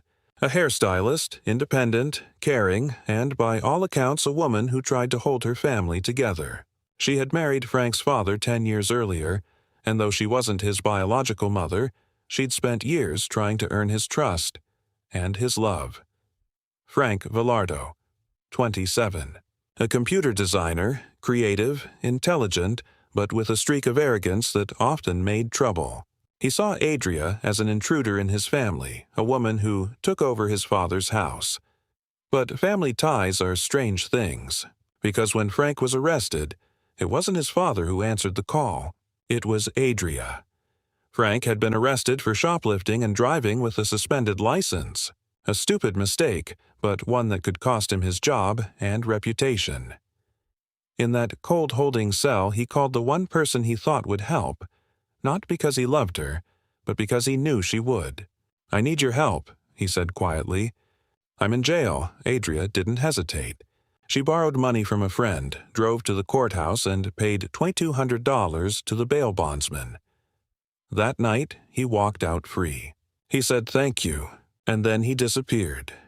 When they entered my courtroom, you could almost see the distance between them, not measured in feet, but in years of unspoken resentment. "Mrs. Villardo," I began. "Tell me why you're suing Mr. Villardo." She kept her voice steady. "He's my husband's son. He was in jail. I paid $2,200 to get him out. He promised to pay me back when he got his paycheck. It's been a year." I turned to him. "Mr. Villardo, is that true?" He leaned back, arms crossed. "I didn't ask her to pay. She did it on her own. If she wanted to help, that's on her." I tilted my head slightly. "So you didn't want to get out of jail?" He paused. "I mean, I did, but I would have gotten out anyway. My stepmother rushed into it." "Did you tell her not to?" "No." "Did you tell her you'd pay her back?" I said maybe, but I didn't mean I owed her. And that was it. The sentence that told me everything I needed to know. "Mr. Villardo," I said calmly, "do you understand how bail works?" He shrugged. "I guess so. She pays, I get out." "Right, she pays. You get out. You enjoy freedom while she carries the debt. That doesn't sound right, does it?" He smirked. "She didn't have to. Neither did your mother when she fed you as a child, but I assume you still ate the food." He stopped smiling. "Sir, the law doesn't punish kindness. It enforces fairness. And fairness says you repay the person who paid for your freedom." I asked Adria a question. "Why did you help him?" She looked at him with sad eyes. "Because he's family. Because his father loves him. And because no one else answered the phone." Her voice broke slightly. "I didn't do it for gratitude. I did it so he wouldn't rot in a cell." He looked away. I caught a glimpse of something on his face. Not guilt exactly, but discomfort. A flicker of shame fighting with pride. "Did you ever thank her?" I asked. He muttered, "Yeah." "Did you mean it?" He didn't answer. "Mr. Villardo," I said, "you said if she hadn't paid, someone else would have." "Who exactly?" He hesitated. "My mom, or my girlfriend." "Did either of them show up that day?" "No." "So, in reality, she was the only person willing to help you." He nodded, reluctantly. "And you think that makes her foolish?" He tried to answer, but I didn't let him. "You're wrong. It makes her loyal. Something you clearly don't understand." I picked up the papers and looked directly at him. "Here's what's going to happen, Mr. Villardo. You will repay Mrs. Villardo the full $2,200. Not because she forced you. Not because you like her, but because you owe it, morally and legally. He shifted, visibly frustrated. I continued, "You can stand there and pretend pride, but the truth is simple. Freedom isn't free. Someone paid for yours, and today, that bill comes due." I struck the gavel. Judgment for the plaintiff. After they left, I sat for a moment watching the door close behind them. I've seen families fight over inheritance, over lies, over love. But nothing stings like fighting over gratitude. Because gratitude, once it's gone, takes love with it. Adria walked away from that courtroom with $2,200. But what she really won was peace. She no longer owed him anything. Not money, not patience, not another ounce of belief. If you were Adria, would you have answered that phone call? Would you have paid the bail for someone who treated you like a stranger in your own family? And if you were Frank, would you have had the decency to say thank you? Or would pride have cost you your honor? Family isn't about blood. It's about character. That day, I didn't just enforce a debt.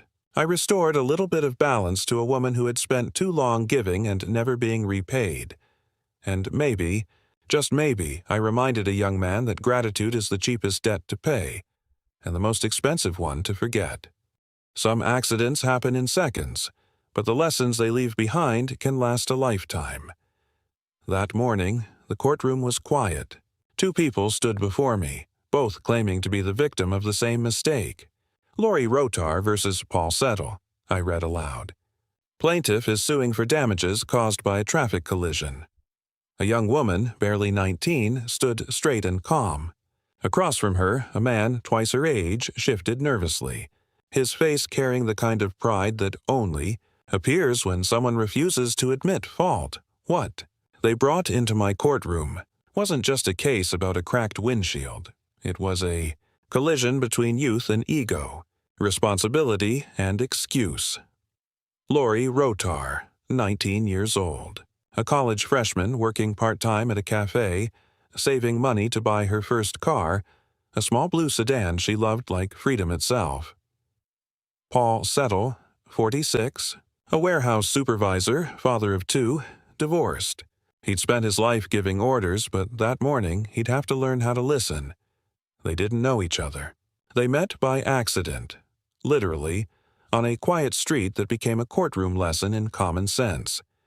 It happened on a Thursday evening. Lori was driving home from class. The sky was clear, the light fading. That fragile hour between day and night when mistakes hide in shadows. Paul was crossing the street. Not at the crosswalk, but in the middle of the block. He saw her car but thought he could make it. He couldn't. Lori hit the brakes. He hit her hood. Her windshield cracked like a spider web. The police came. No one was seriously injured. But the crack in that glass would soon become a crack between two versions of the truth. "Miss Rotar," I began. "Tell me what happened." She took a breath. "I was driving home, maybe 25 miles an hour. He ran across the street out of nowhere. I hit the brakes, but he hit my windshield. It scared me half to death." I turned to Paul. "Mr. Settle." He adjusted his jacket, clearing his throat. "She was going too fast. I was halfway across when she came flying down the street. If she'd been paying attention, she could have stopped sooner." I raised an eyebrow. "Were you in a crosswalk?" He hesitated. "No." "So you were jaywalking?" "I guess so." "And yet you blame her?" He smirked slightly. "I'm just saying, she could have been more careful." That's when I knew. This wasn't about an accident anymore. It was about accountability.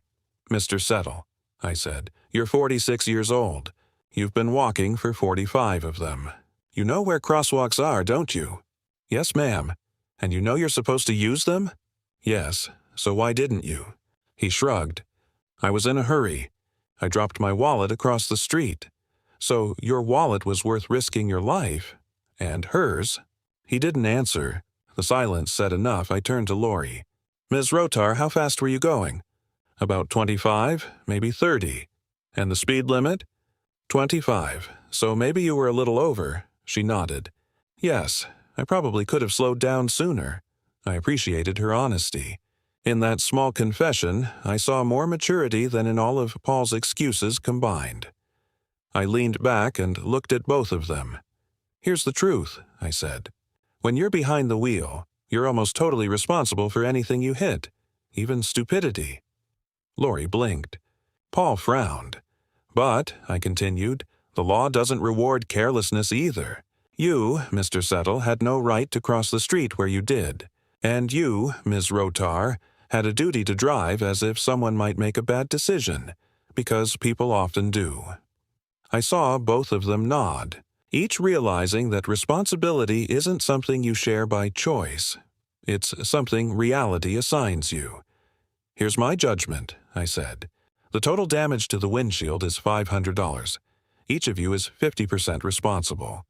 You will each bear half the cost, $250 each." Paul opened his mouth to argue. "Your Honor, that's not fair." "Stop," I interrupted. "You want fairness? Fairness would be you paying for her entire windshield. This is mercy." He closed his mouth. Lori gave a small, grateful smile. After they left, I sat for a while thinking about how often people confuse being right with being careful. Lori had youth on her, sighed. But youth isn't an excuse to be reckless. Paul had age on his. But age isn't an excuse to stop using wisdom. Between the two of them stood the truth. That common sense is the first law every citizen should obey. If you were Lori, would you have seen him in time? Would you have slowed down or trusted the green light more than your instincts? And if you were Paul, would you have crossed that street knowing the odds were against you? Every day, we cross intersections between what's right and what's convenient. Sometimes we get lucky, sometimes we don't. The law can fix glass, but it can't fix pride. That day, two people learned that wisdom isn't about who was right. It's about who could have been smarter. And as the courtroom emptied, I found myself whispering the same thing I say too often. Common sense. It's free. So why do so many people refuse to use it? Some cases start with betrayal. Some begin with lies. But this one began with trust and ended with a scar on a child's arm. That morning, I remember the courtroom being unusually tense. A mother sat on one side, her hands wrapped tightly around a folder of medical papers. Beside her, a boy no older than 9, sitting quietly, his small arm covered by a sleeve that reached too far. Across from them sat an older man, polite, quiet, but carrying the weary arrogance of someone who believed accidents just happen. Teresa Benson versus Edward Borkes, I read aloud. Plaintiff is suing for $158 for medical bills after her son was bitten by the defendant's dog. Sometimes a case is about money, but sometimes it's about the lesson that money can never pay for. Teresa Benson, 32, a mother of 2, recently divorced, raising her kids mostly on her own. She worked nights as a hospital clerk, and on weekends her children would visit their father, Aaron, her son, 9 years old. Quiet, polite, the kind of child who still believes adults will always protect him. Edward Borkes, 69, a retired handyman, and the father of Teresa's ex-husband's new girlfriend. He lived just a few blocks away. He owned a house, a yard, and a dog named Rex. When Teresa's ex-husband took Aaron over to visit, she assumed he'd be safe, because that's what adults do, right? They keep children safe, until one day, one didn't. It was a Sunday afternoon. Aaron went to visit his dad. While there, he was sent to return a tool to Mr. Borkes's house. The boy stepped through the open gate, called out a greeting, and then it happened. A blur of brown fur. A bark, a scream. Rex lunged and bit Aaron on the arm. The skin broke. The boy cried and ran. His shirt was torn, his arm bleeding. Edward came out, panicked. He washed the wound, poured peroxide, and told him, "It's just a scratch. Don't tell your mother." But mothers always know. When Teresa saw the bite mark that night, her face turned pale. She took him straight to the hospital. The bill came to $149. The fear, much more.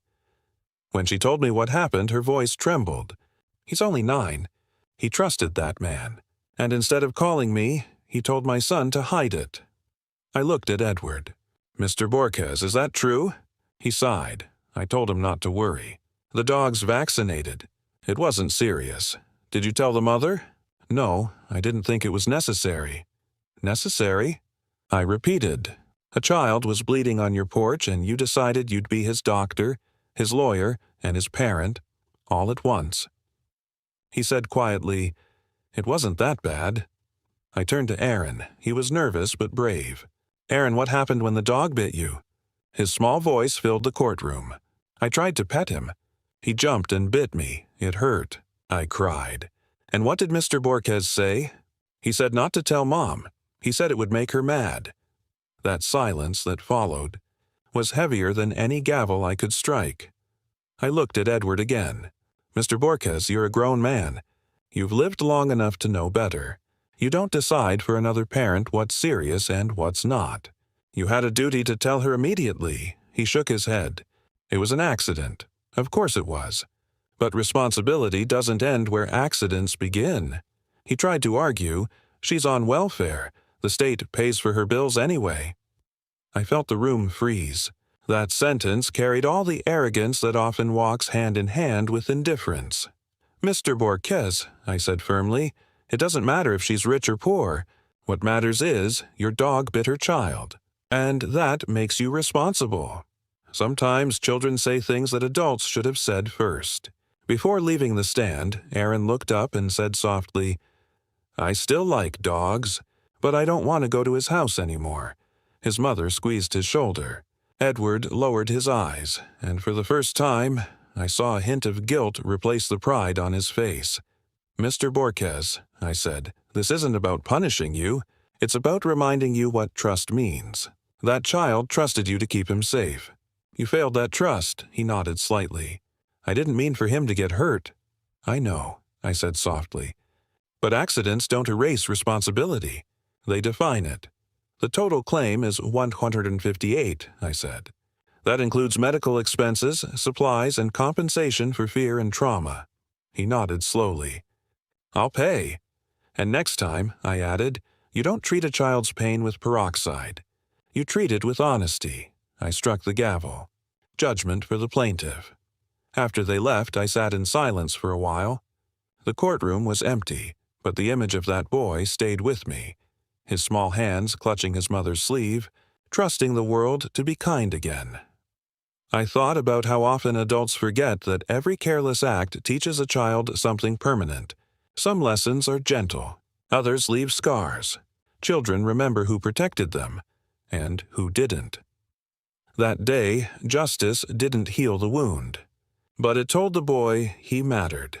And sometimes, that's enough. If you were Teresa, would you forgive the man who told your son to hide his pain? If you were Edward, would you still think it wasn't that bad, after seeing that fear in a mother's eyes? We live in a world where people say accidents happen, but responsibility, real responsibility, means owning the pain you cause, even when you didn't mean to. You can't measure fear in dollars, but you can honor it with justice. That day, justice didn't roar. It whispered, quietly but firmly, that being human means being accountable. There are cases that come with noise, arguments, accusations, excuses. And there are others that come with silence, the kind that follows a storm. That morning, when I opened the file, I already sensed what kind of case this was going to be. Leilani Combs versus Natalia Kachura, I read aloud. Plaintiff is suing for physical assault and emotional trauma. The plaintiff, a young woman, sat nervously, her son beside her, barely 3 years old, clutching a small stuffed bear. Across from her sat the defendant, a woman in her mid-20s with eyes cold, guarded, but trembling beneath the surface. I looked at both of them and thought, this wasn't just another argument between women. This was a collision between pain, anger, and fear. Leilani Combs, 21 years old, a college student, part-time worker, and single mother. Her son, Jacob, was everything she had left after a failed relationship. Natalia Kachura, 25. A friend she met through mutual acquaintances. They weren't close, but they shared long talks, cigarettes, and the kind of fragile connection that loneliness often mistakes for friendship. It began with kindness. Leilani would stop by Natalia's apartment to use her phone, sometimes bringing Jacob along. But friendship turned sour, and one afternoon, anger replaced empathy. "Ms. Combs," I said, "tell me what happened." Her voice shook as she began. I went to her apartment to use the phone. We were fine at first. Then she started yelling, saying I was gossiping about her. Before I knew it, she pulled my hair, put me in a headlock, and started hitting me. I could see her hands trembling as she spoke. My son was there, Your Honor. He was screaming, trying to pull her off me. I turned to the little boy sitting in the front row. He was hugging his toy tighter now. I didn't need to ask him anything. His silence said it all. I turned to Natalia. "Ms. Kachura, did this happen?" Her jaw tightened. "There was a fight, yes. But she started it. Did you hit her?" She hesitated. "I defended myself." The courtroom grew quiet. You could feel the tension pressing on everyone's chest. "Ms. Kachura," I said slowly, "this isn't a playground argument. This was a violent attack in front of a child. Do you understand that?" She said nothing. I continued. "You put your hands on another person, in front of her 3-year-old son, and you call that defense?" Her eyes flickered, not with guilt, but with something else. The fear of realizing she had no control left to claim. Leilani wiped her eyes and said softly, "My son keeps asking, 'Mommy, is that lady coming back?' He wakes up at night crying. He says he saw her hurt me." Her voice broke. "I don't know how to make him feel safe again." I nodded slowly. Children remember what adults try to forget. They don't forget violence. They absorb it. I turned to Natalia. "Do you have anything to say?" She stared down at the table. "I'd like to speak to an attorney." And just like that, the wall came up, and the silence filled the room again. When someone invokes their right to counsel, I stop pressing. But that silence often says more than any confession. I looked at her, a young woman so consumed by pride she couldn't even apologize. Then I looked at Leilani, a mother trying to hold herself together in front of her son. In that moment, I realized this case wasn't about punishment.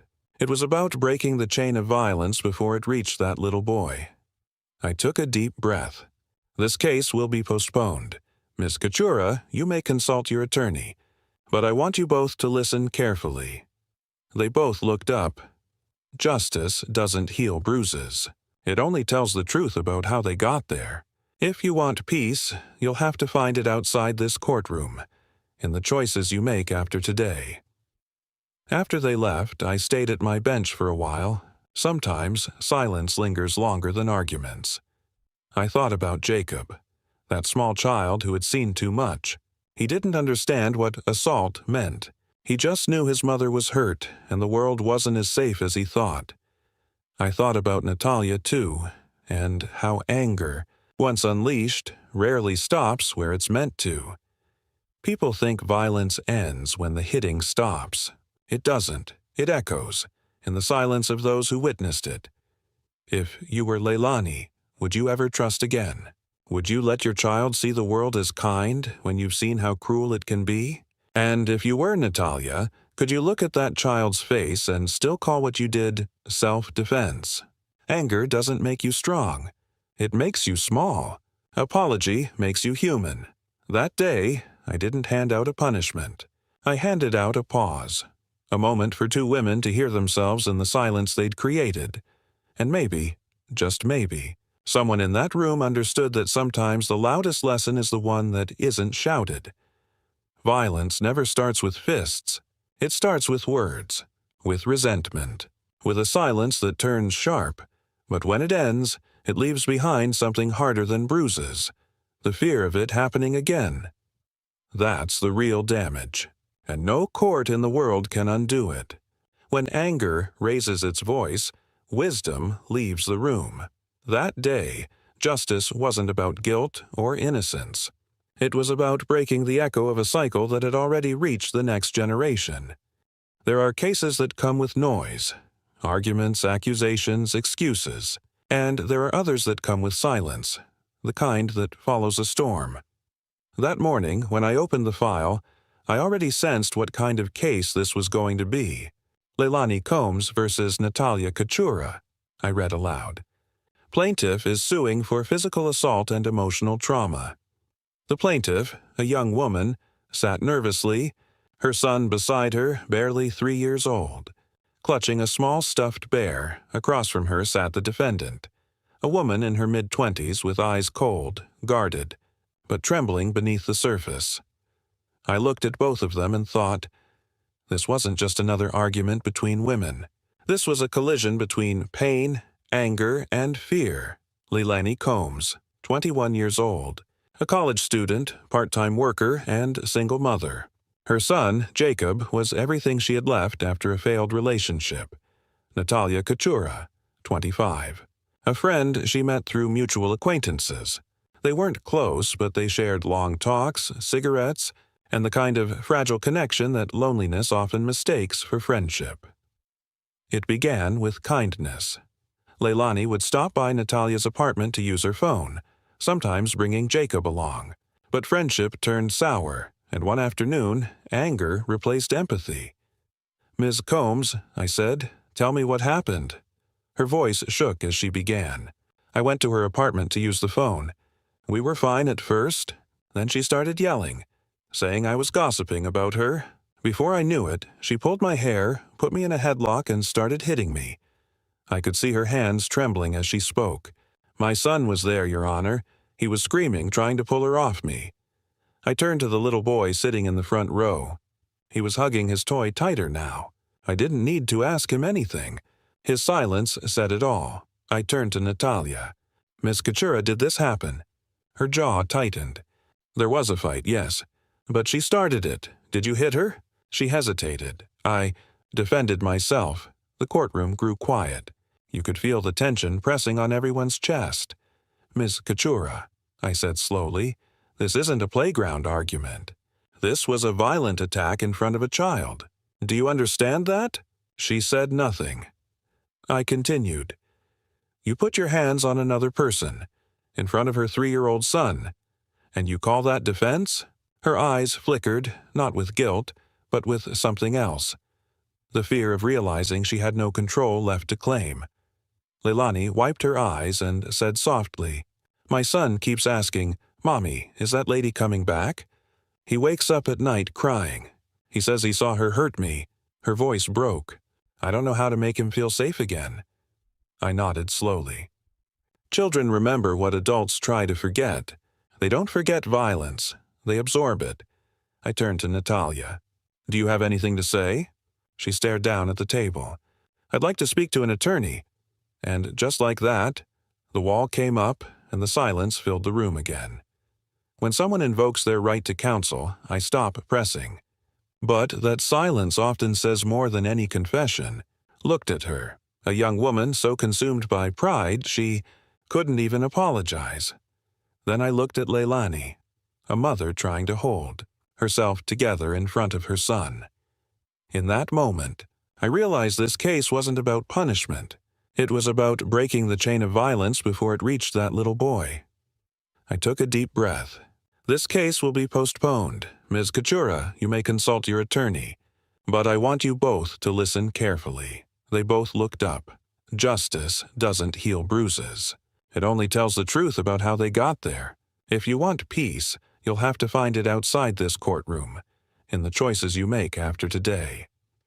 After they left, I stayed at my bench for a while. Sometimes silence lingers longer than arguments. I thought about Jacob, that small child who had seen too much. He didn't understand what assault meant. He just knew his mother was hurt and the world wasn't as safe as he thought. I thought about Natalia, too, and how anger, once unleashed, rarely stops where it's meant to. People think violence ends when the hitting stops. It doesn't. It echoes in the silence of those who witnessed it. If you were Leilani, would you ever trust again? Would you let your child see the world as kind when you've seen how cruel it can be? And if you were Natalia, could you look at that child's face and still call what you did self-defense? Anger doesn't make you strong. It makes you small. Apology makes you human. That day, I didn't hand out a punishment.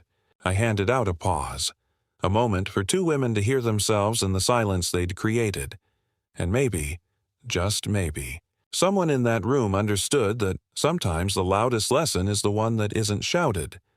Violence never starts with fists. It starts with words, with resentment, with a silence that turns sharp, but when it ends, it leaves behind something harder than bruises, the fear of it happening again. That's the real damage, and no court in the world can undo it. When anger raises its voice, wisdom leaves the room. That day, justice wasn't about guilt or innocence. It was about breaking the echo of a cycle that had already reached the next generation. Some cases begin with betrayal. Some begin with lies. But this one began with friendship. That morning, when the bailiff called the case, two young people walked into my courtroom. They looked too familiar to be strangers, but too bitter to still be friends. Melanie Baker versus David Penny, I read aloud. Plaintiff is suing for $600. Money loaned to help the defendant avoid eviction. She stood straight, her jaw tight. The kind of strength that comes from disappointment, not confidence. He slouched, smirking slightly, the kind of smirk I've seen from people who think charm can rewrite truth. This wasn't about $600. It was about respect and how easily people mistake kindness for weakness. Melanie Baker, 23, an insurance clerk, hardworking, independent, the kind of woman who believed in helping people because she wanted to be helped once, too. David Penny, 25, a bartender, charming, quick-witted, and allergic to responsibility. He had an easy laugh and a short memory, especially when money was involved. They'd been friends for a couple of years. Not lovers, but close. Close enough that she'd answer his call at midnight. Close enough to believe him when he said, "I'll pay you back. I promise." But promises, as I've learned, are cheap when spoken by people who've never paid a debt in their lives. It was a Tuesday night when he called her. She was home eating takeout, half watching TV, when the phone rang. "Mel, it's me. Listen, I need a favor. Just for a few days. I'm behind on rent. My landlord's threatening to evict me. I swear I'll pay you back next paycheck." She hesitated. Not because she didn't trust him, but because she'd heard that same tone before. The voice of someone who knew exactly which strings to pull. But in the end, she said yes. Because that's what good people do. They help. She took $600 from her savings, handed it to him the next morning, and said, "Don't make me regret this." He smiled, hugged her, and said, "You won't. I'm good for it." He wasn't. Weeks passed. No repayment. No calls returned. Then one night Melanie saw David at the bar where he worked, laughing, buying drinks for others. She confronted him. He shrugged. "I'll get you your money." "Chill out." A week later, she learned he had started dating her best friend. When she asked again about the money, he snapped, "You're just mad because I didn't choose you." That was the moment friendship ended, and the lawsuit began. "Ms. Baker," I began, "tell me why you're suing Mr. Penny." She held her ground. I lent him $600 so he wouldn't be evicted. He promised to pay me back. "It's been 6 months." I turned to David. "Mr. Penny, is that true?" He leaned back, smirking. "She's exaggerating. She said she wanted to help. It wasn't a loan. It was a gift." "A gift?" I repeated. "Yes, we were close. She told me not to worry about it." Melanie's voice rose. "That's not true.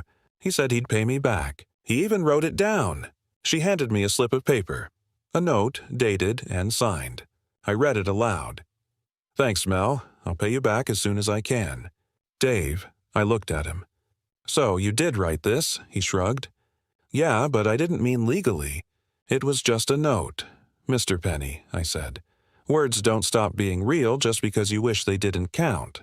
That's not how responsibility works." He laughed nervously. "She's just mad I dated her friend. That's what this is about." I leaned forward. "No, this is about you taking money you didn't earn and pretending it came without strings." He rolled his eyes. "Whatever. That word. Whatever. I've heard it 1,000 times. It's the anthem of people who think maturity is optional. I tapped my pen. You're 25 years old, Mr. Penny. It's time you learned something. When someone saves you from the street, you don't pay them with insults. Ms. Baker, I asked, why did you lend him the money? She hesitated.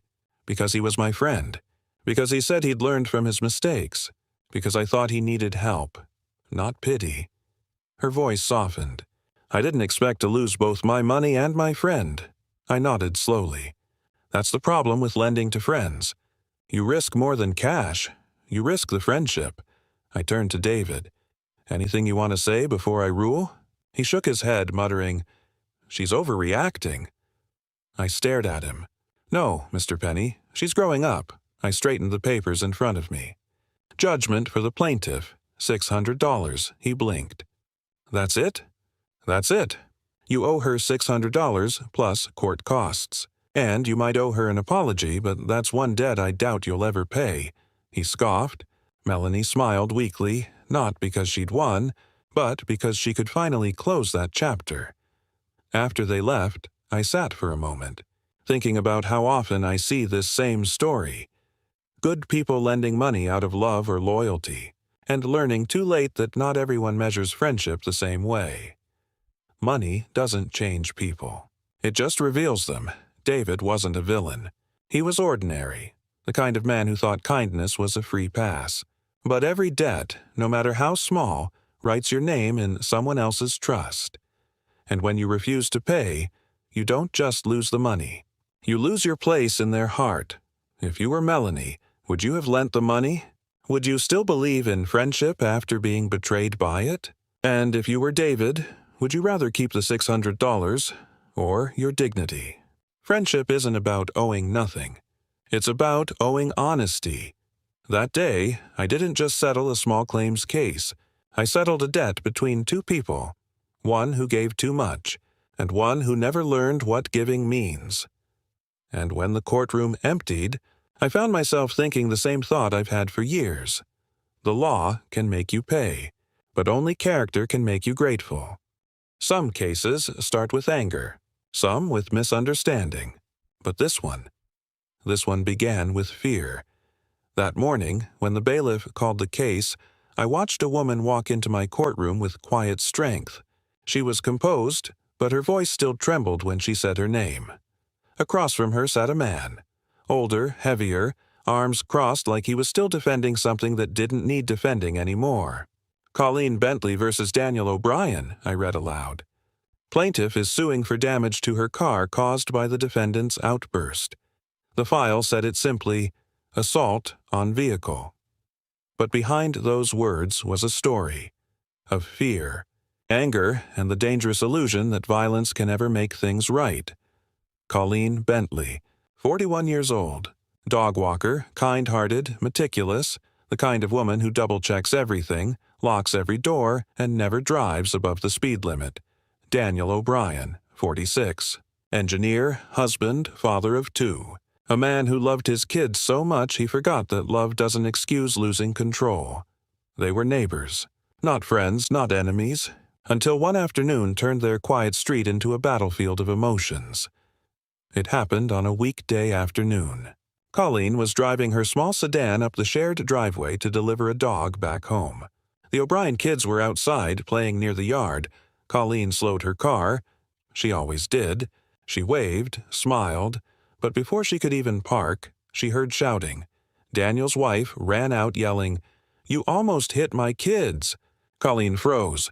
"I wasn't close," she said. "I was driving 5 miles an hour, but the shouting didn't stop." She parked, got out, and before she could speak, Daniel himself came running. Face red, fists clenched, he slammed his hand onto the hood of her car. Twice. The second hit left a dent. "You could have killed them," he shouted. "I was careful," she cried back, but anger doesn't listen. It only echoes itself. When I read the police report, I already knew how this story would go. "Ms. Bentley," I asked, "what damage was done?" She showed me the photos. A handprint-shaped dent on the front hood. Estimated repair, $500. Did you say anything to provoke him? No, Your Honor, I was terrified. He was screaming, red in the face. I thought he might hit me next. I turned to Daniel. Mr. O'Brien, is that true? He hesitated. I hit the car, yes, but I was scared. My kids were playing right there. She came too fast. How fast? Maybe 20, 25 miles an hour. Colleen gasped. That's not true. There's a stop sign at the corner. I slowed down. I looked at Daniel. 25 miles an hour isn't speeding in most places. It's slower than my patience right now. He tried to smile. It didn't work. Mr. O'Brien, I said firmly, I understand fear. Fear makes people do strange things. But fear is not a license to destroy property. He started to protest. I was protecting my kids. I cut him off. You protect your kids by teaching them safety, not by breaking things when you panic. He lowered his eyes. And for the first time, I saw not anger, but shame. I asked him, Did your wife ever tell you to calm down? He nodded. She tried. I didn't listen. Why not? He sighed. I thought I was right. There it was. The real truth. Not fear, not protection. Pride. Fear often comes with love. Pride comes with ego. And when they meet, they make people justify anything, even violence. I turned to Colleen. You didn't fight back? No, Your Honor. I got back in my car and called the police. That answer, quiet as it was, carried more strength than Daniel's fists ever could. She continued. I wasn't angry. I was disappointed. I walk his dog sometimes. I thought he knew me. Her voice cracked. He scared me, and he didn't even apologize. Daniel looked down again. You could feel his regret crawling up through the silence. I looked at both of them, and for a moment, I imagined what his children must have seen. Their father shouting, hitting, teaching them that anger is louder than patience. Then I said quietly, Mr. O'Brien, your fear might have been genuine, but your reaction was not justified. Your children were never in danger from Ms. Bentley, but they were in danger of learning from you. He swallowed hard. Judgment for the plaintiff. $500. Then I added, and Mr. O'Brien, pay her the money. But, more importantly, apologize. Not because I said so, but because your kids need to see what accountability looks like. He turned to Colleen and whispered, I'm sorry. She nodded once, and for the first time, the courtroom felt lighter. After they left, I sat for a while, thinking about how easily fear turns into fury. Fear is supposed to protect us, but when it goes unchecked, it becomes the very danger it meant to prevent. Daniel wasn't a bad man. He was just a man who'd let his emotions drive faster than his judgment. And Colleen, she reminded me that courage doesn't always shout. Sometimes it simply stands still and refuses to break. If you were Daniel, would you have done the same? Would you have let fear take the wheel? And if you were Colleen, would you have found forgiveness for the man who turned his panic into pain? Anger feels righteous until you see what it breaks. That day, I didn't just see a dent in a car. I saw a dent in a man's pride, and maybe, just maybe, the start of his redemption. Sometimes justice isn't about punishment. It's about reflection, and the quiet hope that people will do better once they've seen themselves clearly. Some cases are about betrayal. Some are about money. But this one started with grass. It sounds ridiculous, doesn't it? 2 grown men, neighbors, standing in front of me arguing about blades of grass. But it wasn't really about grass. It was about respect, pride, and how quickly small annoyances can grow into something poisonous. David Scully versus Timothy Metcalf, I read aloud. Plaintiff is suing for assault following a dispute between neighbors. Both men stood tall, arms crossed, jaws tight, as if we were about to start round 2 of whatever battle had begun on their lawns. I looked at them and thought, here we go again. Another case where ego mows faster than reason. David Scully, 45 years old. Truck driver, hard-working, direct. The kind of man who says what he means and expects others to do the same.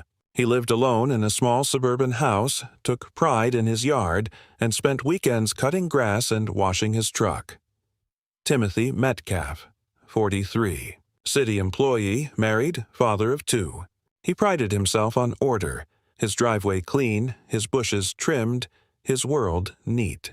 Until one day, someone's grass clippings blew into that world and neatness turned into chaos. It started like this. David mowed his lawn on a windy afternoon. Some grass blew onto Timothy's driveway. That's it.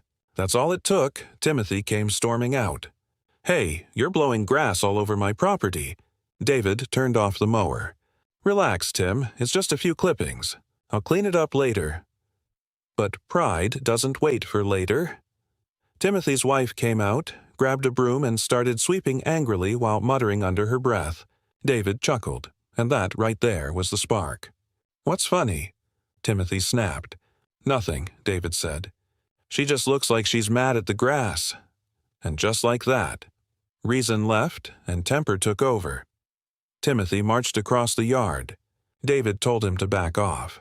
Voices rose, words sharpened, and in an instant, fists replaced words. David said, "He hit me in the head with his phone. I stumbled back. My ear was bleeding," Timothy said. "He mocked my wife. He cursed at her. I lost my temper. I didn't hit him with the phone. I just pushed him.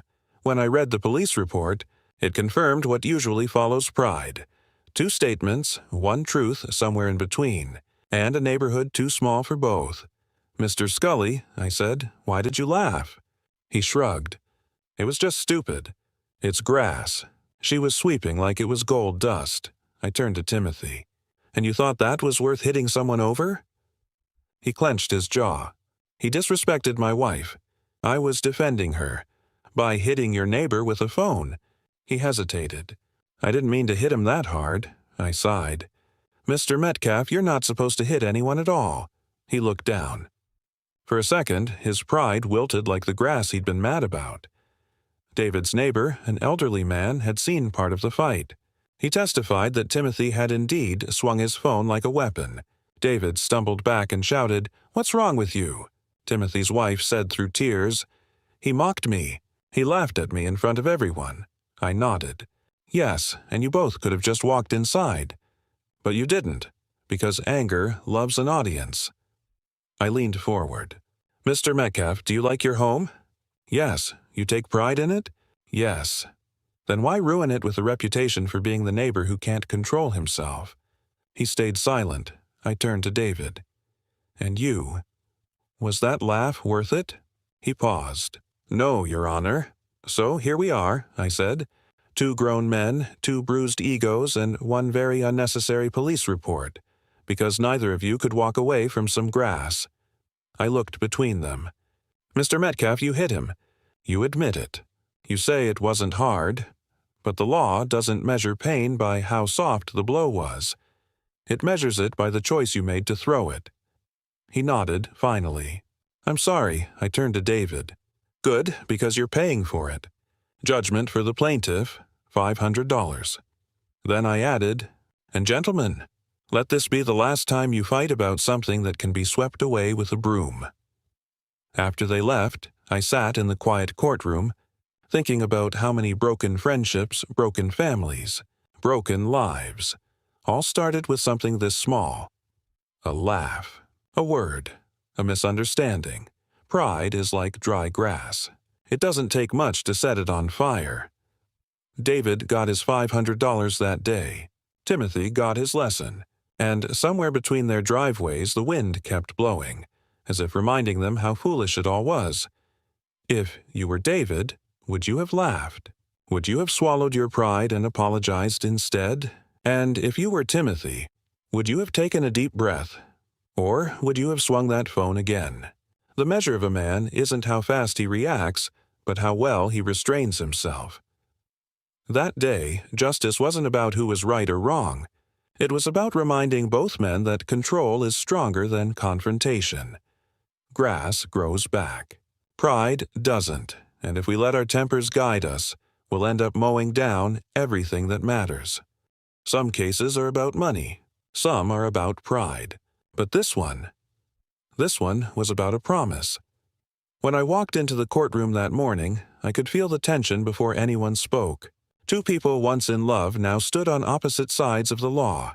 The distance between them measured not by the width of the room, but by the silence of everything they used to say. Lavelle Brewer Jr. versus Felicia Wilson. I read aloud. Plaintiff is suing for the return of an engagement ring, valued at $2,599. A hush fell over the room. It wasn't just a legal case. It was heartbreak under oath. Lavelle Brewer Jr., 31. A software engineer, meticulous, ambitious, and maybe a little too sure that logic could fix everything, even love. Felicia Wilson, 27. A nurse, warm, passionate, and tired of giving more than she got. They met at a church picnic, fell fast, and within 6 months, he proposed with a diamond ring that glittered like the promises they both wanted to believe. But love, as I've learned, shines brightest right before it breaks. At first, they were inseparable. He adored her strength. She admired his stability. They talked about buying a home, raising kids, building a life. But soon, cracks began to show. Lavelle was controlling, always questioning where she went, who she talked to, why she worked late. Felicia said, "He didn't like that I was independent. He wanted to be my everything." Lavelle said, "I just wanted commitment." She wanted freedom. The arguments grew louder, the distance longer, until one day Felicia walked out, and the ring stayed on her hand. "Mr. Brewer," I began, "tell me why you're here." He straightened his tie. "She broke off the engagement, Your Honor. That ring was given on the condition of marriage. She didn't marry me, so I want it back." I turned to Felicia. "Ms. Wilson?" She sighed. "I gave everything to him. My time, my heart, my peace. That ring was a gift. He doesn't get to take that back." I raised an eyebrow. "So you ended the relationship?" "Yes. Why?" Her eyes welled up. He was controlling. He'd call me 20 times a day.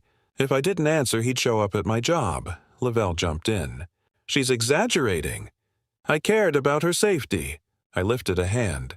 "Stop, this isn't therapy." "It's court." Lavelle handed me a small folder. Inside were letters, love notes, text printouts, and a receipt for the ring. "Proof," he said. She accepted it as an engagement ring. I looked at Felicia. She nodded. "Yes, I accepted it, but I didn't promise forever." "Actually," Lavelle said quietly, "you did." He handed me a card, written in her handwriting. "To the man I'll marry. My heart, my future, my forever." The courtroom fell silent. Felicia closed her eyes. I looked at her gently. "Ms. Wilson, that's a beautiful note. But promises like that don't survive courtrooms. They survive commitment. And you ended that," she shook her head. "You don't understand. He scared me. He tracked my calls. He showed up unannounced. I had to end it." Her voice cracked. "I went to the hospital because of stress. I was diagnosed with bipolar disorder. He didn't help. He made it worse." For a brief moment, the anger in Lavelle's face melted into guilt. "Ms. Wilson," I said softly, "I'm sorry for what you've been through. But this case isn't about feelings. It's about ownership. You ended the engagement, and under the law, the ring returns to the giver." She whispered, "So even after everything, I still have to give it back?" "Yes," I said gently, "because the ring isn't a reward for love. It's a contract for marriage. And when that contract ends, so does the right to keep it." Her tears fell quietly. He looked at her. And for a moment, both of them seemed to forget the courtroom. They were just two people watching the ghost of what could have been. I took a breath. Judgment for the plaintiff. Mr. Brewer will receive $2,599, the value of the engagement ring. I paused, then added softly, "But Mr. Brewer, take this advice. You can get your ring back, but if you don't learn from this, you'll lose something far more valuable next time. Yourself." He nodded. Felicia wiped her tears, and in that fragile silence, justice and heartbreak stood side by side, two things that never truly balance, but must coexist nonetheless. After they left, I sat alone, staring at the empty seats. It's never easy, watching two people who once said forever stand in front of me like strangers. The law is clear. An engagement ring is a conditional gift, given in contemplation of marriage. If that marriage doesn't happen, it must be returned. But clarity doesn't make it easier. Because behind every diamond is a story that once sparkled just as brightly, until someone forgot to take care of it. If you were Lavelle, would you fight for the ring or for closure? And if you were Felicia, would you return it easily or hold on to it as the last piece of what was once love? The law can return a ring, but it can't return what was lost between two people. That day, I didn't just settle a lawsuit. I closed a chapter for two people still standing in the ruins of what they once built together. And as I left the bench, I thought to myself, the heart may break in private, but in my courtroom, it still has to tell the truth. Some cases are about betrayal. Some are about greed. But this one was about a board game, a toy, a piece of cardboard and plastic worth $375. And yet, by the time this case reached my courtroom, that toy had destroyed a friendship that neither side could ever play back again. Marcy James versus Ben Morgan, I read aloud. Plaintiff is suing for the return of a collectible board game and damages for emotional distress. The plaintiff, young, focused, with the intense calm of someone trying hard not to explode.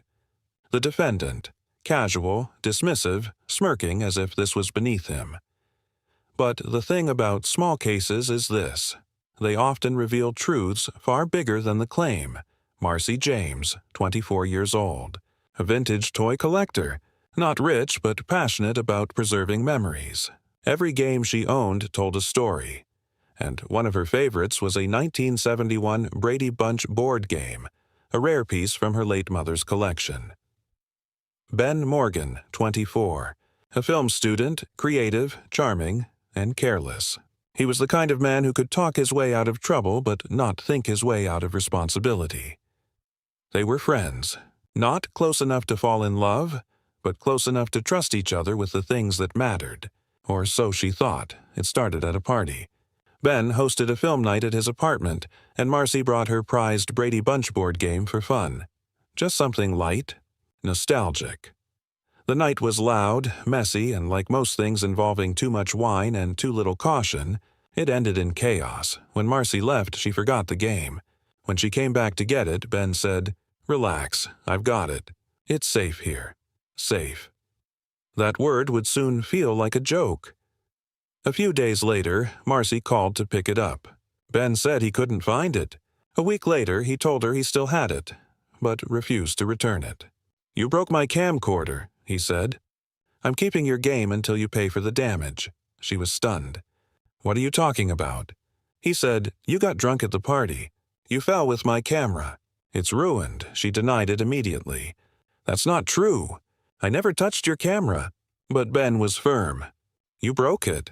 You owe me $400. Your game covers it." When the case came to me, the tension between them was thicker than the air.